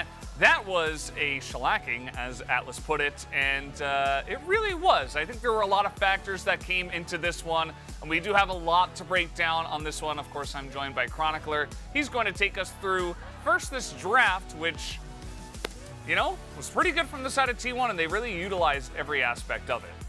Imagine picking Swain last week when it was even more broken and unnerved, because he got nerfed this patch and he's still as good as you saw there. So, T1, wonderful draft. I have been extremely vocal. I love Sandbox as a team, but you know what they're going to do. They draft the same draft, or a variation of it at the very least, every single game. So if you just draft counter dive, you win the game, even if you're not better. And T1 is better. So what happens is you open up with the Zeri, which I think should just be not available at all. And then you look at the other champions, they have Sandbox Band, and you're like, oh yeah, those are all pretty reasonable actually. That's kind of a problem. And then they get, in addition to Zeri, which loves kiting back, Renata, Gragas. First problem right there. And then I was calling for Swain Poppy. Well, we didn't get both. I think the Viego is just very all-round and Owner is good at it. But we got the Swain part of it at least. And then you look at the Liv Sandbox comp, you're like, oh no. Yeah. No, this comp doesn't work anymore if they have all of that. And it didn't. Liv Sandbox is a team that thrives off opponents' mistakes. T1 didn't really make a lot this game, so it was very one-sided. Yeah, and we've seen other teams draft like Liv Sandbox and get so many of these high-tier picks, like the Wukong, the Azir, the Nautilus, you know, so many of these great picks, even as Wolf pointed out on, the Gwen, obvious. Wolf pointed out on the cast as well, the Nautilus is so good into the Zeri. Like, there are so many pieces of Liv Sandbox's draft that you're like, oh, okay, you know, those look good, you know, in a vacuum. But then you look across the side of the Rift, and T1 were just one step ahead of the entire time. Yeah, picking Nautilus into Renata is also just, oh, no, don't do that, no. So, I mean, right from the get-go, right from the draft, we were just like, oh boy, this is this is gonna be quick. And not even because Liv Sandbox are a quick team, but more so just because T1 boomed them in draft. And also that. It's both. It is both. It is both. And also T1, you know, obviously kind of on a different level right now. I was personally very happy to see, okay, I'll talk about it later because we do have a lot to talk about here with Gragas and Zeus and what he did. Want to talk about this. you can even further augment this build with the secondary runes, which I'm pretty sure will Cosmic Insight at the very least, and then maybe also some more CDR. Gragas' scalings got buffed, which in of itself is great. The Q AP scaling on barrel means that your trading becomes much more oppressive. The E is really good into some matchups. I think into the one you were looking currently, you're more looking towards that continuous Q poke. But Night Harvester got changed. So you now only have a 30-second cooldown to proc it per champion, and you got 10 more ability haste. So what happens is if you then stack CDR, or ability haste rather, which is easy if you go inspiration tree, you get to just continuously proc that in everyone all of the time. And you have more scaling on Gragas. So this is all a lot of words to just say Gragas, when played well with this build, will absolutely demolish whoever comes towards him. And because you're playing into a comp that's going to engage onto you, don't need Protobelt, don't need Everfrost, Night Harvester is going to get so much value. And it did. It did. It was kind of insane. Zeus did do a ton in this game because he was allowed to, and obviously it is Zeus. We do have one highlight from this game because, again, there really was just the one fight. This was Liv Sandbox's moment to try to take it, and then you just got carried. So, all right, sorry, buddy. Better luck next time, maybe against a different support. Yeah. Or against not Renata, Gragas, Swain, and everything else. This comp, entire comp was just a pure nightmare. Like there's, in this case it was carrier with a really crisp execution, but even if that shuffle works, like there's still Swain, there's still Gragas, there's still so many champions that just make it so hard for you to play the game. So Liv Sandbox, I love you guys a lot, but you're gonna keep running into this problem. And T1, unlike some of the drafts we've seen in the past, read them like a book, have a perfect draft, and a really good game. Yeah, it was excellent. I mean, there's really not much to say else about T1. I was extremely happy actually to see them come into week 2, take Liv Sandbox extremely seriously, draft extremely well, play really well. It was just really good to see. We do have a POG from this game. Let's see who just pick it up. It will be Zeus. No surprise here. He did not die once, and he did the most damage on his team as well. I prefer if you take it, because I have done my fair share of Zeus gloating, because he's just so good, man. He was, in my opinion, and that's the more controversial thing, the best player at MSI. Even if you don't agree with that, he was definitely the best and most consistent player on T1 in his international debut. And he maintains the form, right? Picks up the Gragas, a pick that he went undefeated on, and even though T1, of course, in terms of overall best of 3 score was incredible, they still dropped individual games. Not going to be the case, as that was just a disgusting crit from the Zeri. And then Zeus just closes it out. At this point in the game, it's easy to look good because I think he's 6-0 here, maybe even more. So he's just going to dunk on everyone. And I really like the carrier votes. I think those are very valid as well. Faker had already a couple of big moments with the Swain, so I like the split. Totally fine this time around, and Zeus is going to pick it up. Just insane stuff from the side of T1. We'll see if they can replicate it as we do move into game number 2. Let's throw it back to the casters. Thank you so much, gentlemen. Yep, that's looking like a pretty comfortable Zeus vote. He is now going to equalize with the top of the standings as well. It's only Arya that had 300 points prior to Zeus picking up his, so congratulations, going to be top of those POG standings is Zeus, and massively well-deserved as well, as he has been an absolute standout this season. Yeah, it is. I say this season, I mean this year. It has been. I think Chronicler's really spitting facts. In fact, when he's talking about how consistent he was for T1 at MSI, and he got emotional and then still performed in that series against KT Rolster. I think the guy is destined for great things. He's already accomplished great things, but like this is just the beginning of this player's amazing and hopefully long career here in the LCK. And Liv Sandbox will have draft advantage going into this one because they have blue side now, but the contents of the draft are what need to change here, and with some more prio picks, maybe they could find the answer here, but the thing is it felt like T1's draft was a red side draft. And it was just a beautiful answer to what Liv Sandbox just wanted to play anyway, right? And I mean, I think the priority on Renata is probably going to fit into the ban phase rather than into the second round of picks this time, because I think that was an absolute linchpin for T1 to play around. Yeah. But outside of that, I think T1 just had answers throughout the draft, which if you're scared of red side, you shouldn't be scared of it if T1 can draft like that. And that's why I hope that Live Sandbox doesn't do something like silly here and ban Swain, because that would just show a complete lack of understanding as to why the Swain pick was strong, or ban the Gragas here, for example. Just really, I think, it would worry me quite a bit. But they're going to stick to the bans we had before. So taking away Faker's Corki, taking away the Gangplank from Zeus. Zeri will be banned on red side this time, so that's not going to be an angle here. Yep. Or Prince. And they will ban the Gragas. Now, of the three I mentioned, you know, that you could ban, like, this one is still blindable, but yeah, that was it was Live Sandbox that banned the Lucian last time around, so that being already banned, they don't necessarily need to. Wukong taken away from Croco this time, as Live Sandbox with first pick. Let's see what they do decide to snap up. Certainly a lot of picks available. This does feel like it could be the Ezreal angle for Prince. And just, you'd have to draft again around it. Or an Azir first pick, I think, is also strong here. Yeah. Closer didn't have the best performance on it, but I think it was really about how well the enemy team outplayed him more than his individual performance. Ari being priority picked here was not really looked at. Oh, actually, no. It was banned by T1 last time around. So Closer is going to get respect in game 1, but not in game number 2. So the Ari, priority picked. T1 now with their opportunity. I think Renata's likely to be picked up, just because it feels like such a great pick into Live Sandbox, just in general.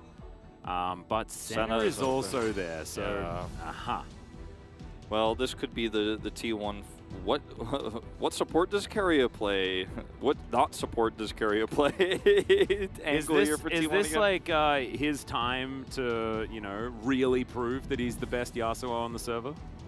Give me some Senna Pike or something. Just make everything all invisible underground all the time. This would be really fun. And yeah, okay.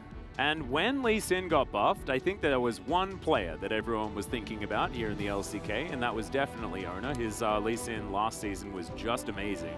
And it's funny because you're picking Lee Sin now into the kind of pick-based comp. Like, Croco was like, well, I was thinking about that pick. I guess I'm going to go for Viego instead, because that's the stronger option and the one that's open. Okay, so last time you picked Azir, and then you went Kai'Sa, and kind of had a disconnect there. This time you're going to pick the Ahri, and then go Ezreal, which is, you're going to half and halving here, Live Sandbox. You got one hand in the scaling department, you got the other hand in the pick comp department. Which one are you going for? We got a Venn diagram here. All right, this is all over the place now. I would have much rather liked the Viego, but... I actually think this is fantastic for Live Sandbox, though, because this is comfort across the board, right? Like, Closes, Ahri, you've got the Ezreal for Prince that has been by far his best champion, and the Vi that Croco picked up player of the game on that looked really, really good. Keria is going to lock away the tankiest Tahm Kench in the universe, though, and really lock down an extraordinarily safe bottom lane. Going to be very difficult for Vi to find all of that value. Yeah. Salt and Battery into Devour can be frustrating. Live Sandbox also could have just picked away the Kench. It would have been fine with the Ezreal here into Senna, and they picked Vi instead, perhaps because they thought Keria was going to be having another one of those crazy support games, but not this time around. Now, if you're going to go kind of halfway, you can ban away some of the remaining scaling options. They already took away Corki, the Gangplank, Azir is gone now, and even though it's been the weakest scaling mid, I think banning Victor here also kind of makes sense for Live Sandbox if they're expecting that Faker's going to play that sort of slower style. I like the Gwen ban. Take that one away from Dove. Not going to have an opportunity to head towards that or his favorite champion in the Gnar. Sejuani's still available though, Wolf. Which yeah, that's a potential issue here. Could be banned away. Swain, I don't think you guys get it. If you're banning the Swain here, I really don't think you guys get why the Swain was strong there. I think with an Ezreal, yeah, it's just not the same situation. It's not the same at all. Well, this worries me. But anyway, they made very a choice. Strong. It was very strong regardless. He's going to pick Lissandra and be like, yeah, okay, well, I'll just actually play the pick that makes sense in this case, and we'll move on with the draft. So they still have counter pick for top side. Understandably, the Rengar was hovered. Absolutely. As that's Renata this time for Kayle, and that could be a bottom lane that could work. Of course, Tahm Kench struggles into these ranged mages, and Renata is certainly tippy top of the tier list when it comes to that. We've seen so many teams try the Ezreal Renata, the Ezreal Karma, and then they get a lead until level 3, and then suddenly Tahm Kench Senna actually turns the lane around and pushes it super hard. It's been very common, but not very strong. So you're picking this one face up too if you do it into the counter pick here for Zeus, so doesn't feel great. Like, I'm still trying to figure out what this draft is supposed to accomplish, and the more champions that are hovered, the more confused I become. Well, it's supposed to be a 1-3-1/4-1 comp. Well, now that the Fiora is locked in, you're definitely right about that, but will it work? Is a tough question. Is that Ona playing Kayn and then Lee Sin top? Or is it Lee Sin center bottom lane top Tahm Kench? Or is it just going to be the Jace for just for fun? Yep. Oh. Finally, we get to see Jace here in the LCK. I'm really sad. There were so many things it could have been, and then it was just, nah, never mind. I like this pick, and I think it is stronger than people give it credit for, despite the durability changes. When you're playing a draft like this, too, where you have so much range with Senna, and you can oppressively kind of push your way towards Liv Sandbox while damaging them from a distance and also healing up and sustaining, and you're slowly getting towards the objective, you're creeping through. Liv Sandbox can't pick you very easily because they have an Ahri that's going to be playing into the Tahm Kench. Ezreal is not going to be able to match the same amount of range here. He will try to set up the same kind of poke, but it just isn't going to amount to as much. Feels like you're losing a war of attrition here, and Fiora will be able to side lane if you don't fall too far behind, but her functionality in teamfights is basically null. Yeah. And this Vi is going to set up for what when we go into a team fight is a really tough question to answer. Like, if you True have Shot Barrage. If you have the Wombo combo with the True Shot Barrage and the Renata ult hits, as we are at Swap Bug territory, so we're gonna have way too long to talk about this. Oh, really? I actually thought it looked like it was fine. Oh. Fooled you, I guess. Yeah. I never trusted after last game. I'm done trusting. Well, I mean, the picks went into the right places on the screen before we went into Bug Purgatory, but it apparently was just fibbing to me once again. You know, Liv Sandbox's win against Afrika was a 2-0 win. It was really clean. It was very impressive. It was great play from Kroko on the Vi. And now that we know the weaknesses of Afrika, I think it makes more sense. So if you think about it, like, they're kind of slow, they don't have good vision control. Liv Sandbox's aggressive style would work against a team like that very well. I think maybe we got a little bit overhyped because then their game against Damwon was very weak in the drafting, and this series makes me feel like they, like, not only was their understanding perhaps a little bit off, but, like, I think they're getting further away from what the strong teams are doing right now. And at first it was kind of like, wow, that's their style. And now I'm like, ooh, it's wrong. Well, we're still like, it's your style, but it's like, but it doesn't work. So, like, maybe don't do your style, actually. And, you know, it's like the kid from How to Train Your Dragon, where he's like, oh, you just pointed at all of me and said that it should change. Like, it's just not very nice. But look, I think Liv Sandbox certainly have some growing to do. They've got to get used to having Prince on the roster, and hopefully after they get out of some of these very difficult matchups in Damwon Kia and T1 back-to-back, that they can start finding a little bit of momentum here in the LCK, so that we can get really cute stuff like this. Dove and Kroko there, dangling T1 out in front of Kroko, and Kroko doesn't seem interested in biting. Maybe we need to get that crocodile more interested. Yeah, he's more in a Afrika Freaks mood. yeah, exactly. Unfortunately, they can't even beat Afrika Freaks because they don't exist anymore. Yeah. Well, they do, of course. But the name has changed. Yeah, feels bad. That's another sign saying hi to me. It says Wolf's not dumb either. Oh, wow. Just doesn't know lol. Oh. I never thought that you were dumb. Yeah, So well, neither did the person holding the sign either. So Yeah. I didn't see what the phone said because it's too slow, and Korean is hard to read when it's that slow. But yeah, I just gave up too. Like, I was trying to read it. I almost got to the end of the grammatical sentence structure of the sentence and just put it down. And then, like, Ji-sun just writes up exactly what it is, and it's just a small sentence, and it's all too easy. But no. She's not giving us any info this time around. She's probably trying to fix the bug right now. I'm going to go check in. We are back into the drafting phase, but we are still very early on in that one. Apparently that person went to the same university Yes. as Sunke, which is cool. Yep, that's what it says. Van Pig looks innocent, but then in game. Depending on what the Yeah, I'm not pick sure which. is. I'm not sure which team it is either. Like that she's supporting. yeah. I think it's T1 based on the color of the jacket. Yeah, and based on the color of the writing above the emote guy. Yeah, I don't know. It's like so funny because actually for this game it's been like Kind Van of Pig the is kind of opposite. cute, and then like in game it's like whoa. Yeah. yeah. We'll see whether that changes, you know. There is, of course, that red side problem that we've run into. See whether Live Sandbox can steal away a win. But having a look at the drafts here, Wolf, it's going to be a tough one. The Ezreal Renata lane is something that I think Live Sandbox can play through. I think that is going to be a power point for them. Senna Tahm Kench, not exactly the most powerful in the early stages of the game, especially before that Devour comes through. But it's kind of how T1 plays it that can be a little bit scary, as farming Tahm Kench gets to a Balmy Cinder, and then it feels like he's really hard to kill. Yeah, he is, and I mean it's Keria. Yeah. So there's also that. Like this is something that Live Sandbox might have forgotten, but it is when they get in game they will remember very soon. It's also just the fact that Senna can just heal the Tahm Kench while also pushing the wave while also harassing, like all at the same time, which is why Ezreal Renata, Ezreal Karma can push a lot of different Tahm Kench lanes, like Jinx Tahm Kench really well, or the Aphelios Tahm Kench. But with the Senna, it's a totally different ballgame. Yeah, just feels like he's there perpetually, especially after more durability has been added. Happy Junghyun Day. It's Junghyun's birthday Yeah, today. it is. So happy birthday to Junghyun.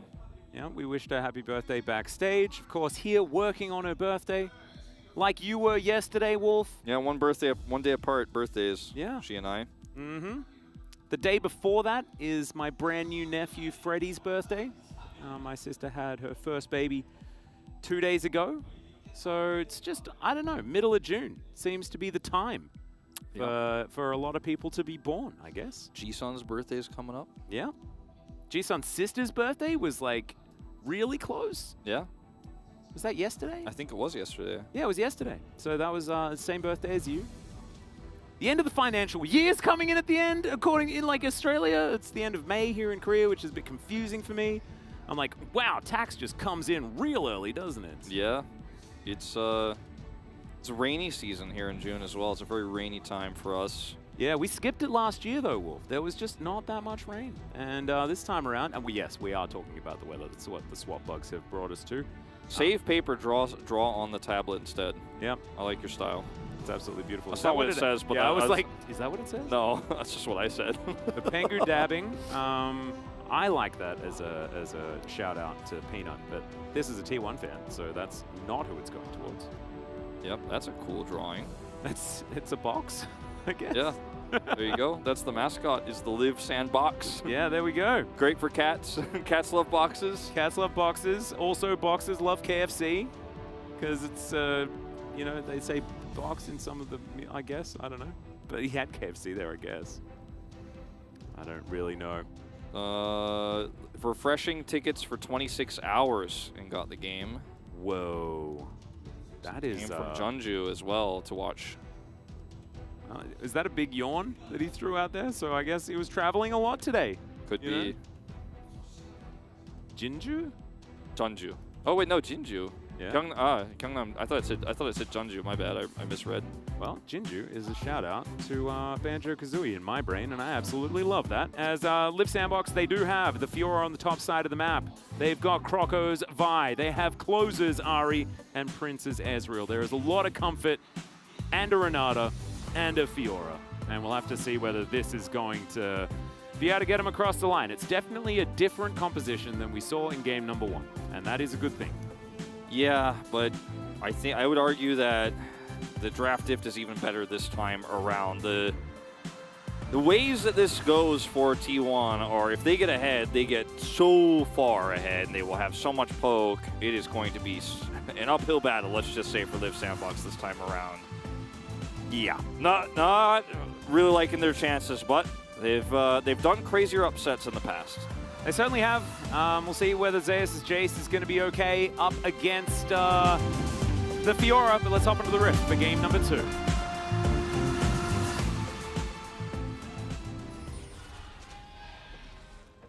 Sepia mode.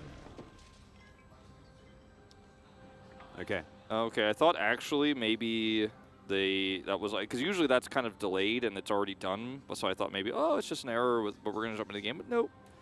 A little bit of a pausey. A little bit of a pausation situation. You know, why don't we haven't used our Pog State pause graphic yet, our video that we made? Yeah, the Pog State pause video, we need that. Apparently Dove's runes weren't loaded. I have no idea how that happens after we've swap bugged for like 600 years. Yeah, I mean, what could have happened, what could have happened was when they left the lobby, like his rune page didn't save, then he just assumed it did, so he didn't even check. Then he opened the game and he was like, what? I didn't pick those runes. Like, that's not what, that would be my theory, but. So apparently it's all about, yeah, okay. Oh dear. So some of it is just not quite working out here. So it's related to the swap bug, so it's not like it's, you know, Dove's fault or anything like that. We would never want to point that one. Literally, no one can lie because everyone's screens are recorded from start to finish all day long. So if he was like, nah, dude, I totally saved it, I don't know what's going on, they actually can check that, and that actually happened earlier this week. Where the rune was actually checked, and they're like, oh yeah, no, he did save it, just bugged out, which is why here we trust, but there's a lot of procedures and protocols we have to go through before we can verify that. So I guess we're back to fan signs. Yeah, but Wolf, we were like just about to have the T1 fan chant. Could you imagine the leader of the fan chant right now? He's like, I'm so ready. He's like, ha, ha, yeah. ha. He's like, ha, ha, na, ha, ha, na, ha, na, do, ha. He's like trying to figure out his timing. Doesn't quite get there just yet. This actually reminds me, Wolf, of that time at Kesper Cup a couple of years ago. Sunke was there, I was there, and we were just paused for about 3 hours. I've been there too. I don't remember what tournament I had where I was like a 3-hour pause. I've had a lot of finals that went for like 2-hour pauses. I had so many Heroes of the Storm. Yeah, I actually remember watching one of those. Yeah, it was like, rough. back at home. Yeah, Back when we could watch that esport. I miss that esport, dude. I was getting into it, and then it just went boom. Well, I think that my Kespa Cup experiences, I had only the one in League of Legends last year. I didn't have any big pauses there, but I don't think I had any Kespa Cup pauses myself in StarCraft, because Valdez and I cast a lot of StarCraft Kespa Cups back in the day. Kespa Cup's always been kind to me, but this swap bug is happening like worldwide, and it's not an LCK exclusive issue, so it's just something we're going to have to bear through until we can figure it out. And it's gotten better this week, so I'm feeling good about that. Yeah, a little bit better, but it's still kind of plaguing us. So you just have to bear with us, ladies and gentlemen. There's a lot of people that were spamming like 12-year-old client, what the heck's going on? But like it's a new client, guys. Like it was actually updated. Yeah, it was. And but I guess maybe it's now like 6-year-old clients, so maybe it's time for the next one. There are just things too that happen when you have regames that can create some human error because people are just trying to run a show as fast as possible, and sometimes things go wrong. So. Yeah, I'm not sure. Maybe there's like things behind the scenes that are still messing things up, but... And the tournament client is different from live, so there are some things that you don't experience in your solo queue games that you have at home, but like there are some subtleties that are different in the client that we use here for pro games. Yeah. Whatever it is, it's not really working. She gets very frightened. Come on, it's you know, it's holding up fan signs time. We're going to be doing this for a long time. Yeah, when you held it up, gotta be ready. You knew what you were getting yourself into. She said she's watching. Yeah, from she's watching. Section C, and row 5, number 9. Well, it's weird because I'm used to seeing Bogo Shippo instead of Bogo Itta. Yeah, which is just watching. Yeah, to be watching versus to want to watch or to miss. Yeah. The Korea, to teach you guys Korean, you've probably heard Bogo Shippo because you've seen it and you've watched it in the video or you've seen some K-drama or something. But it literally means I want to see, but it's like implied I want to see you or I miss you. Yeah. But it's quite literally I want to see you. Yeah. It literally means I want to see you, but it's used in context as I miss you. Yep. Is how it works. So and also, you can use it literally like if I want to see that movie, like yeah. 그 영화 보고 싶어, you know, whatever. Yeah. But yeah, in the context of saying to someone without a subject in the sentence, like it's implied. For example, if you were a Marvel fan, you could say like Thor 보고 싶어, and you wanted to watch Thor. But I would. I kind of want to watch. I know you kind of hate it. You kind of hate it, but I'm a big fan of like anything that Taika Waititi's involved in. So I'm real keen. I'm real keen. He's making a Star Wars movie, and I've lost all hope in Star Wars. But so she's watching her, and they're watching each other now. Oh, the plot thickens. Oh, wow. From section F, row 8, number 3. Oh! But wait, are they in the wrong chairs? What is happening right now? This is so confusing. Wait, it says change. I don't know. It's not on 손가락 바꾸죠. Like change fingers with me. Not sure what that's supposed. I missed the meme. I wasn't really paying attention earlier, so now I'm just trying to catch up. This is like a multifaceted sign. She has a sign set. Whoa, that is like 17 million different. She said, "I'll be at the fan meeting." It's like she's putting on the Christmas carols and she's like standing outside professing her love to someone who just got married a little while ago, like they did in Love Actually, which a lot of people have a problem with. So she got the better seat, so that's what this is about. So she's saying like, "Oh, like give me your hands because you're actually faster at locking in the better seat." Ah, there we go. It now all makes sense. This is like actual like T1 fan like communication through fan signs live on internet television. The internet television. I love it. She's Shout like, out meet to me in the anyone parking lot. Chromecasting this Twitch stream to your TV. Meet me in the parking lot B4, and then I'll give you my Kakao ID so we could text each other later, but I can't show it on the sign right now. I'll get a lot of unwanted messages. Oh my god, that is so cute. I just made that up. That didn't actually I really hope that that's what's happening, and actually we're just creating like a lol park fandom K-drama that's just going to happen whenever we go into, you know, what is this? Purgatory. This sign back here. K, another team took Sprite. Okay, and take another sugar. team. First Kingin. Cook Spirit. Cooked. No, they took Spirit. From Kwangdong Freaks, but they didn't. So it's still there. Don't worry. I'm gonna beat Final Fantasy VIII tonight. Really? Is it happening? I'm halfway through the boss fight. Did it during the dinner break, but it's a long fight. Does that mean that you're gonna like you're gonna play through Xenoblade again so that we can play the third one together? Probably just gonna play Final Fantasy IX because I'm trying to rush through all these. But you know, I mean, there's still time before 3 comes out for Xenoblade. And I can't even get mad at you because apparently 9's really good and I haven't played it, so I have no leg to stand on when it comes to that one. We've seen these fan signs before, so we're able to continue talking about absolutely nothing. Another fan saying hi to me, so that's cool. Hey, there you go. Shout outs to me, you know. There you go. The one on the right says it as well. Hashtag hi to Wolf there. Yeah. Well, hopefully she means you. 100% she means me. What else could she mean? She doesn't specify. So. Yeah, no, exactly. So on this broadcast, it's me. Yeah, I control the narrative. Wolf propaganda coming in here. This one says it as well. Look at that bottom right. Yep. Yeah. Oh my God. How are you this popular? I'm just hashtag Uha. Yeah. There you go. My God. Boom. I'm so extraordinarily jealous and impressed at the same time. Hashtag Wolf. Hi Wolf. Well, so which one did you like better, Xenoblade 1 or Xenoblade 2? Well, you see, the definitive edition of 1 was really, really good, right? And I actually, I started, so I bought it on the Wii, right, the first one, and then I lent it to a friend of mine and never got it back. Ooh, he sold it on eBay. I'm sorry, man. Well, actually, no, he didn't, because I saw it at his house like 2 years later, but the ship had sailed, you know, and I'm like, it looked a bit grainy when I was playing it last time. Not really into it. But then when Definitive Edition came out, which I played after Xenoblade 2, I was like, this game's really good, man.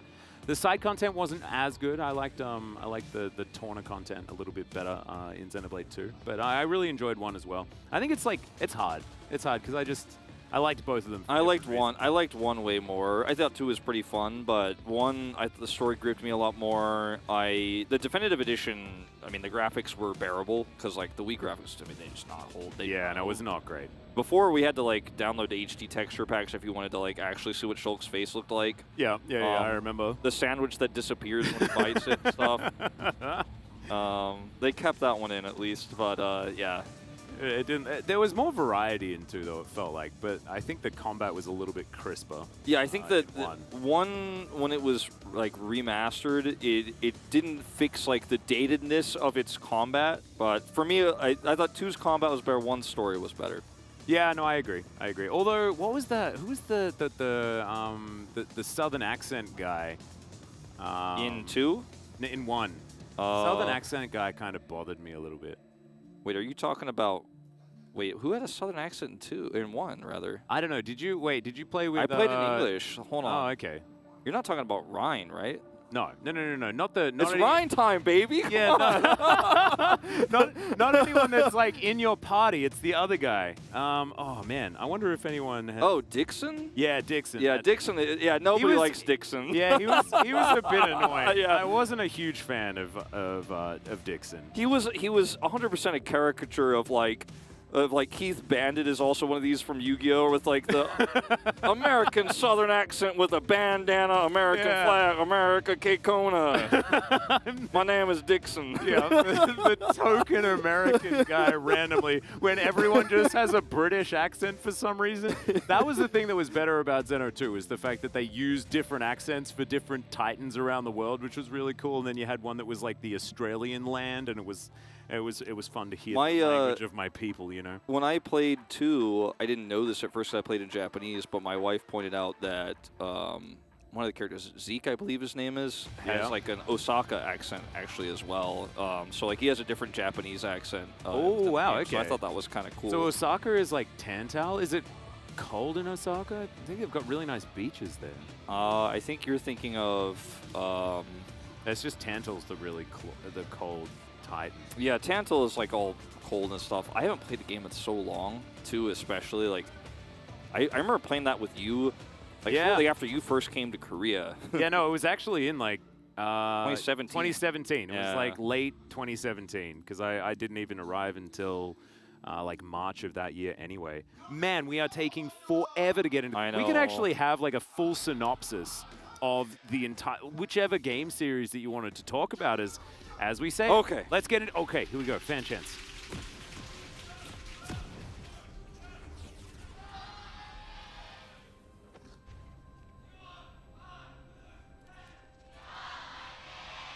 There we go. He was actually practicing. He was, because you could hear his voice was a bit hoarse. Yeah. And he was really charging that one up for quite some time. So here we are, onto the Rift. We did it. We made it. No one has items yet. Absolutely fantastic. That's still updating. Very, very cool. So, Live Sandbox, let's just refresh our memories, because it's been a long time since we've even seen these drafts. They have the Eclectic Blind Fiora, which is a choice you can make. Not necessarily my personal favorite.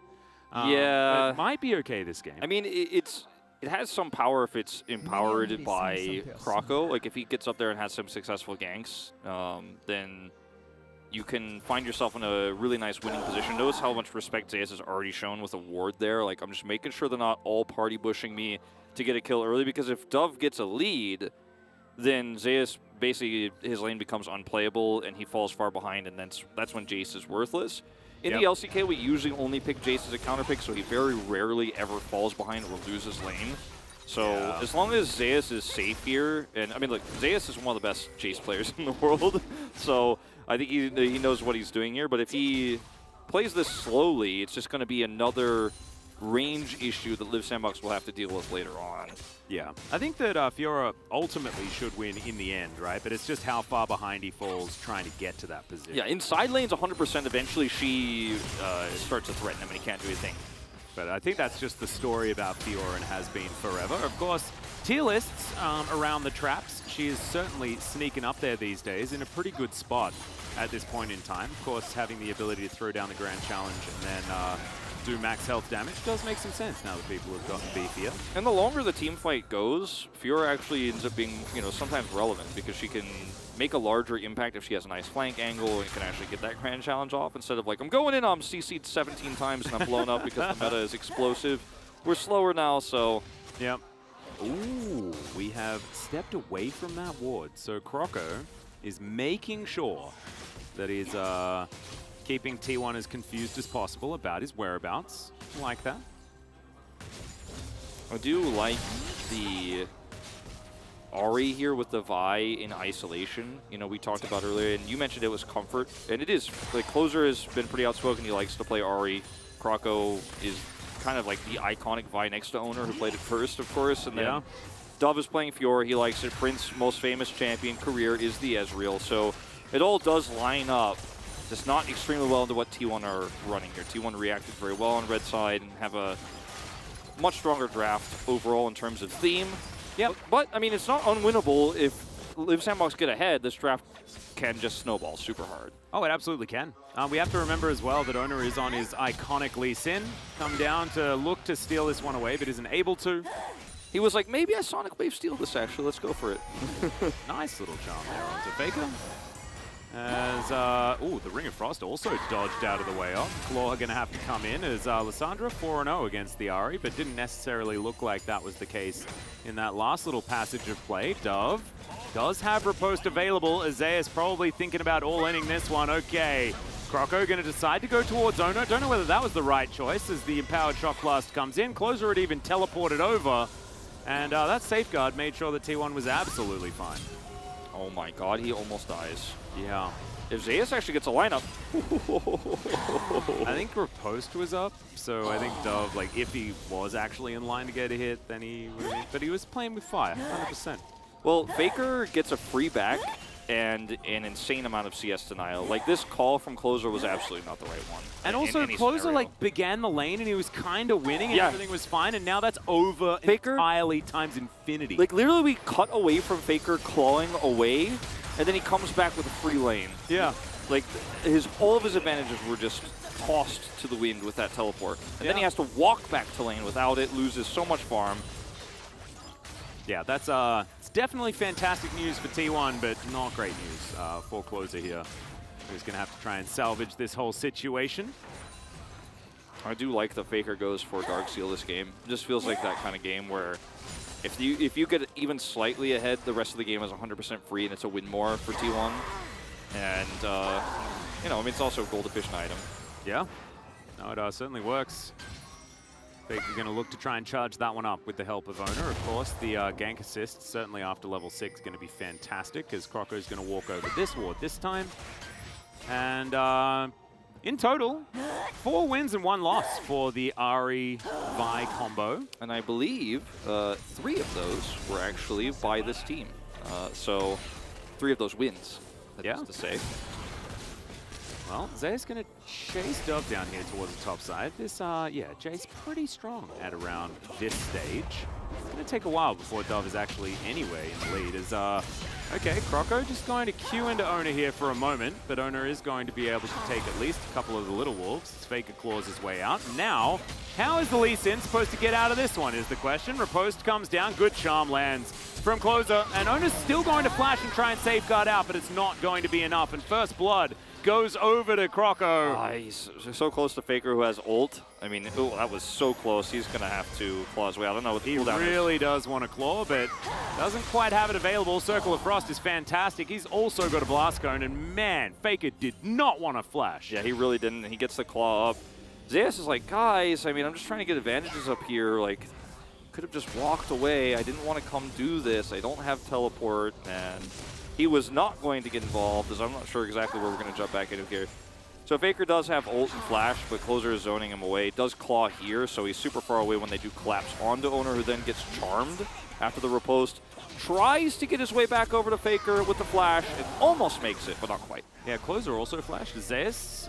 Okay, I've seen this one before, as Dove's going to get booped back. There's the flash out from Zayas. And even able to get a bit of damage over the wall there as the ward is down for Live Sandbox. And Owner is going to park himself on it. Dove sitting at 200 health. the charge up, but Croco is not going to be able to find any joy. It feels like this is one of those games where T1 just actually are just going to enjoy themselves. So like, we have the better draft, we're going to sit in your jungle, we're going to make your lives miserable. And even though T1 are down a kill and Owner died there, they're up on gold. Just T1 things, because it's this bot. Prince also might straight up be dead, as Carrie's just tanking the turret. He doesn't care at all. He's ahead in farm by like 2 waves, Wolf. What the heck's going on? As Faker is looking for Dove. He's waiting for the repose, but Zeus is easily going to be able to take that kill. Faker, of course, can go untargetable, and so the dive is so simple. And T1 answer all of that first blood that Liv Sandbox are able to pick up. So you mean the Jace is getting ahead here in a winning matchup? 14 CS up, a kill and an assist under his belt. 8 minutes as Rift Herald spawns. Is that what you're telling me, Atlas? That's what I think I was doing. Yeah, I just had to make sure that I was reading the game as correctly as you and I did in the draft, and this one is just going straightforward. according to plan. Yeah. If this was a detective show, it would be very close to over. Yeah, you and I would look like smarter than Sherlock if the audience didn't know the game at all. Yeah. Because, like, wow, these guys just really get it, man. Yeah, exactly. Imagine, like, professional detectives watching Sherlock Holmes. They're like, obviously it was that guy with the dog down the road. Idiots. Oh, yeah. Man. It's not a good look here for Liv Sandbox on the drafting scope of things, and with the way this game has gone, T1 have already pushed their micro advantage they had early, and I hate to say it, but does it get easier from here? No, it definitely does not. As, yeah, Prince losing in CS by like 22 minions to a Tahm Kench must feel a certain way. I mean, that's the way, what I was saying earlier. Like, people keep thinking that Ezreal range support beats Tahm Kench Senna, and I don't think it has beaten them in lane even a single time so far this season. It just does not. And I think this is a bit of a 2v2 diff on top of that, but like, yeah, it's not working, and people keep trying it, and this is a mismatch in the bottom side here. He will shore up some of that, but Faker misses the Cupid Soda's closer, so that one's going to be even in the end. T1 want to kill some plates, so they got to get a Rift Herald to do so. That is what they are set up to do now. That's why the bot duo is gone. Yep. Prince is trying to decide if he wants to come help the fight or push the turret. Looks like he's decided he's going to stay here. He has level 6, so his True Shot Barrage can at least be involved if he can get a nice lineup. Ooh, bit of happy feeding here from Yeah. But they are still going to commit to something here towards the top side. As you can see, I mean, they could pick one person off pretty comfortably, with Croco especially after hitting level 6. Also, T1 are very slow to start this, so like he could have gotten so much more value. Teleport here at the bottom. Zayas is going to get picked off as now Dove. Grand Challenge does come on forward. Dawning Shadow keeps Zayas alive for so long that he manages to take down the Vi. Now, can Dove actually fight this out is the question, and Carrier says absolutely not. Q will connect. True Shot Barrage sails by majestically, but isn't going to actually do anything as Gumuchi slinks into the mist, and he will be alive as well. T1 going to win yet another fight, and then just take the Rift Herald. I mean, that was just straight up hands diff. I mean, they showed so much mechanical skill in this exchange. The shielding coming through there from Owner, as well as the Dawning Shadows coming through on Gumayusi to make sure that it's as difficult as possible to kill Zeus being focused down. Faker teleported bottom right before they pulled the trigger. Ooh, that went down to 1 health, but not able to get in range was Croco. Also not able to hit the Q, so the escape from Owner, very comfortable. Some Shellfish is the consolation prize here for Croco. I'm gonna say, stacks though. Yeah. 2 stacks on the ground there, but look, Prince does not get a single plate because he waited so long while T1 were debating when to go in. Faker teleports, handles that, grabs some extra farm, still maintaining a CS lead in this counter matchup against the Ahri. It's the writing on the wall is there for this one. I have to tell you guys, it's a bit of a tragedy, but Liv Sandbox almost had enough because their setup here is good. Control ward here for Croco means he can get on top of Zeus, but look at the shielding and the Dawning Shadows. Yeah, the Dawning Shadow really made that one sad because, you know, the Vi goes down and then, oh, what a shame. Now you're on the wrong side of a team fight. Prince isn't getting value on the bottom. All right, decent counter gank timing here for Croco, but he's unable to actually find the Q flash, and Croco's just going to die. Gumushi now underneath this turret, and T1 are looking to grab some plates up here. This game really is starting to turn into, you know, purchasing some crockery for your new kitchen. As Faker's going to get charmed, not hit by the Orb of Deception true damage though, as that Q is going to connect, and he's just fighting against Closer. There's a full minion wave there as well, but T1, they deal with this turret, and Shelly's going to look for another charge here on the inner. We'll get it. And this has been a very common playstyle here in the LCK for the Senna, where you just roam around the map with your top laner, with your mid laner, depending on where you have control, because you will be able to get stacks anywhere. By the way, that's like 6 points so many times with these true shot barrages just straight between the posts. It's really unfortunate. Now, Kroko is going to be able to try to trade this for a Drake. He has a control ward set up here, so they don't know that he's doing this. They have bought Prio because Tom Kench has been down there alone. It was very common to do this because the Tom Kench starts to get levels. He has gold, and Gumayusi is going to be getting gold and stacks wherever he is. So you leave the Kench alone, he can weak side extremely well. He gets more items, he's getting more experience. And yeah, he's fallen behind the Israel now a little bit here, but the value is so high across the map, as this is just nice setup here. Dove, it looks for Kroko to help re-engage there, but Guma's up here, and he's like, yeah, I'm going to get so many stacks, and we're going to push this. We're going to take down a turret. Rift Herald's active. What are you going to do? No, it's just looks all too easy here for T1. They are definitely ahead of the play against Live Sandbox in this game. And I think it's just a bit sad that the blind pick Fiora comes in. We don't get to see the power of this pick at this point in time, as Faker is just testing the waters. Fog State Curse is real for the Sandbox, man. Yeah, man. I don't know what it is. Maybe we need to request to film a little bit later for the good of the players. Yeah. So that we don't curse anyone else. As Faker's going to flash for fun. Show your dominance on the Rift. Yeah, that's how you do it. Closer, he didn't stutter though. He thought about ulting. It was in range, guys. Don't you worry. He thought about it. And he's like, no. Closer didn't scared, flinch, man. A lot of mids, you see Faker flash at you, you counter flash. Not Closer, though. He held his ground. No, he didn't. He scrimmed against Faker before. Yeah. 3 stacks early here for Faker on this Dark Seal. He is getting some value out of it. Is just going to swap the 3-man to the bottom side. Uh-oh. Well, Ona messed that one up. Kale was just a little bit on the wrong side of the Lee Sin. Zoning kick. Yeah, he was trying to deliver that one over to Faker so he could finally use his ultimate. Bit of an itchy trigger finger on that one. This Q's getting charged there. Kroko looking for an opportunity. Decent little snare to come through from Gumayusi. I love how T1 have just decided Keria will weak side their 3-man turret destruction team. Yeah. Like, this is a demolition crew down here. They're like, oh, our wave has arrived, and we will kill the turret. And if you are anywhere near it, you will die next. So Prince is like, yeah, I'm out of here. Yep. And Keria's like, I'm beating a Fiora in a side lane. I'm over here on Tom Kench beating a Fiora in a side lane. Say, watch me. Thank you, Observer. I'm down a level. I'm winning in the side lane against the Fiora. Like, all right, let's see who's going to be able to win this one. As the Abyssal Dive gets Keria out of there, so we're not going to find out. But he is he's actually winning it. I mean, like, yeah, it was not a 1v1 fight there, but he pushed it and then gets away in a 1v2 scenario. He's like, yeah, I'm everywhere at once. Yep, no worries. 3 levels up all. on the enemy support. Kappa. Well, Gumayushi's 1 level up on Kale, so there I guess there is a level advantage. There you go. Oh my god. Okay. Uh-oh, Keria. I feel like you're encouraging Twitch chat now, which is definitely not what we want to be doing. As Keria's going to lick Prince here. Okay, there's a lot of poke damage, remember, with this Senna and Jace combo, but Prince's life will be spared for now. Dove may not be so lucky. There's no inner turret here.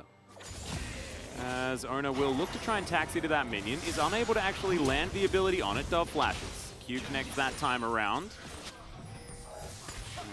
Okay, Live Sandbox here in the mid lane. It looks like T1 are definitely having a little bit more fun this game as Prince, oh god, if he gets hit by another one of those, he's dead. I think Live Sandbox are having less fun this game also. Yes. It's kind of proportional. Look at Owner just between 2 turrets. He's like, if I actually thread the needle between these 2 minions, I kill him, right? Yeah. This is another Q, but he can still get over with the safeguard as Keria is right there. So the 3-man Wrecking Squad, is Wrecking Ball, Wrecking Crew, has moved to the mid lane. They've gotten now the 3rd Miley turret. Cyrus duo. Yeah. Yeah, Keria just continuing to be a frog. It looked to me like T1 had just forgotten about their side of the map entirely, which is pretty impressive, League of Legends. But they are now going to look for few of their camps, as well as going back for a bit of a reset. Frostborn Gauntlet, you know, or Iceborn Gauntlet here, you know, totally casual against the Iron Spike whip of Dove. He's just out there doing it. He's a catfish to stay. So this is the top lane matchup now. It's Tahm Kench versus Fiora. Yeah. Area's like, I told you guys it's viable top. I mean, that's not my rule, and Zeus is the best top laner in the LCK, so what am I to say? But, you know, I just thought maybe we could play some catfish up against the Fiora. If Zeus wasn't so good, Carrier may have just asked for a role swap, you know? Maybe that's what the swap bug was really all about.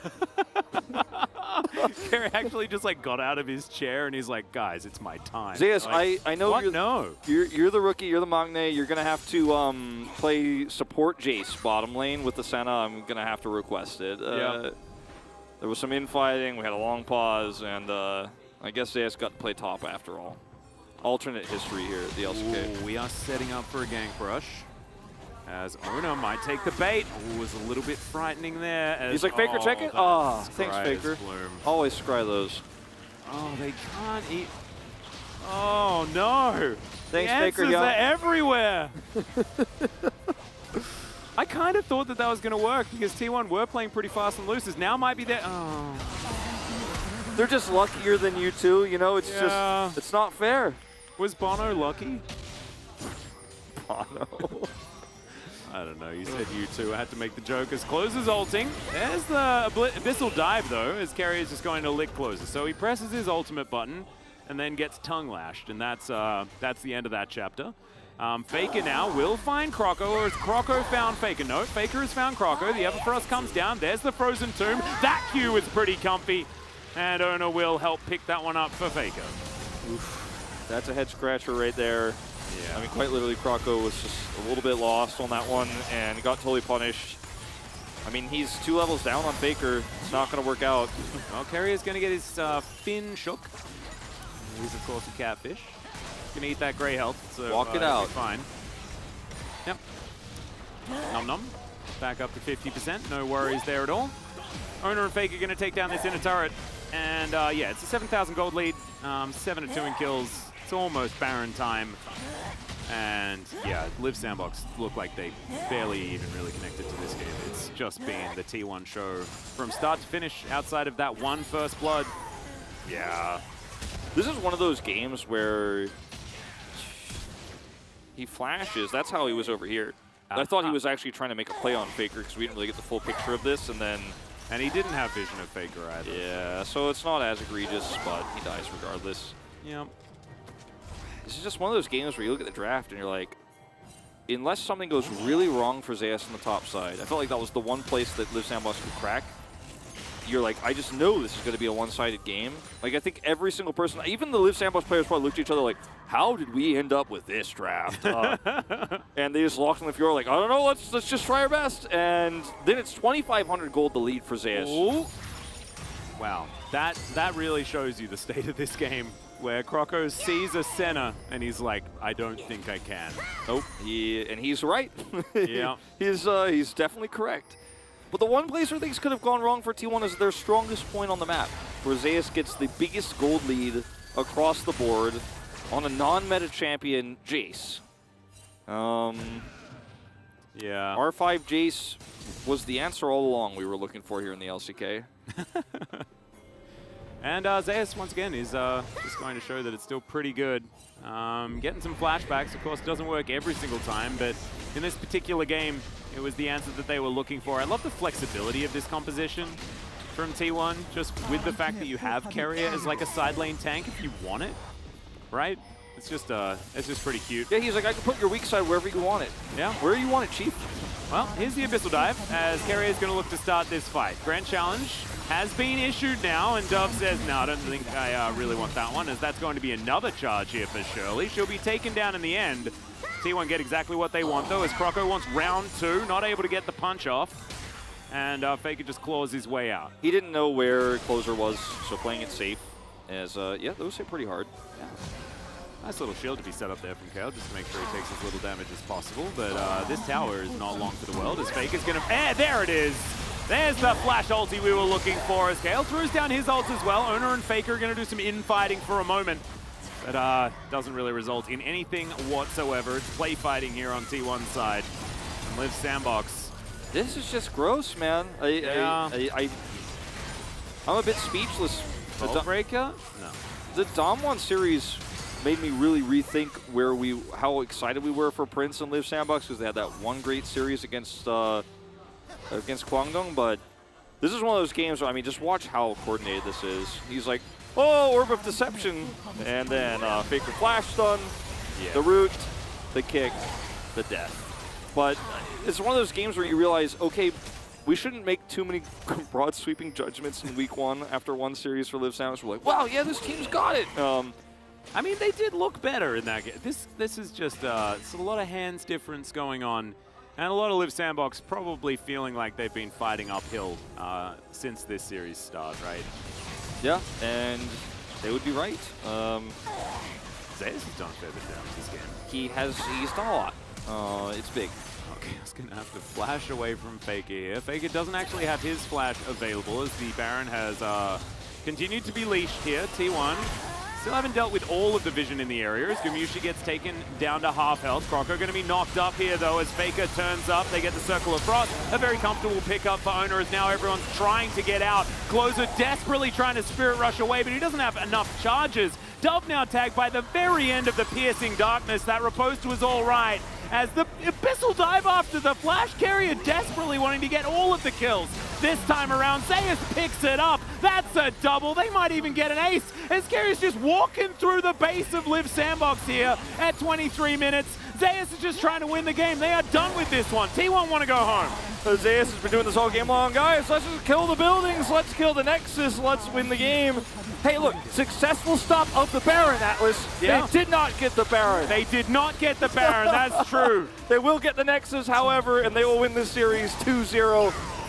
The most dominant games of T1 so far this season, and honestly, perhaps the most dominant games we've seen across the board here. Genji giving them a run for their money, but T1 came to play tonight. The drafting was far superior. This is T1 that like saw some of the comments of the people that were saying, oh yeah, I don't think T1 are really looking like the same dominant team that we saw in spring. And they're like, no. We're just going to equalize with the record that 2015 SKT put together domestically at 23 domestic matches in a row. And we're going to do it so easily that it's going to make your head spin. And congratulations, it's spinning, don't worry. Dove was still sitting at the computer when the referee went to go get the stats, because it's probably an API bug, so he pulled those to do the damage graph at the end. Dove is like looking at that stat screen like, I don't ever want to see that again. And well, we're going to have to see it. We will take a look at it, and it will be very big damage for Zeus, because we saw that earlier, and it's the bigger number is going to be coming out on the final screen. But this was not even close, and as much as I want to credit T1, and they had a fantastic series, they did not choke, they didn't make any errors, they played dominant, they played aggressively. This was a bad series for Liv Sandbox. The drafting really was extremely inconclusive, like in terms of what they, at the beginning of the draft, we're like, okay, maybe? And then we were like, oh, definitely not, kind of drafting, where it felt like some of the players were arguing with the coaching staff, like, I don't want to play that champion, I want to play what I'm good at, and the coaching staff was like, no, let's try to draft more meta. And we ended up with just a mismatch of champions both games that didn't work well, whereas T1's drafting was extremely clean and very much reactionary, even on blue side. So yeah, it's no shock this game ends up being a one-sided affair. T1 have their biggest challenge so far, though, in Dom1 Kia later this week. So looking good here, but the real opponent for week 2 is yet to come. Yeah, thumbs up from Faker as well. We got a very short one, as looks like T1 have places to be. Owner taking a little bit longer. Zeus a little bit longer than him. He's just got to pose for all those camera shots and do all the thumbs up, because he's having the season of his career. Is this back-to-back POGs for Zeus? Who picks it up for this game? It's a toughie. I voted for Owner because I think his shaping of the top side of the map was just what led to all of the leads. I thought about voting for Zeus just because he did all the damage and also just took the game very seriously. It was like, guys, come on, like, let's just win the game. Yep. Also, Keria might get a vote or two just because he was doing extremely good on weak side wherever they wanted to put him. He was happy to do it. Yeah, well, this was Owner making a bit of a whoopsie at the beginning of the game. Almost gets out. Yeah. Croco trying to answer, but like, I mean, after this moment, it felt like Liv Sandbox were like, nah. I don't think it's happening today, boys. And they were right.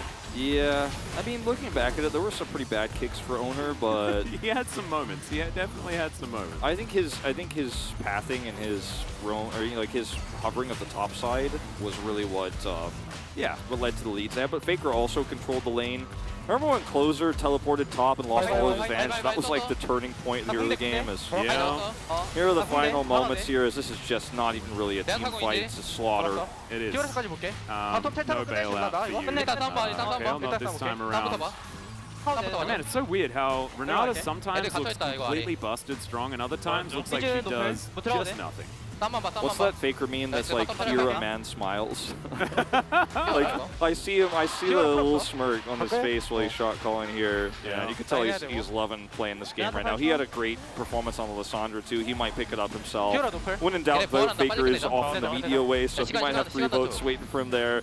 I think there would be a few extra ones. I also liked Carrier's Tom Kench. It was very clean this game. And we're no stranger to Carrier Tom Kench votes here in the LCK, but I think Zeus is also an okay one. But yeah, the double kill Kale there at the end, very nicely done. But this is the graph we really don't want to see. Yeah, Dove did almost less damage than the Vi. And I mean, both Croco and Dove did less damage than KO. Yeah, it's a tough situation. Zeus certainly taking control of that game at every single opportunity, but honestly, a lot of the things were just lined up for him, right?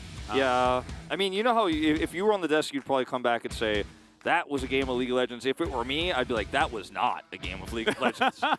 That was not a game at all. That was not a competition. It's really sad. I don't know. Yeah. Woo, that was one of the most one-sided games I think I've ever commentated since I started casting League. It was definitely extraordinarily T1 favored. But let's hear what the Carpet Spaces have to say about the T1 series against Live Sandbox. Thank you, casters, for your wonderful work. Today, it is me, Valdez, with Chronicler to break down that final game, and boy, was it a doozy. Not too much to see here. The draft from Live Sandbox was, again, kind of all over the place. Really not sure about the blind Fiora. And T1 just kind of stomped them. I think after week 1, they came back in week 2, and they were like, okay, we had our time off. Now it's time to destroy people. It was very one-sided. Yeah, I have the firmly held belief that Sandbox should not win against teams that are actually good. And if that's happening, it's a bad sign for the LCK. So if you lose the Sandbox, you're not great. Sorry, Kwangdong. Maybe with Moam it will change, but because they can only play one style. So every Live Sandbox draft should be kind of viewed in the way of like, this is what they do. If it doesn't, they don't have a plan B. There is no other option. I mean, the Fiora is like makes no sense at all. Within the draft, I think there were plenty of picks like the Gragas comes to actually they banned themselves. But we've seen Dove on, for example, the Sejuani kind of at least be able to augment the rest of his team to a certain extent and try to make something happen that way. But that didn't really work out. Blind Fiora is just, if you're better, maybe, but they weren't. Yeah, and then T1 does exactly the same thing where it's like, we know what you're gonna do, we're just gonna draft. Why there's no Lissandra ban as well. Again, this RE priority when Lissandra's open is just baffling. It's like the 5th time over 24 hours that I'm kind of losing it, Valdez. I'm not gonna lie. It keeps happening. And the other bans are reasonable as well. But if you are afraid and your enemy team is adapting drafts as they should to you drafting dive, maybe at least draft team fighting or a little bit more variety, but they didn't. And honestly, I love talking about drafts, but I am 90% certain that there was no secret answer for this. T1 is just way better in every single lane, and it showed.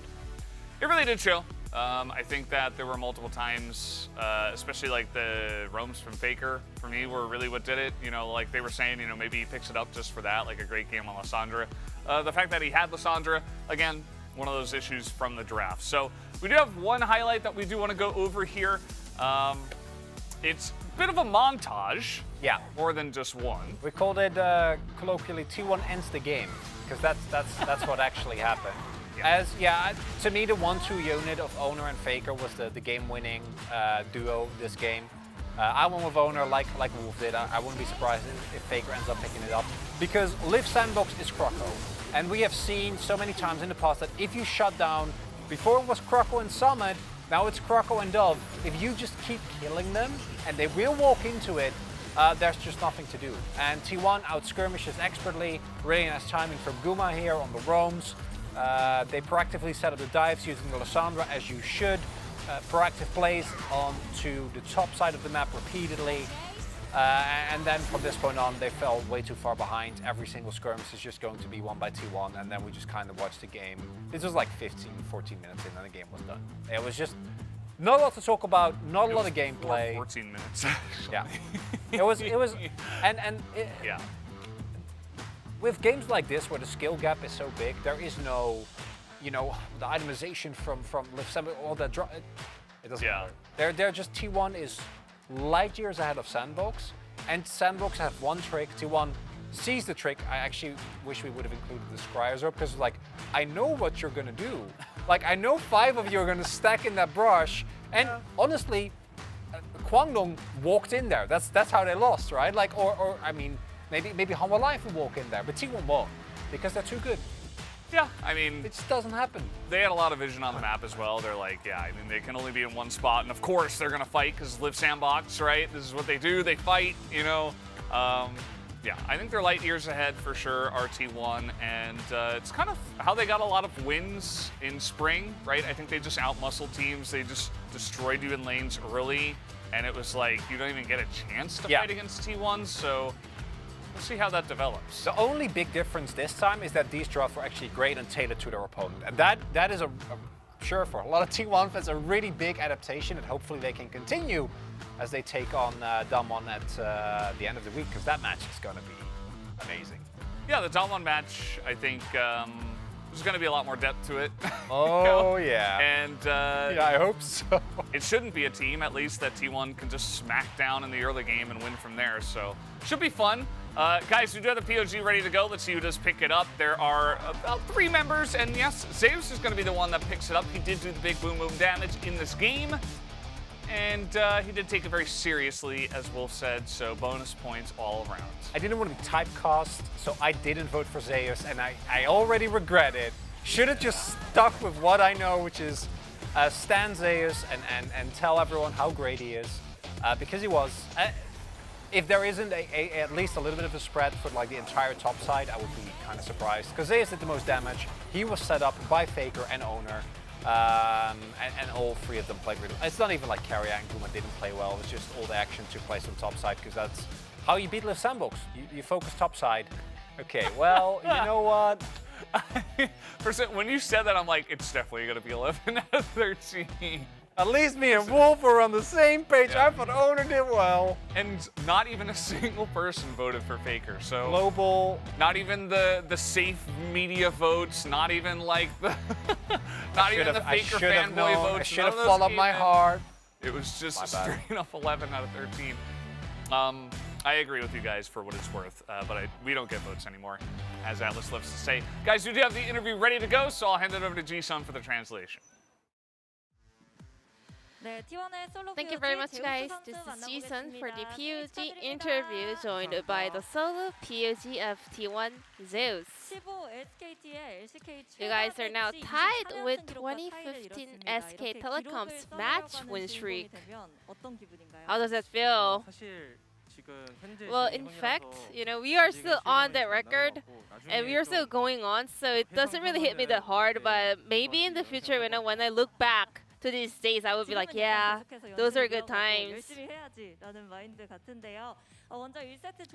In game number 1, I want to ask you about the draft and the comp of T1. We had Gragas top and Swain mid, a very unconventional duo in the solo lane. Well, after the remake, our team practiced Swain a lot, and also Gragas got buffed in this patch, so we were thinking of that. And then I saw Naguri actually playing that recently, and I was like, yeah, this pick is pretty good, so I wanted to try this. Yeah, with that massive cast coming from Zeus, we were able to have a very fast game by T1. We said this is one of the most perfect games we saw so far. But did you know that your back was actually getting cancelled in the end? I had so many gold in my pocket, so I was just like eye shopping, you know. And then I saw someone teleporting in front of me, and I was like, well, I'm gonna be in trouble. But somehow, my team won the team fight without me, so I was like so relieved. And we saw first strike Gragas by Zeus in game number 1. We saw a lot of burst damage with that rune. So tell us about that build. You know, as soon as you get the lead and priority in lane, you can just like keep farming gold. So that was the key point. So it's bullying lane, getting more gold, and getting stronger faster, right? Exactly.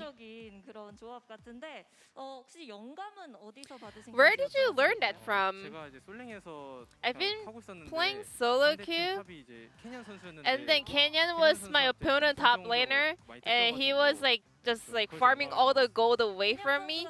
So I was like, yeah, that should be a really good rune choice. And in game number 2, we saw Blind Fiora by Leaf Sandbox. Well, in the LPL, you know, Fiora was one of the meta champions, so I was like, yeah, this is pretty different, which is really amazing. And then I got to play this matchup today, and I kind of realized, yeah, this is kind of a solo queue thing, not for the competitive match. Then what was the plan in dealing with Fiora in lane? Unless, you know, Jace lets Fiora gets all the points she needs. Actually, Jace is in favor of the top lane matchup, so I was not even worried about the top lane play. Then when was the moment that you kind of realized that you already owned the top lane? I was keep pressuring on the top lane, but Dove was also doing a fantastic job just absorbing all the pressure. But after the top lane turret dive, I was able to kind of solidify my lead. Were you the one giving calls for the turret dive play and like team plays on the top lane? Yeah, looking at the comp, you know, I kind of realized that we have to play around top, which means I have to be the vocal one making shot calls. So whenever I saw the turret dive angle, I was just like calling my teammates. Did you see the damage graph after the end of the game? What did you say after you saw that? I didn't really say anything about it, but I always check the damage graph after the game's over. It's one of my habits, so I was like, yeah, this ain't bad. It's alright. And Zeus, you have another stat that which is really outstanding. You have 100% POG rate so far on the side of T1. I think I got really lucky, and after MSI, I kind of learned a lot more. I kind of learned how to feel a lot more comfortable on stage. And we have the match of the week this Saturday. You against Naguri of Taman Kia. What are you looking forward to the most? Laning against Naguri was one of my bucket lists since I was an amateur player, you know. And like these days, whenever I was watching Naguri play, his laning phase is just perfect. So I'm gonna be like playing the game as a challenger. Then are you feeling a little bit nervous, or are you more like excited? I think it's 50-50. We'll find out. Lastly, we had so many fans out here at Lowell Park. Despite the hard rain, any message over to the fans? Yeah, it was I saw the rain was pouring. I was not expecting this much of a fan appearing at Lowell Park, so I really appreciate you guys and thank you so much. Are you guys having fun at the fan meet? Well, to be honest, I'm a shy person, but at the same time, it's really new to me. 앞으로도 많이 승리하셔서 팬미팅도 And this will be the end of the interview from Zeus from T1, and I'm gonna pass it back to Valdez and Chronicler. Thank you. Thank you, Ji-sun, as always, for that wonderful translation. As Zeus, 100% of the time, he is up there on stage whenever T1 wins. It doesn't mean that he has secured all of the POGs, because Guma does have a couple, but he's still up there all the time. We always get to see that guy. As we are going to take a look at the standings, let's see where we're at now after T1 do pick up the 2-0. They are now tied for first with Gen.G. Have the opportunity to maintain that tie, provided that Gen.G win, which I think they're playing Fred Brion, so that's kind of expected. If they beat Damwon Kia, and that's going to be a matchup that Zeus mentioned himself, he really values Noguri and is really looking forward to playing to him. And I think so is everyone else. Yeah, I mean, that matchup is the match of the week. Bold choice. Definitely one to look forward to. Live Sandbox as well, just sitting over there, I think in 6th place, tied. As our matches tomorrow, Homolife Esports up against DRX and Fred Brion up against Gen.G. It's going to be kind of it's going to be you and me having some fun, I'm sure. In terms of expected results, one of the more predictable matches of the night, maybe. We never know. But I could see that being par for the course as far as those teams go. Yeah. Fortunately. I think that I wouldn't be surprised if it is a pretty stompy night, but you and I, Chronicler, I didn't want to say it. And a lot of fun, at least, on that broadcast. So we hope you guys do join us for those matches tomorrow, and hope you did enjoy the matches today as well. But that's going to do it for us. We'll see you tomorrow. Have a good night.